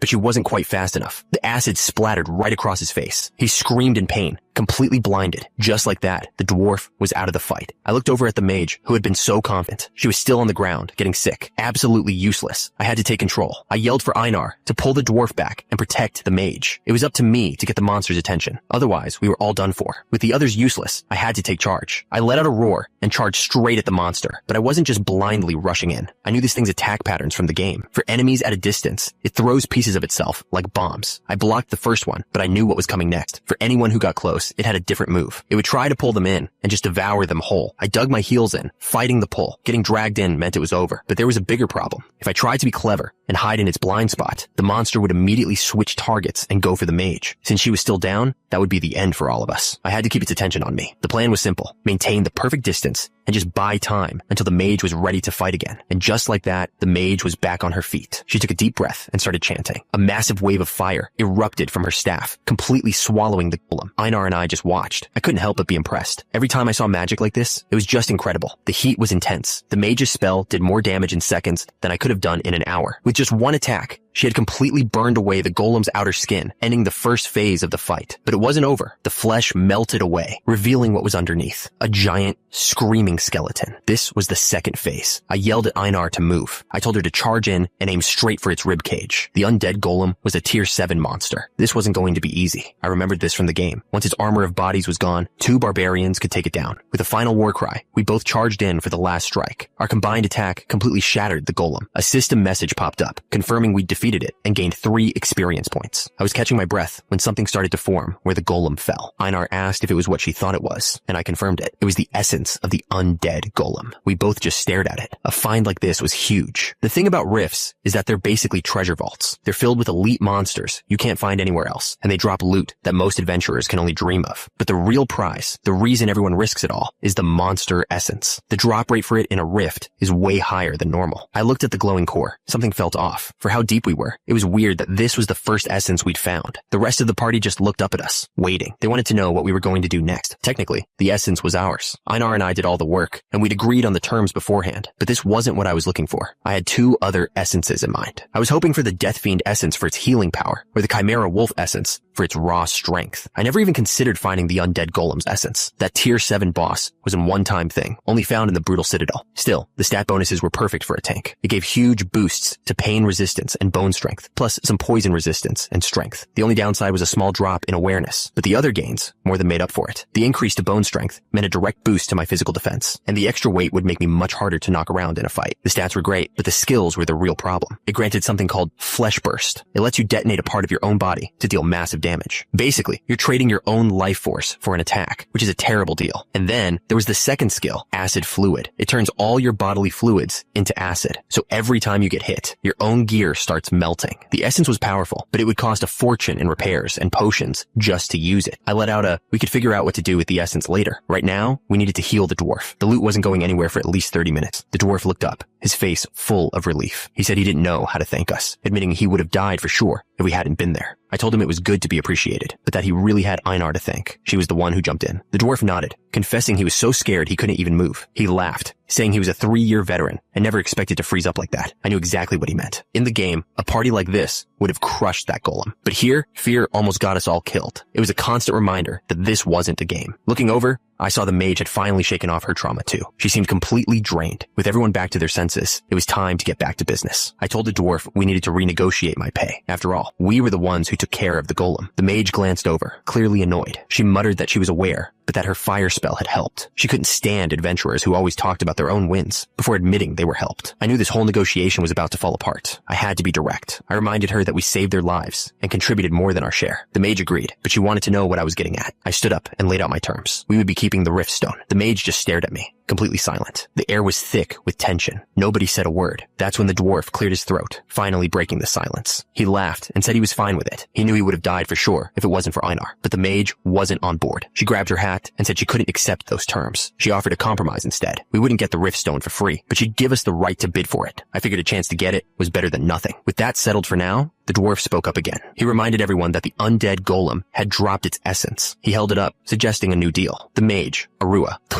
completely lost it. She explained that the undead golem's essence was an incredibly rare item. It was so mysterious that even the Adventurers Guild didn't know all of its effects because so few had ever been found. She mumbled to herself, desperate to get her hands on it for research. I knew I had her. This was the real start of the negotiation. So I made my offer directly to Arua. I told her I'd give her the essence of the undead golem if she really wanted it. But there was a catch. She would only get it if she agreed to let me have the essence from the next boss, the Guardian, if it dropped one. I asked her what she thought of the deal. She just stood there, weighing her options. The mage, Ms. Raven, wanted to be absolutely sure. She asked Bjorn if he was really willing to trade the undead golem's essence for the one from the Guardian. She reminded him that there was no guarantee the Guardian would even drop an essence. Bjorn didn't hesitate. He told her he'd risk it. Her face completely lit up. She said there was no way she could refuse the offer. Turns out, she was far more fascinated by the undead golem's essence anyway. With that, the deal was done. The dwarf then asked Ms. Raven what she planned to do with it, pointing out that mages can't consume essences. She just chuckled and explained she was taking it back to her lab for research. That's when she pulled out a magic vial, and the dwarf looked completely shocked. A magic vial is a really expensive item. It's designed to perfectly preserve the essence of a powerful monster, like a tier 7. The dwarf was stunned. He admitted that even he only had one of those himself. She was willing to use something that valuable on a tier 7 monster's essence. It showed just how much she wanted it. Bjorn knew this was a risk he had to take to get his hands on the Guardian's essence. With the deal settled, Ms. Raven looked at the rest of the group. It was time to move. Someone in the group couldn't wait any longer and shouted that it was time to get out of there. The dwarf laughed, agreeing completely. He added that he was really hoping the Guardian would drop its essence, putting everyone's thoughts into words. So, the group headed deeper into the ruins. The hallway was lined with creepy statues, and the whole place felt heavy. Ms. Raven stopped to look at one of the statues. She pointed out that they weren't magical at all, just plain old stone decorations. She figured that a huge palace must have been right above them once. It was a shame it had completely crumbled away. As she touched the statue's face, her finger pressed something. A quiet click echoed through the hall. Suddenly, a book dropped from a hidden spot in the ceiling, but before it could hit the floor, the stone hand of the statue moved and snatched it out of the air. Everyone just froze. Turns out, they weren't just decorations after all. The dwarf asked Ms. Raven how she knew about the hidden book. She just smiled and said that books are for passing down knowledge. I knew she was playing dumb. She could have just told him she'd read about it somewhere. I recognized the book immediately. It was the Necronomicon, a grimoire of dark magic that would sell for a fortune. My plan to come back for it later was completely ruined. I had to admit, she was smarter than she looked. It was frustrating watching her just claim the secret loot for herself. Ms. Raven announced she was keeping it since she found it. The dwarf just shrugged, saying it was fine, since they probably couldn't get it out without a special spell to protect it from the light anyway.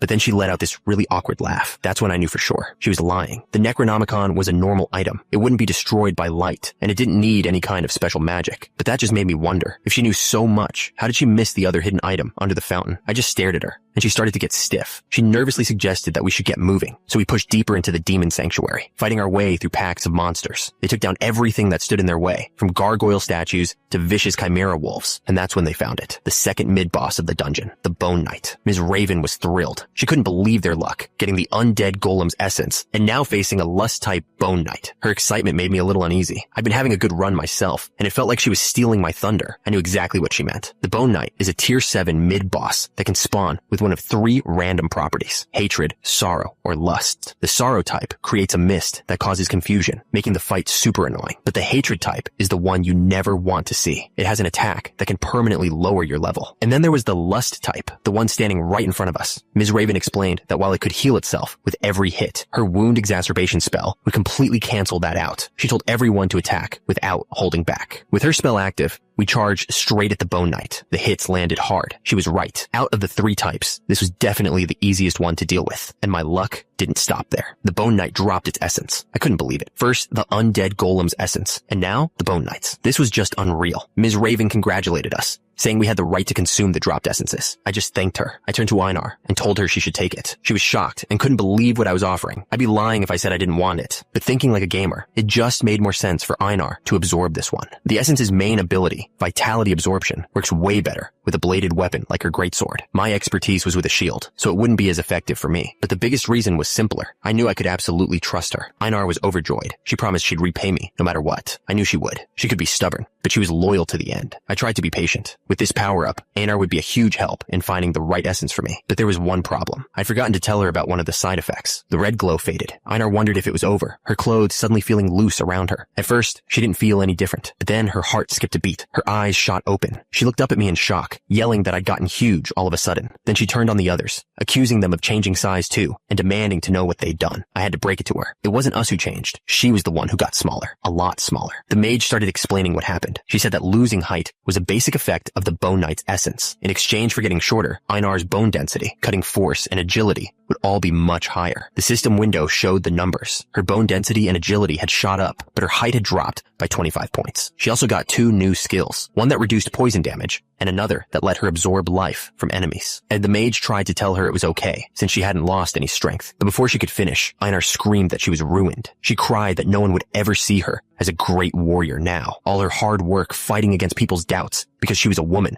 felt like it was for nothing. The mage tried a different approach, grabbing Einar and telling her she looked absolutely gorgeous now. Einar just stared back, confused. The mage kept going, saying Einar was way more attractive now. She even started wondering if she could sell this effect to rich ladies. That's when Einar understood what she meant. Einar said it out loud. She didn't look like a warrior anymore. I tried to tell her that everyone in our tribe knew she was great, but inside, I knew I had to think of something better before she lost all hope. The dwarf just laughed, joking that if he took the essence, he'd be invisible. The mage asked if she could study the effects on Einar's body back in the city. Einar just slumped down, completely ruined, realizing they were all just thinking about themselves. I tried to get her to calm down, but she was completely devastated. Just then, a monster appeared. This was my chance. I told her to trust me and put her new abilities to the test. Everyone was on edge. I called out her name, putting all the pressure on her. She finally agreed. She said that even if she wasn't a warrior anymore, she still had a job to do. With that, she charged forward, dragging that massive sword behind her. She swung with everything she had. The others couldn't believe what they were seeing. The mage stammered that she had killed the fiend with a single strike. I made sure she understood. I yelled that this was proof she'd gotten way stronger. She looked just as surprised as everyone else. With tears in her eyes, she asked if this meant she was still the same warrior she used to be. I yelled back that she wasn't the same at all. She was a much stronger warrior now. We celebrated, but the others were already telling us it was time to get going. We finally stood before the Guardian's chamber, a massive door separating us from the final boss. The others started getting sentimental, talking about how much they'd enjoyed the dungeon run. They were all hopeful our luck would hold, and the Guardian would drop its essence. I had to agree. We had been lucky. We'd found the perfect essence for Einar and secured a bigger share of the loot. But something just felt off. In my experience, things never went this smoothly, without a huge problem waiting around the corner. I started running through the possibilities of what could ruin everything. The dwarf didn't share my worries. He grabbed the handle to open the door, but then he just froze. He stared at the door handle, which was now glowing bright red. He realized it wasn't supposed to be that color, and screamed for everyone to close the door immediately. The dwarf didn't understand what was happening. Then a system message appeared for all of us to see. The Lord of the Brutal Citadel was waking from a deep slumber. The entire chamber began to shake. It was too late. The mage was in disbelief. This wasn't the Death Knight they had prepared for at all. A wave of dark energy washed over us from the open doorway. A voice echoed from the darkness, saying it had been a long time since it saw any living thing. The system confirmed our worst fears. The Guardian had changed. The mage stammered in terror, realizing what we were facing was a vampire. She explained that vampires were rare, only appearing on floor 6 or higher. But this was something worse. This was an elite boss, one with a name and the intelligence to match. The creature sat on a throne, looking down on us. He asked where we came from, then introduced himself. This was Cambermere,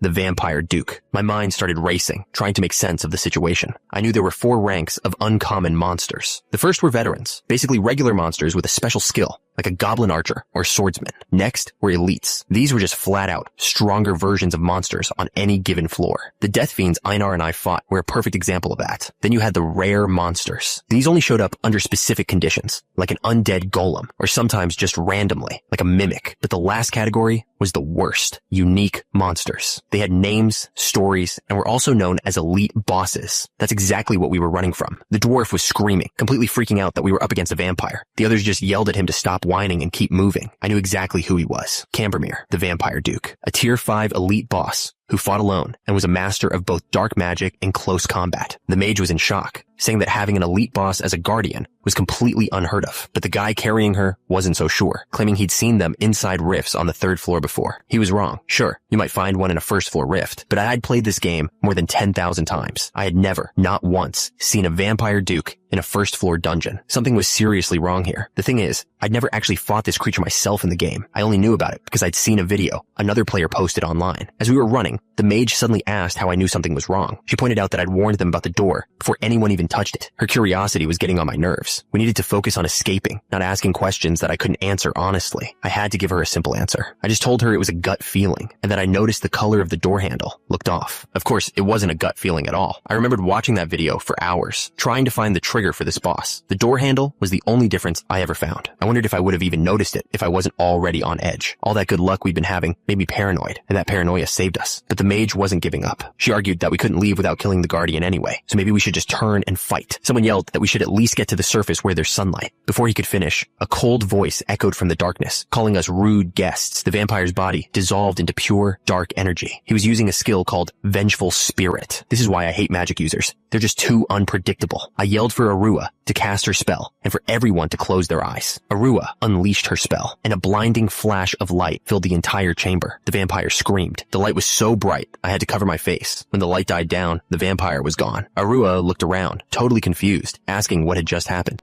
Turns out, Vengeful Spirit lets the vampire's soul travel at high speed, and another skill lets his body teleport to it. Arua's spell didn't stop him, but it did buy us about 3 minutes of time. Someone yelled that the vampire should have reappeared back in his room. Then they screamed my name, telling me he'd gotten the mage. I turned just in time to see Arua collapse into another hunter's arms. She was completely out of it. Arua started coughing up blood. I didn't get it. Vampires don't have skills that can attack someone from the inside. Then I realized it had to be a power from another monster's essence that the vampire had absorbed. I remembered watching a playthrough video for this fight. The player died so fast that I never got to see what other powers the vampire had. We were going in blind. I pushed those thoughts away. Getting out of here was the only thing that mattered. I told everyone we were heading for the surface, but the dwarf pointed out the obvious problem. Arua was the only one who knew the way, and she was out cold. I told him not to worry. I knew the way too. The dwarf was completely stunned and asked if I'd been to this dungeon before. I lied and said I memorized it on the way in, telling them to follow my lead. I knew this was a huge risk. Acting this smart could get me killed, but it was our only chance to survive. With that, I took off, leading them through the dark corridors. The entire route was mapped out in my head. I'd explored this dungeon hundreds of times in the game, so I knew exactly which path to take. And just like that, we were at the exit. The dwarf stared up at me, completely amazed that I'd actually memorized the way out. But just as we thought we were clear, I felt it. Something was coming up fast from behind. One of the others screamed. It was him again. The vampire was right on our heels, floating behind us in his spirit form. The dwarf yelled that we had to make it to the surface. Now. I didn't need to be told twice. I ran as fast as my legs could carry me. We all just sprinted for our lives. Everyone was terrified. We were running on pure instinct. We burst out of the darkness and into the light. The vampire's spirit form couldn't handle the sun and just dissolved. The mage gasped that we were lucky it wasn't night yet, since vampires in that form are weak to sunlight. Once he caught his breath, the dwarf stared at me. He couldn't believe I'd actually memorized the route after only seeing it once. The dwarf was still staring at me, amazed. He couldn't believe I was just a newbie barbarian who had only started exploring the labyrinth last month. Einar jumped in, saying of course I was a great warrior. The dwarf nodded, but said he saw potential in me, and maybe I'd become one in the future. But we didn't have time to talk. The sun was already going down, and that meant we were in serious trouble. I knew we had to move. I told the dwarf to carry Arua on his back. He was shocked by the order. He tried to argue that Lady Arua needed a break. I cut him off and explained the plan. We had to get to the outer courtyard, where there were places to hide. There was no time for debate. I yelled at him to get up unless he wanted to die right here. We had to do everything possible to survive. Then I made it clear. I told him it was his job to protect the mage, even if it cost him his own life. He didn't argue anymore. He just nodded, his expression completely serious. He understood what he had to do. We finally had a moment to catch our breath. But looking at the setting sun, I knew this was my only chance to do what I needed to do. I told the others I was going to scout the area while the mage rested. The truth was, I was going back for an item I couldn't get my hands on earlier. I found the statue I was looking for. One quick hit, and I shattered it completely. And there it was, hidden right inside. The item was called Tears of a Goddess. It was a rare consumable that could be used for healing or to fight evil enemies. The system confirmed I'd acquired it. By the time I got back, the mage was already awake. She said it looked like we'd escaped the vampire for now, but she knew he'd be back as soon as the sun set. And she was right. I needed to know how much she remembered, so I asked her what she thought had attacked her. She said she wasn't sure, but she suspected it was a skill called pain sharing. That was actually a relief, since it came from a tier 8 monster's essence. I needed to know how long it would take her to recover. She figured maybe 20 minutes, but even then, she'd only be able to cast a few powerful spells. That wasn't nearly enough. I had an idea, so I asked if she knew any spells spells that used sunlight. She immediately got defensive, telling me how rude it was to ask a mage about their spellbook. I told her I already knew that because I'd read it in a book. Then I just looked at her and asked something. I grinned, reminding her that I was just a big, dumb barbarian. I told her I was the most uncivilized person she'd ever meet, so rules didn't apply to me. She just sat there, completely speechless and annoyed. My act was working perfectly. Finally, she gave in. With it, she told me to forget it and admitted she could use a spell called Sunspot Sphere. The system explained the spell. It was an attack similar to a fireball, but it drew its power directly from sunlight. Against a vampire, that was exactly what we needed. I asked if she could make the spell even stronger. She said she could, but it would take 10 more minutes to gather the energy, so I gave her 30. I told her to focus only on her spell, while the rest of us held our ground. She started to agree, but then she just paused, looking completely stunned. She demanded to know why I was acting like the leader. I just asked her if there was someone better for the job, because I really didn't care. She couldn't argue with that. The dwarf suddenly started laughing. He told the mage that for some reason, he found me trustworthy. He said he always trusted his gut about people, and it had never failed him. I just muttered a quick thanks. That's when a system message appeared for all of us. Night had fallen. From the darkness, we heard the vampire chuckle. He said that looking at us was making him incredibly thirsty for blood. He licked his lips and said maybe we could give him some answers. Then, in a flash, he was moving. He was coming right for us. We had to hold out. Our only chance was to buy the mage 30 minutes to cast her spell. The entire party took their positions, ready for the fight of their lives. Einar's sword blazed with fire, and the mage began to gather her power. I roared at them that we had to stand our ground, no matter what happened. The vampire let out a monstrous roar, and this dark red energy just exploded from him. The fight was on. He hovered over us, ready to strike. I immediately yelled for Tarzine to grab Arua and get her out of the fight. Tarzine didn't hesitate. He grabbed the mage and pulled her back to safety. I knew this part. It was just like the game. Even bosses that could talk just followed a script. They'd say a few lines, and then the real fight would start. And just like that, the talking was over. The vampire shot towards us like a bullet. Someone screamed a warning. He was right on top of us. He swung with everything he had, but the dwarf was ready for him. He met the attack head on, and the impact was huge. The vampire just sneered, mocking the dwarf for getting angry. But he was doing more than just blocking. He was holding his ground against an insane amount of power. I knew exactly why. It had to be from an essence he'd taken, the special ability from a tier 7 monster called Iron Tusk. The skill was called Counterweight. It made him immune to being pushed back as long as he was on his feet. It was a really good essence for a tank. This was our opening. I yelled for Einar to move, telling her I'd flank the vampire from the left. The vampire turned, completely surprised by the sudden movement. She slid in low, bringing her blade around in a wide arc. He didn't have time to defend himself. Einar tightened her grip, ready to put everything into this one swing. Her flaming blade slammed right into him. The force sent him sliding back, but he was still on his feet. But then Einar's hands started to twitch. She could feel the pain from her own strike. The vampire's pain split ability was sending the damage right back at her. She couldn't believe it. Her attack hadn't even scratched him. As the party watched, he was suddenly covered in a dark shroud. Einar shouted a warning. He was shapeshifting into a whole swarm of crows. In seconds, a massive cloud of them filled the air. Then, they all dove straight for the party. Someone screamed for everyone to look out. The dwarf stepped forward, shouting that he would block the attack head on. A massive blue shield appeared around him. I recognized the skill instantly. It was emergency restoration of living armor, the second essence he'd taken. The swarm slammed into the shield. The impact was huge, and blood went everywhere. He did a great job holding them off, but the blood was a serious problem. I knew it would be bad if anyone got touched by it.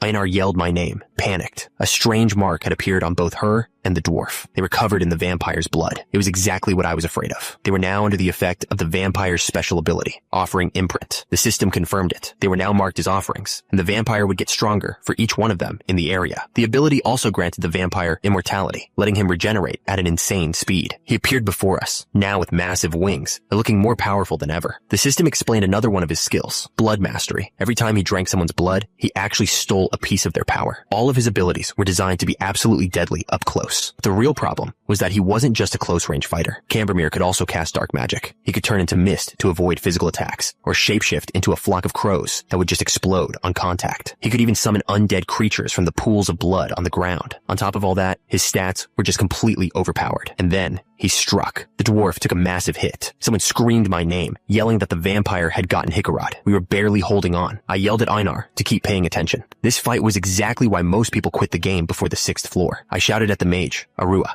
asking how much more time she needed. She yelled back, telling us to hang on for just 5 more minutes. 5 minutes was way too long. The dwarf was out, and both Einar and I were completely exhausted. I knew I had to change the plan, right now. I yelled at Einar to grab the dwarf and fall back to safety. She paused, completely surprised, and asked if I was sure. I dropped my shield, telling her I would hold the monster off myself. I just needed her to go. She didn't hesitate. She agreed and rushed out of the fight. The vampire lunged, sneering that he didn't even need a weapon for this. But I wasn't trying to have some honorable duel. I just grabbed his arm and let the attack go straight through me. The vampire looked totally confused. I just took a drink from a bottle and told him to keep trying. From a safe distance, the others could only watch. I was completely engulfed in flames, facing the vampire all alone. The mage watched from the side, completely stunned. She couldn't believe what she was seeing. She realized his entire plan was to just stand there and chug potions to stay alive. It was insane. She had never seen such a brutal, uncivilized way of fighting in her entire life. The thing is, drinking potions while you're hurt causes terrible pain. The worse the injury, the more it hurts. And he was going through them one after another. His entire body was steaming from the damage and the constant healing. Even the vampire couldn't believe it. Anyone else should have died from the shock alone. But Bjorn wasn't just standing there. He was still fighting back, even managing to block an attack. The vampire couldn't believe it. After taking so much damage, Bjorn shouldn't have been able to move, let alone block an attack. He was taking blows all over his body. The vampire was just too fast to stop every single attack. But every time the vampire aimed for a vital spot, Bjorn anticipated it perfectly and defended himself. Watching from the sidelines, the other warrior remembered something he'd read in an old history book. It said that barbarians are feared not because of their strong bodies, but because of their unbreakable will to fight. Seeing Bjorn refuse to go down, he finally understood what the author meant. He turned to the mage, Arua, saying it was getting too dangerous and they should run. She snapped back, asking if he was out of his mind. There was nowhere to go.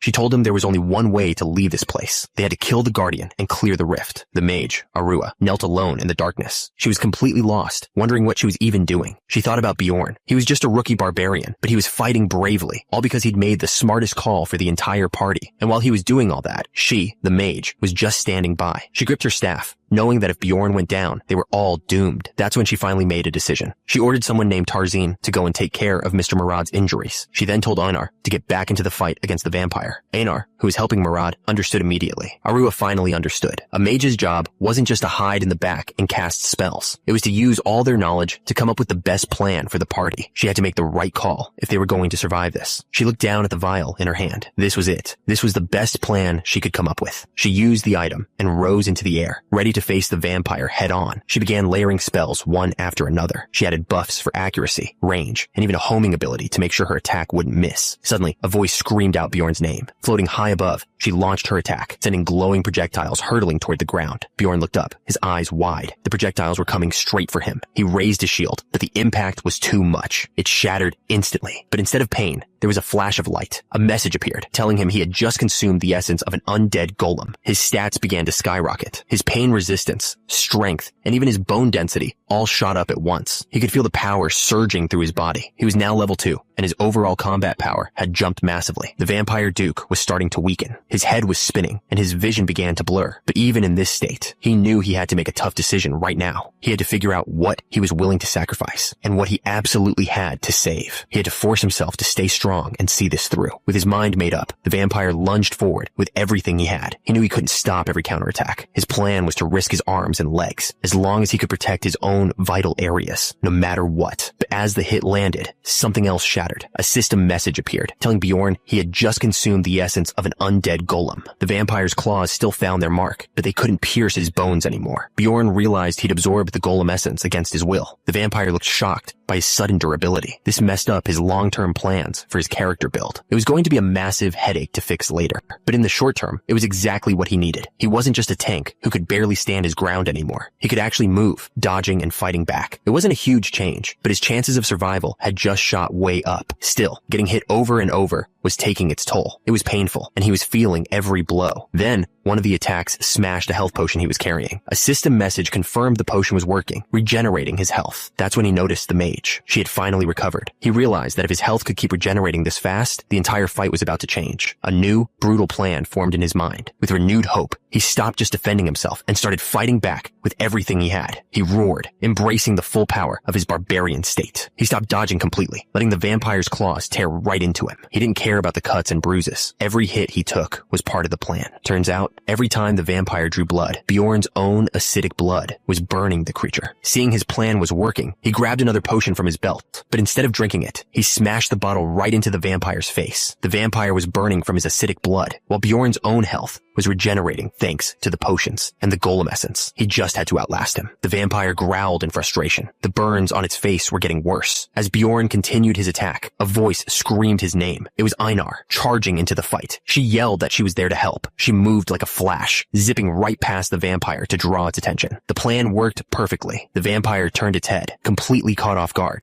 That was the only opening Bjorn needed. He swung with everything he had. The blow smashed right into the vampire's back. The vampire spit blood, furious from the hit. It lashed out with dark energy, blasting Einar and sending her flying. Just then, a voice from the back yelled out to Bjorn. It was Hikarad. His spell, the sunspot sphere, was finally ready. Bjorn's eyes narrowed. This was the moment he'd been waiting for. But the vampire was faster. It lunged forward and grabbed Bjorn from behind, locking him in a tight hold. He gritted his teeth as the vampire squeezed with all its might. With a powerful roar, the creature threw him across the room like he weighed nothing. But even as he was flying through the air, Bjorn saw his opening. He screamed for Hikarad to attack now. Hikarad didn't hesitate for a second. Lightning crackled around him as he unleashed the spell. Hikarad gathered his power. The system announced he was activating his lightning. Then, he released it all at once. He took a deep breath, and the energy shot forward. The vampire looked up just in time to see the attack coming straight for him. The lightning hit him hard. A system message popped up, confirming the vampire duke was now unconscious. This was their chance. Bjorn charged forward without a second's hesitation. He pulled out a small item from his pouch. He'd been saving this trump card for the perfect moment. It was called Tears of a Goddess. He rushed toward the unconscious vampire, ready to end this fight for good. He shoved the item right into the vampire's mouth, forcing it down.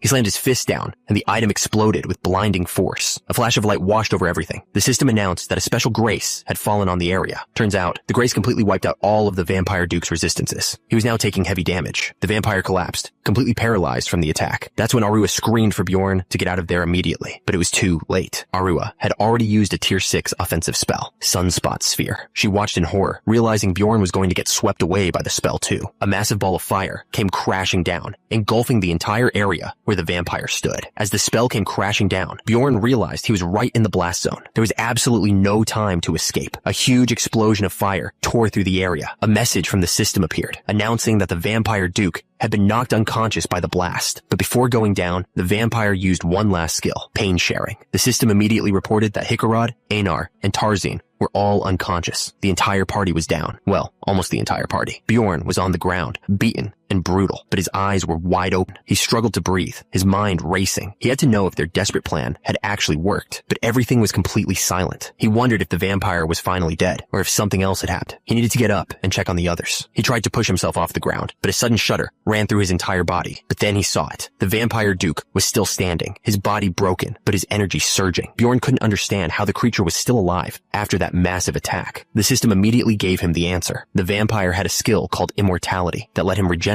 based on how hurt he was. He also had a passive ability that kept him from dying as long as his heart was undamaged. As Bjorn watched, the vampire's torn flesh began to knit itself back together. It was an absolutely broken ability. He knew that at this rate, the monster would be back at full strength in no time. He glanced around. The rest of the party was out cold. He didn't have time to figure out why. He pushed himself up. There was one last thing he had to do. He had to kill the vampire for good before it woke up. With the last of his strength, Bjorn slammed his body into the vampire, pinning it to the ground. He collapsed on top of the creature, completely out of breath. He could see that the vampire's entire body was a wreck, but its heart was somehow still fine. He realized the monster must have used its arms to shield its vital spot from that massive spell. Furious at the cheap trick, he raised his fists, ready to smash the creature's heart himself. But then he stopped. He remembered there was another way to do this. An ability he could activate. He used it, and the vampire's body just completely burst from the inside. The power came at a price. He grunted in pain as his own body was torn apart in the process. But he knew it was the only way. The ability activated again and again, causing massive explosions. Bjorn could feel his body giving out. He knew he was reaching his limit. He knew that even if he could kill the vampire with a few more hits, the system sent a critical warning. His health had dropped below 1%. He realized he was going to die right along with the vampire. But he didn't stop. He kept attacking, tearing both of them apart. Then the system announced his health had hit 0. A final countdown had begun. But even with his life ticking away, Bjorn refused to stop. He had to finish this. The system warned him that his spirit was draining away every second. But Bjorn didn't care. He figured he was going to die either way, so there was no point in stopping now. The countdown was relentless. More and more of his life force drained away with every passing moment. With what little he had left, Bjorn poured everything into one final, brutal attack. He was completely out of breath. He looked down and saw that his hands were just gone. But that didn't stop him. He just collapsed forward, ready to use whatever he had left to finish the job. A A final burst of energy erupted. Then, a message appeared. He had defeated the vampire duke. He looked at the fallen enemy, thinking about the insane price he'd paid. But the countdown was still ticking. He was still dying. The system gave him bonus experience for the kill, and he leveled up. But he knew it didn't matter. In this game, leveling up didn't heal you. But as he stood on the edge of death, it turns out this was all part of his plan. He was actually counting on this one possibility. And there it was. The system explained that the Guardian had a chance to drop its essence, and his gamble had paid off. A dark energy began to flow into him from the ground. A bright light flashed as he absorbed the vampire's power. The system gave him a new skill called Source of Darkness, which meant he couldn't be killed unless his heart was destroyed. His health finally started to come back. And just like that, the death countdown stopped. He even got an achievement for surviving it, which permanently boosted his spirit stat. His new status window showed he was now level 3, and his combat Bjorn's eyes shot open. The first thing he saw was Einar, holding him and looking incredibly relieved. It seemed he had actually survived. His first thought was about the rest of the party. Einar told him they had all left 3 days ago, but she was more concerned about how he was doing. She explained that he'd been out cold for 3 whole days. The news hit him hard. Bjorn shot up, panicking. 3 days? That meant it was already the 7th day. He quickly checked his body, clenching and unclenching his fists. He was surprised. He didn't feel any pain at all, and there were no wounds on his body. It was like the fight never even happened. But then, he realized something felt off. He looked down and asked Einar the one question that suddenly mattered most. What happened to his pants? Einar explained that his pants were completely destroyed in the fight, so she just threw them away. Bjorn was silent. She tried to cheer him up, telling him there was no need to be embarrassed because he'd been a great warrior. He just grunted, clearly wishing she would stop. He quickly changed the subject, asking what had happened while he was out. Einar explained that the dwarf took a special numbered item, and the mage took the rift stone. That's when it clicked for him. The fact that he was still alive meant he must have absorbed the Guardian's essence. So, the boss had dropped all 3 of its rare items. He asked her if they had rolled dice for the rift stone like they were supposed to. Einar told him they didn't, because the mage was being completely unreasonable about it. Einar recalled the moment. The mage had insisted on taking the stone to make up for her losses. The dwarf didn't seem to care, but Einar argued they should roll for it. That's when the mage said something strange. She had argued that since Bjorn already got the best item from the boss, he wouldn't object to her taking the rift stone. Bjorn understood immediately. It looked like the mage was the only one who figured out he had absorbed the essence of the vampire duke, but Bjorn wasn't mad. He remembered that the mage had used the essence of an undead golem and a ton of potions to keep him alive. He figured she had every right to take something to make up for her losses. Einar, on the other hand, was furious. She couldn't believe the mage just picked up items and left through the portal before he even woke up. She ranted about how selfish and greedy all mages were. Privately, Bjorn had to agree with her. Bjorn thanked her for having his back. Einar just laughed and tapped his arm, telling him they were companions, and that's what friends do. She asked if they could finally leave the rift. Bjorn shook his head. He told her there was still one more thing they had to do before they left. He figured the mage probably took most of the items in the area, but he was pretty sure she had no idea about one particular thing he was after. He was determined to get it. Then he paused and awkwardly asked Einar if she had anything he could use to cover himself up. A message from the system appeared, announcing they had entered the crystal cave. Another message followed right after, stating that the first floor of the labyrinth was now closed. The system then announced they were being transported to Rafdonia. Back in the crowded city, Bjorn felt a sense of relief. After everything he'd been through, he couldn't wait to see how much money he'd made. Back in the city, the clerk at the exchange counter held up a bag of money. She told him the total came out to 231,520 stones. Bjorn looked at the bag. He thought it was a pretty small reward for all the trouble he'd gone through, but since he'd gotten 2 essences, he decided it would have to do. But just as he reached for it, the clerk suddenly snatched the bag away. She glared at him, her tone completely different. She told him that was way too much money for a tier 9 adventurer to make in one trip. Then she demanded to know what he was carrying in his backpack. Bjorn was completely thrown off. He couldn't understand why she was asking questions she'd never asked before. That's when she ordered him not to move a muscle. In an instant, armored guards appeared out of nowhere, surrounding him with their spears pointed right at him. He was stunned, demanding to know what the hell was going on. The clerk calmly told him he'd get his chance to talk in the interrogation chamber. Meanwhile, in the busy city square, Erwin stood among the crowd of adventurers. Erwin let out a long of relief. The 3rd floor of the labyrinth had been much tougher than she'd expected. She thought back to the monsters they'd faced. The tier 7s were bad enough, but they'd even stumbled upon a tier 8. Still, it was a great adventure, and she couldn't wait to tell Bjorn everything. She got in line with the other adventurers, looking around for him. She started to worry that he might have already left, but then she remembered the new essence she'd gotten. A smile crept onto her face as she imagined showing it to him. She winced, remembering how painful his last test had been, but even that couldn't kill her excitement. She knew he was going to be amazed. She stood in the busy exchange hall, waiting for her turn at the counter. When it was her turn, the clerk looked at her earnings with suspicion. She said it was an unusually high amount for a tier 9 adventurer. Erwin calmly explained she'd been traveling with her sister. The clerk asked for the sister's name. While flipping through a large record book, Erwin gave the name, Daria Wittenberg di Tercia. The clerk bought her story. Since her supposed sister was a well-known adventurer, the large sum of money made sense. With that, Erwin was free to go. She headed back through the city, happy, feeling great about how things turned out. After changing her clothes, she figured Bjorn must be back by now. She decided to use the money she'd earned to treat him to a big dinner. She couldn't stop smiling, wondering what kind of crazy adventure he'd been on this time. But when she asked about him, the person at the desk had bad news. The barbarian from room 302 hadn't come back yet. Her good mood vanished instantly. She tried to tell herself not to panic. She took a breath, forcing herself to believe he was just running late. He had to be back soon. A week passed. Still no sign of Bjorn. Erwin was heading to Bjorn's room when she saw a man dragging his things out into the hall. She immediately confronted him, demanding to know why he was taking Bjorn's belongings without his permission. The man explained they'd already waited a whole week just for her. The labyrinth had closed, and Bjorn still hadn't returned. He asked her what she thought that meant. Erwin couldn't find the words to argue. She was shaking. He told her to just give it up. Bjorn was probably dead. His words hit her hard. She wandered out into the rain, completely lost, and finally collapsed. She was so out of it, she didn't even notice someone walking up to her until they called her name. Erwin flinched, looking up. The woman told Erwin she knew what had happened, but she said it was time to get up, asking how long she planned on just sitting there in despair. Something inside Erwin changed. She looked up at her sister, her eyes burning with a new fire. She said she was done being weak.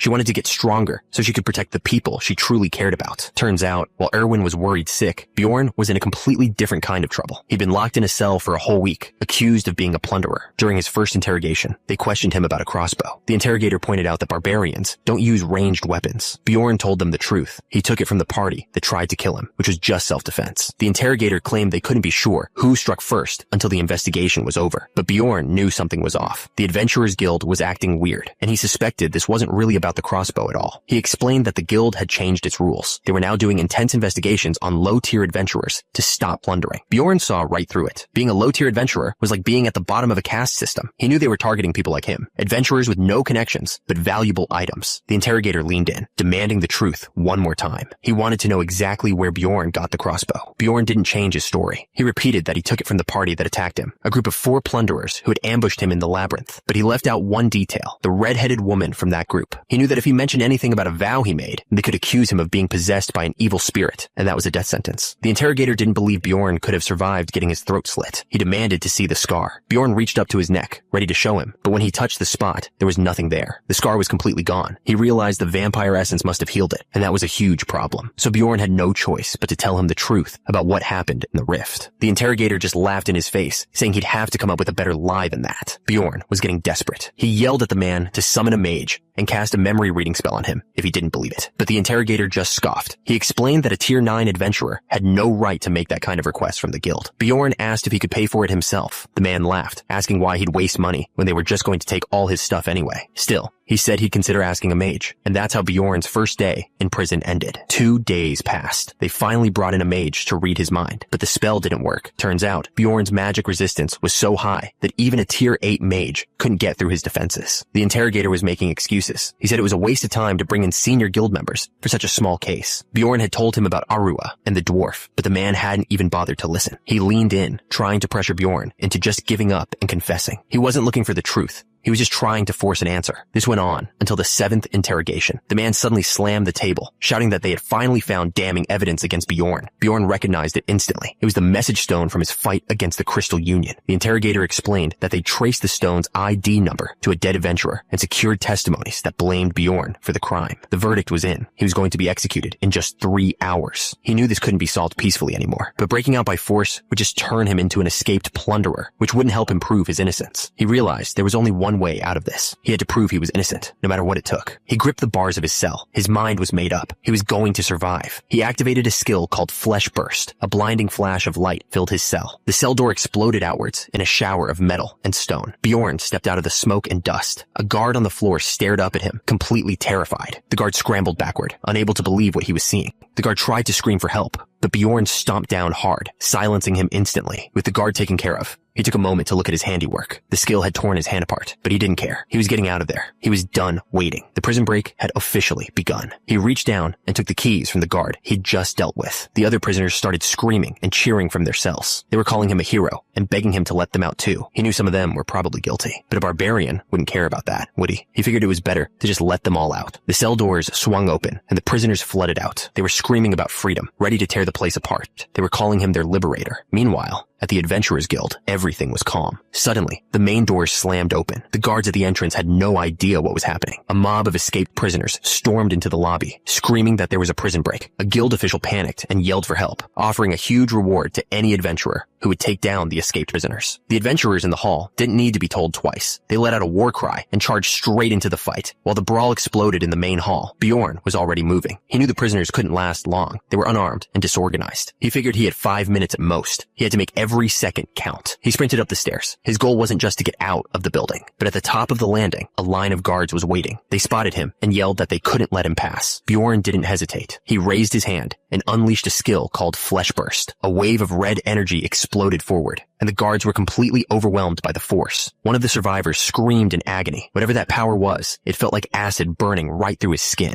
Suddenly, a new skill activated, offering Imprint. The system explained that his physical power would get a huge boost based on the number of people around him. Red energy started swirling around his body. Bjorn could feel the power surging through him. It was an incredible rush. He didn't waste a second. He lunged straight for one of the guild members, a woman named Yahello. His punch landed with brutal force, slamming her right into the ground. She looked up, absolutely furious, but she was too late to do anything about it. That's when another attacker, a knight in full armor, slashed Bjorn across the back, but the knight could only stare in disbelief. The deep wound on Bjorn's back was healing right before his eyes. The knight was still trying to figure out how he was healing so fast. Before he could even finish his thought, Bjorn grabbed him by the head and smashed him into the ground. He could feel it. His entire body was overflowing with energy. He taunted the other guards, asking how they liked a barbarian with enhanced physicality. Then he moved like a blur, taking them all down before they could even react. The remaining guards backed away in fear. They couldn't understand how a tier 9 adventurer could be this strong. They had no idea what to do. That's when it clicked for Bjorn. This branch office only held low-tier adventurers. These guards were completely defenseless against him. He didn't give them a chance to regroup. He just tore right through them. With the guards taken care of, he walked up the stairs until he reached the 3rd floor. He stopped in front of a big door. This was the branch manager's office. He threw open the door to the manager's office. It was an ambush. A blade slashed right across his chest, sending blood flying. The attacker grinned, thinking he'd landed a fatal blow. But then his skin started to sizzle. The man screamed as Bjorn's blood burned him like acid. Bjorn just stood over him, asking if he was surprised. From the back of the room, someone screamed. A young woman was hiding behind a desk, completely frozen. The attacker, who was the branch manager, stumbled to his feet and demanded to know who Bjorn was. The manager desperately warned Bjorn not to touch her, yelling that she was the daughter of the guild's district chief. This changed everything. Bjorn realized he'd just hit the jackpot. The manager tried to threaten him again, but Bjorn wasn't listening. He cut him off with a single punch. Bjorn stood over the unconscious manager. He realized his original plan was completely useless now. He had to come up with something new.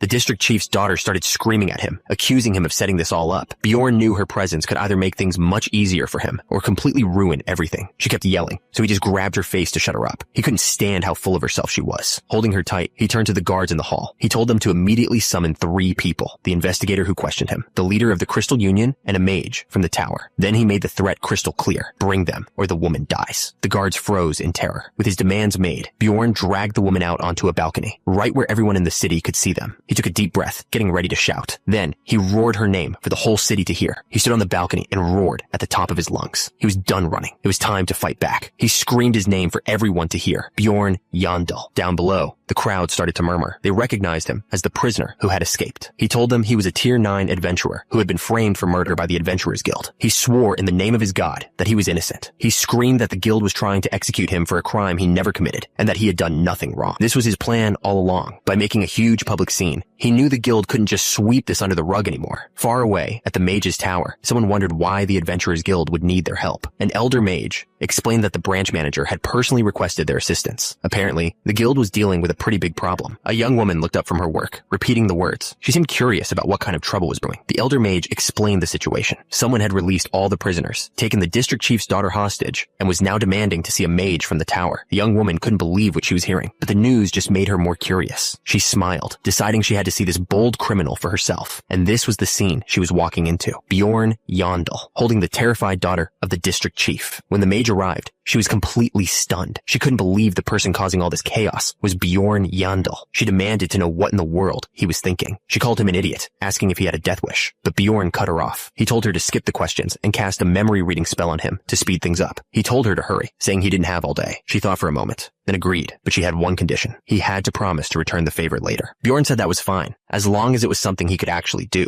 With the deal made, she stepped forward to begin the spell. The mage placed her hand on Bjorn's forehead and began to cast the spell. A blue light crackled around them as she focused her power, but something was wrong. The spell wasn't working. She asked if he was wearing anything with magic resistance, but Bjorn just gestured to his own body, asking if he looked like he was. Before she could try again, a man's voice shouted from down the hall. Two men stumbled into the office. One of them, a man in a red uniform, looked completely exhausted. The other, an official in a white coat, rushed to his side to see if he was all right. The official explained that most of the prisoners downstairs had been dealt with. He wondered aloud what could have happened up here. That's when his eyes locked onto something across the room. He stared right at Bjorn, his face filled with shock and anger. He pointed a finger at Bjorn, yelling that he was the one who released all the prisoners. But the man in the red uniform just told him he already knew. The official was stunned, asking why they hadn't done anything yet. The man in red sighed. He explained that the barbarian was claiming he'd been framed for murder. Then he looked at the official and asked if he was the one who investigated the case. The man in the red uniform pressed him for an answer. He demanded to know what evidence was used to determine Bjorn was a plunderer. The official started to sweat, unable to respond. The official waved his hand dismissively, yelling that Bjorn's claim of being framed was complete nonsense. He started laying out his case. First, he said Bjorn had reported a huge amount of mana stones, far more than any tier 9 adventurer should have. Because that seemed suspicious, they searched his backpack. Inside, they found a ton of items that were obviously stolen. The final nail in the coffin was a message stone. They traced it back to its owner, who belonged to the Crystal Union. That guild gave a testimony, claiming Bjorn had killed one of their members and stolen everything from the body. But the man in the red uniform wasn't impressed. He pointed out that a testimony from the same group was biased. Without magical verification, it had no legal power. He turned to the official and demanded to know why he hadn't done it. The official shouted back that it was because Bjorn kept lying during the interrogation. He explained that the barbarian told a ridiculous story about surviving a slit throat by consuming the essence of a vampire inside a rift. He couldn't believe it himself. The essence of a vampire? On the first floor? He asked the man in red if he could see just how crazy the story was. He argued that Bjorn obviously made up the story because he was born with a natural resistance to magic. Why would he waste a mage's precious time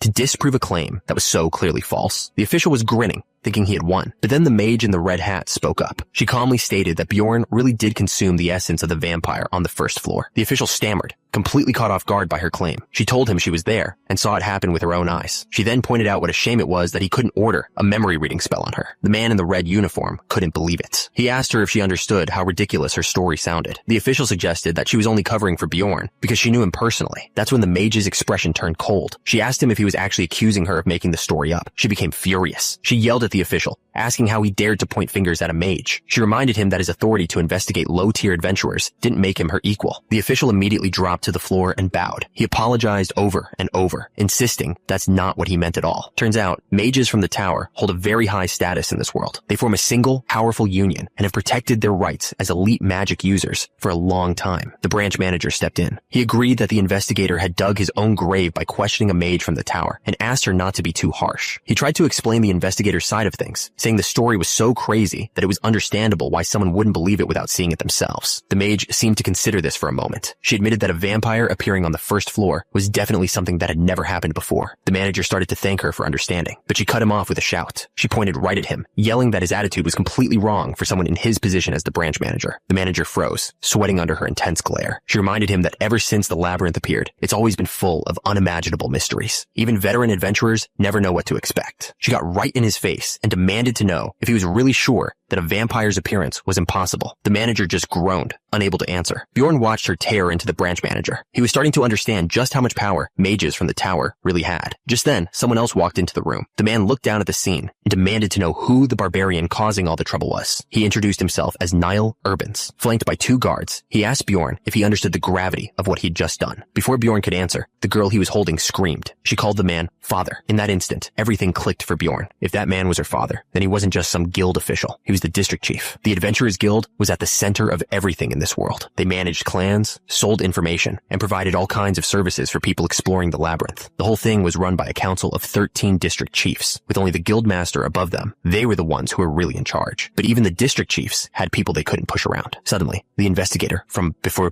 was thrown hard to the floor. He looked up, completely confused. A well-dressed man stood over him with 2 guards, saying he heard they were looking for someone. The branch manager's eyes went wide. He knew exactly who they were talking about. Bjorn stepped forward, looming over the investigator. He called him by his full name, Hartz Young of the Crystal Union. Then he accused him directly of giving a false testimony about the message stone. Hartz tried to deny it, but before he could finish his sentence, a hand crackling with energy grabbed his face. The mage's hand crackled with energy as she held it to Hartz's face. She declared that he wasn't speaking truthfully. The district chief's voice boomed across the room. He announced that a mage from the tower had just verified it, so Hartz couldn't deny it anymore. The branch manager quickly tried to sweep everything under the rug. He turned to Bjorn, told him he was innocent, and said he was free to go. But Bjorn wasn't leaving. He grabbed Hartz and lifted him into the air, demanding to know what was going to happen to him now. The chief explained that for giving a false testimony, Hartz would be interrogated as a suspect. If found guilty, he would face the ultimate penalty. He then suggested that Bjorn should do the same to the clan Hartz was associated with. Bjorn agreed, saying the Crystal Union had been causing trouble for a while. The chief wasn't done cleaning house. He told the investigator, who had questioned Bjorn, that he was being removed from his duty. The man panicked, insisting he was just following protocol. The chief's voice turned ice cold. He asked if the man was implying the guild was incompetent. Then he promised that every single case the investigator had ever worked on would be put under intense review. The chief's reflection in the man's glasses was cold. He promised that if they found even a hint of corruption in his past cases, he would pay dearly. The investigator was sweating, knowing his career was over. As the guards led the others away, the branch manager turned his attention back to Bjorn. He smiled, saying it was time to discuss compensation for the whole mess.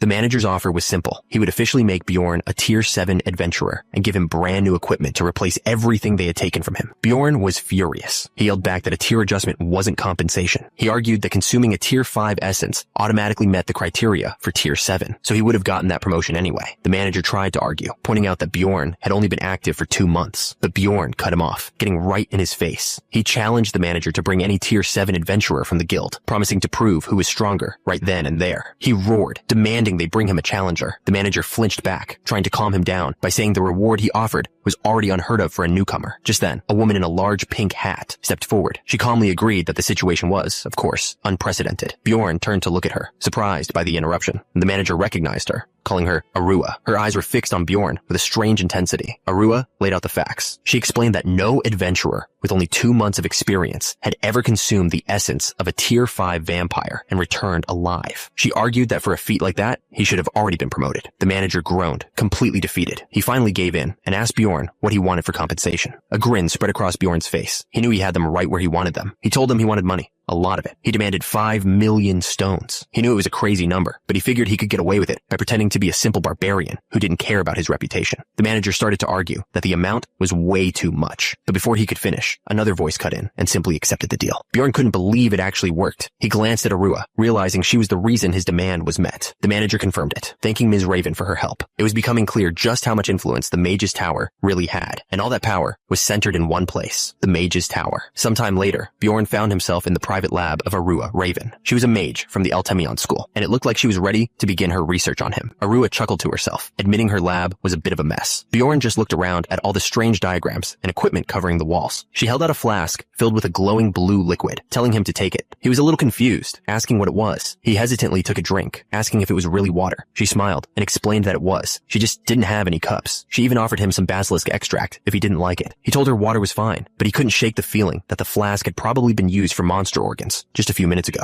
After drinking, he sat down and got straight to the point, asking why she had called him all the way out here. She just laughed and reminded him that he had agreed to do her a favor. He suddenly remembered his promise. He'd only said that because he was running out of time back at the guild. Still, he figured it wouldn't hurt to have a connection with a powerful mage. He reminded her that he would only help if her request was actually possible. She assured him it was nothing outrageous and started to explain what she wanted. She finally told him what she wanted. She demanded exclusive rights to research the essence he had consumed in the rift. She tried to sell him on the idea, saying he'd benefit from it too. But Bjorn saw the real reason in her eyes. It was pure, genuine curiosity about the unknown. He had to admit she had a point. The whole thing was weird. A vampire lord showing up as the guardian of the rift was so rare. He'd never seen it happen in all his time playing the game. Still, her excitement was a little much. He wondered if all mages were this crazy about research. Either way, he figured the deal wasn't a bad one for him. But then, something clicked. He suddenly remembered what she'd said back at the branch office when they were signing the papers. He recalled her making them all agree not to tell anyone else about what had happened. She had specifically requested insisted that they not keep any record of the fact that he had consumed the vampire's essence. At the time, he honestly thought she was doing it for his sake. He even felt grateful. Arua looked a little nervous, trying to figure out how to explain herself, but Bjorn didn't need an explanation. He finally understood why she'd done it. She laid out her terms. She wanted to study him for 3 hours a week for about 6 months. Bjorn immediately refused. He said 6 months was too long, offering 3 instead, and demanded to see the research results. Arua tried to pressure him, reminding him that she saved his life and got him a huge payout. She looked surprised by his firmness. Bjorn explained that while he was grateful for her help, this was a completely different matter.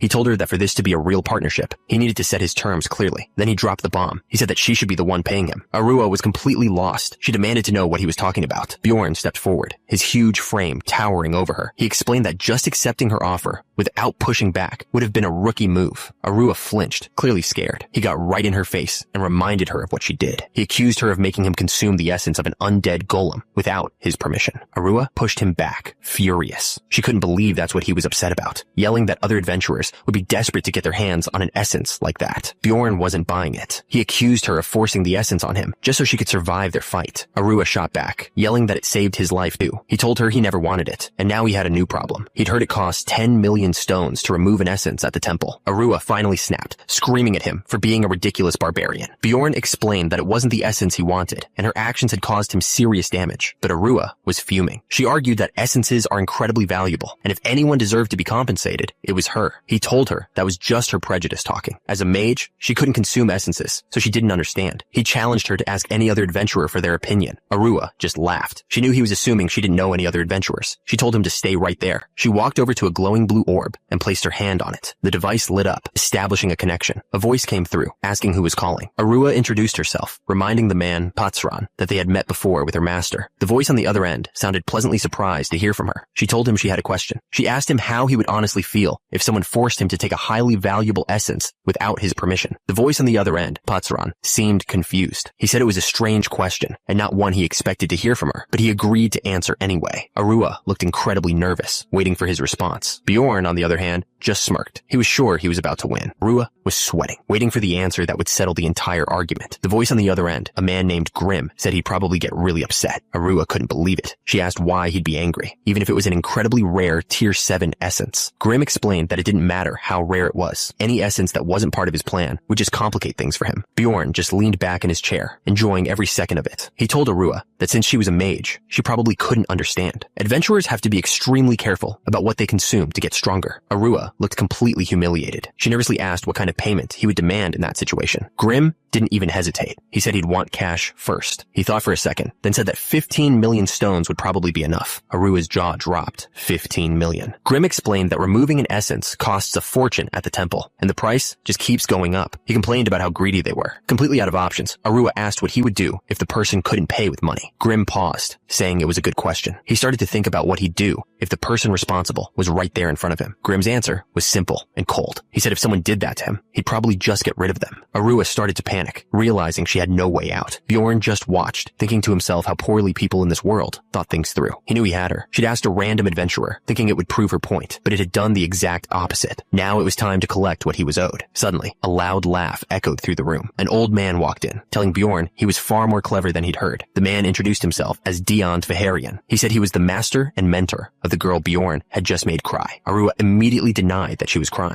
Bjorn's mind raced. He knew that name. Dayan was the leader of the School of Altemian, a group that controlled 5 entire floors of the tower. This man was one of the most powerful people in the city. Dayan just smiled. He told them he had thoroughly enjoyed their little conversation. Arua couldn't believe it. She yelled that she had cast soundproof magic. Dayan just shook his head and told her she needed to practice more. He said her spell was full of holes he could easily get through. Dayan explained that he couldn't help but be curious. It was the first time his apprentice had ever brought a man to her lab, especially a living barbarian. Bjorn was confused by that last part. Dayan's tone turned dark. He said that most of the barbarians they see are either dead or they just get their hearts. The old mage just smiled, looming over him. Bjorn didn't even flinch. Then Dayan started to chuckle. He burst out laughing, telling Bjorn it was just a joke and not to look so serious. Bjorn thought to himself that mages had a weird sense of humor. Bjorn decided to play along. He said he was a cultured barbarian who could blend in, and then purposely got the mage's name wrong. He grabbed Dayan and got right in his face. He said he'd return the favor with some barbarian humor, yelling that he wanted to crack the old man's skull open. Dayan man looked completely stunned. Then Bjorn started laughing. He told the old man it was just a joke and that he should laugh along with him, calling him Snowbeard. Dayan was completely stunned. Bjorn mocked him, pointing out that apparently it's okay to say the most ridiculous things as long as you claim it's just a joke. Then Bjorn started laughing and patting the old mage on the head. In the background, Arua was freaking out, thinking he had completely lost his mind. Bjorn pretended to think about apologizing for a second, but then Dayan just burst out laughing. He admitted that Bjorn was far more interesting than he'd ever expected. Dayan said he wasn't like other sensitive mages. He was actually impressed that Bjorn had the insides to take his joke and throw it right back in his face. The old mage decided he was feeling generous. He brought up the 10 million stones Bjorn had been demanding and offered him something else instead. He opened a small red box, revealing a golden ring with a purple stone. He called it the Ring of Frost Spirit. Bjorn's eyes went wide. He knew this was a numbered item. They were legendary treasures dropped by the strongest monsters, and each one had a unique, incredible power. He couldn't understand why anyone would just hand over something so valuable. Dayan smiled and told him it was the perfect item for him. It had the power to seal and suppress one of the essences the wearer had consumed. Dayan explained that the ring would help suppress the undead golem essence, but as Bjorn listened, he realized the old mage had no idea about the ring's hidden feature, so he accepted the deal. As he was leaving, Arua shouted after him, reminding him he had to show up to her lab twice a week for research. Bjorn just agreed and kept walking. She watched him go, worried that he wouldn't actually keep his promise. Arua went back to her master and apologized for causing so much trouble, but Dayan just waved it off, telling her the ring was useless to them anyway, and he couldn't find a buyer. He laughed, saying the ring was only worth about 1 million stones. He was sure the dumb barbarian would be furious when he found out he'd been tricked, but Bjorn wasn't tricked at all. He thought about how mages were supposed to be the smartest people around, yet even Arua didn't know how to get a legendary item. This led him to a conclusion. Turns out, even the most powerful mages were just beginners compared to someone who had mastered the game. He grinned, absolutely certain they had no idea what the Ring of Frost Spirit was really worth. Later, Bjorn went back to his inn. The innkeeper's eyes went wide when he saw him, yelling that he thought Bjorn was dead. The man explained he'd already removed everything from the room. When Bjorn demanded to know what he did with his belongings, the innkeeper admitted he threw everything out. Bjorn was furious. He reminded the man he'd paid for a full week in advance. The terrified innkeeper immediately apologized and promised to pay for all the losses. He clenched his fist, thinking about how easy it would be to just beat the guy up, but then he stopped. He wondered since when his first reaction to a problem was violence. He remembered being perfectly calm when the man next to him was executed. It was the same when he took his first life. Even though the guy deserved it, he found it surprisingly easy to do, and he barely thought twice before breaking out of prison. He was definitely changing. He thought back to all the things he'd done. He hadn't hesitated at all. Even that stupid argument he got into at the tower, that wasn't something his old self, Hansu Lee, would have ever done. At first, he thought the change was just because of the crazy situation he was in, but over time, a suspicion grew, and now he was pretty sure he knew the real reason. Just like how his barbarian instincts took over in a fight, he realized his mind was being taken over by a savage beast. He had to ask himself, was he slowly becoming a barbarian from the inside out? But he supposed it was better this way. It was probably necessary to survive in this world. With that settled, he turned back to the innkeeper. He told him 30,000 stones, and he'd let the whole thing slide. The innkeeper couldn't believe it. He slammed his hand on the counter, yelling that 30,000 stones for a few useless items was completely insane. The innkeeper started sweating, completely caught off guard. He stammered, trying to figure out what to say. Bjorn leaned over the counter, his voice low and dangerous. He reminded the man that he'd just claimed to have thrown everything away. Turns out, the innkeeper paid up. Bjorn used the money to move into a much nicer room. It was twice as expensive, but for the first time, he felt like he was actually living. He finally had a room with a window, and even his own private bathtub. Lying in bed, he realized he needed to meet up with Einar to split the loot from their last adventure. The next day, he headed over to the Angry Rhino Inn. As soon as he arrived, Einar shouted his name. She ran and threw her arms around him, telling him she knew he'd come back safe. Bjorn just told her he'd run into a few problems. She pulled back and asked if he'd heard the news. Bjorn had no idea what she was talking about. Einar explained that the whole city was talking about a hero they were calling the Barbarian of Liberty. Bjorn's face dropped. He realized they were talking about him. He nervously asked Einar if she knew the warrior's name. The man scratched his head and said that, strangely, nobody seemed to know the hero's name. Bjorn let out a quiet sigh of relief. The guild had kept their promise. Another warrior shouted with pride, boasting about how their clan brother single-handedly crushed hundreds of enemies before being proven innocent. The crowd was in a frenzy, celebrating the hero who freed all the prisoners. Bjorn watched them, worried. He never expected the rumors to spread this fast. After that, they headed to a new part of the city called Kommelby. Einar was amazed, saying it was her first time there. Turns out, Kommelby was a rich area that surrounded the royal capital. It was full of shops and artisans, a place where the middle and upper class lived. Some even called it the free market. They found a spot on the street, and Bjorn handed Einar her share of the money. He explained that he'd sold all the extra gear from the plunderers, making about 800,000 stones. He handed Einar a bag with 300,000 stones. She couldn't believe how much it was, but he insisted she take it, telling her she'd earned every bit. Einar was grateful, but But then she saw something that completely amazed her. She pointed to a street vendor and yelled that people were eating clouds on a stick. Bjorn recognized it immediately. He couldn't believe they had cotton candy here. She was completely mesmerized. They sat down to eat, and Einar couldn't stop talking about how smart humans were to invent something so amazing. She was just so happy to be able to spend the money she earned. Bjorn watched her, amused. He joked to himself that cotton candy was like a new currency for her. He told her to eat before the rest of their food got cold. Einar looked up from her food and thanked him again. But this time, it was for treating her the same as before. Bjorn was a little taken aback. She explained that ever since her appearance changed, her own clan members had been avoiding her. They didn't see her as a warrior anymore, and that wasn't the only problem. Now, human men were constantly asking her out on dates, something she'd never experienced before. She felt like she had lost her identity, crying out about what she had become. She slammed her fist on the table, looking at Bjorn with desperate eyes. She asked him if she was ugly now. Bjorn was completely lost. He had no idea how to even answer a question like that. But before he could say anything, Einar suddenly yelled that she'd made her decision. She told him she didn't deserve to go into the labyrinth with him ever again. He couldn't believe what he was hearing. He yelled back, demanding to know what on earth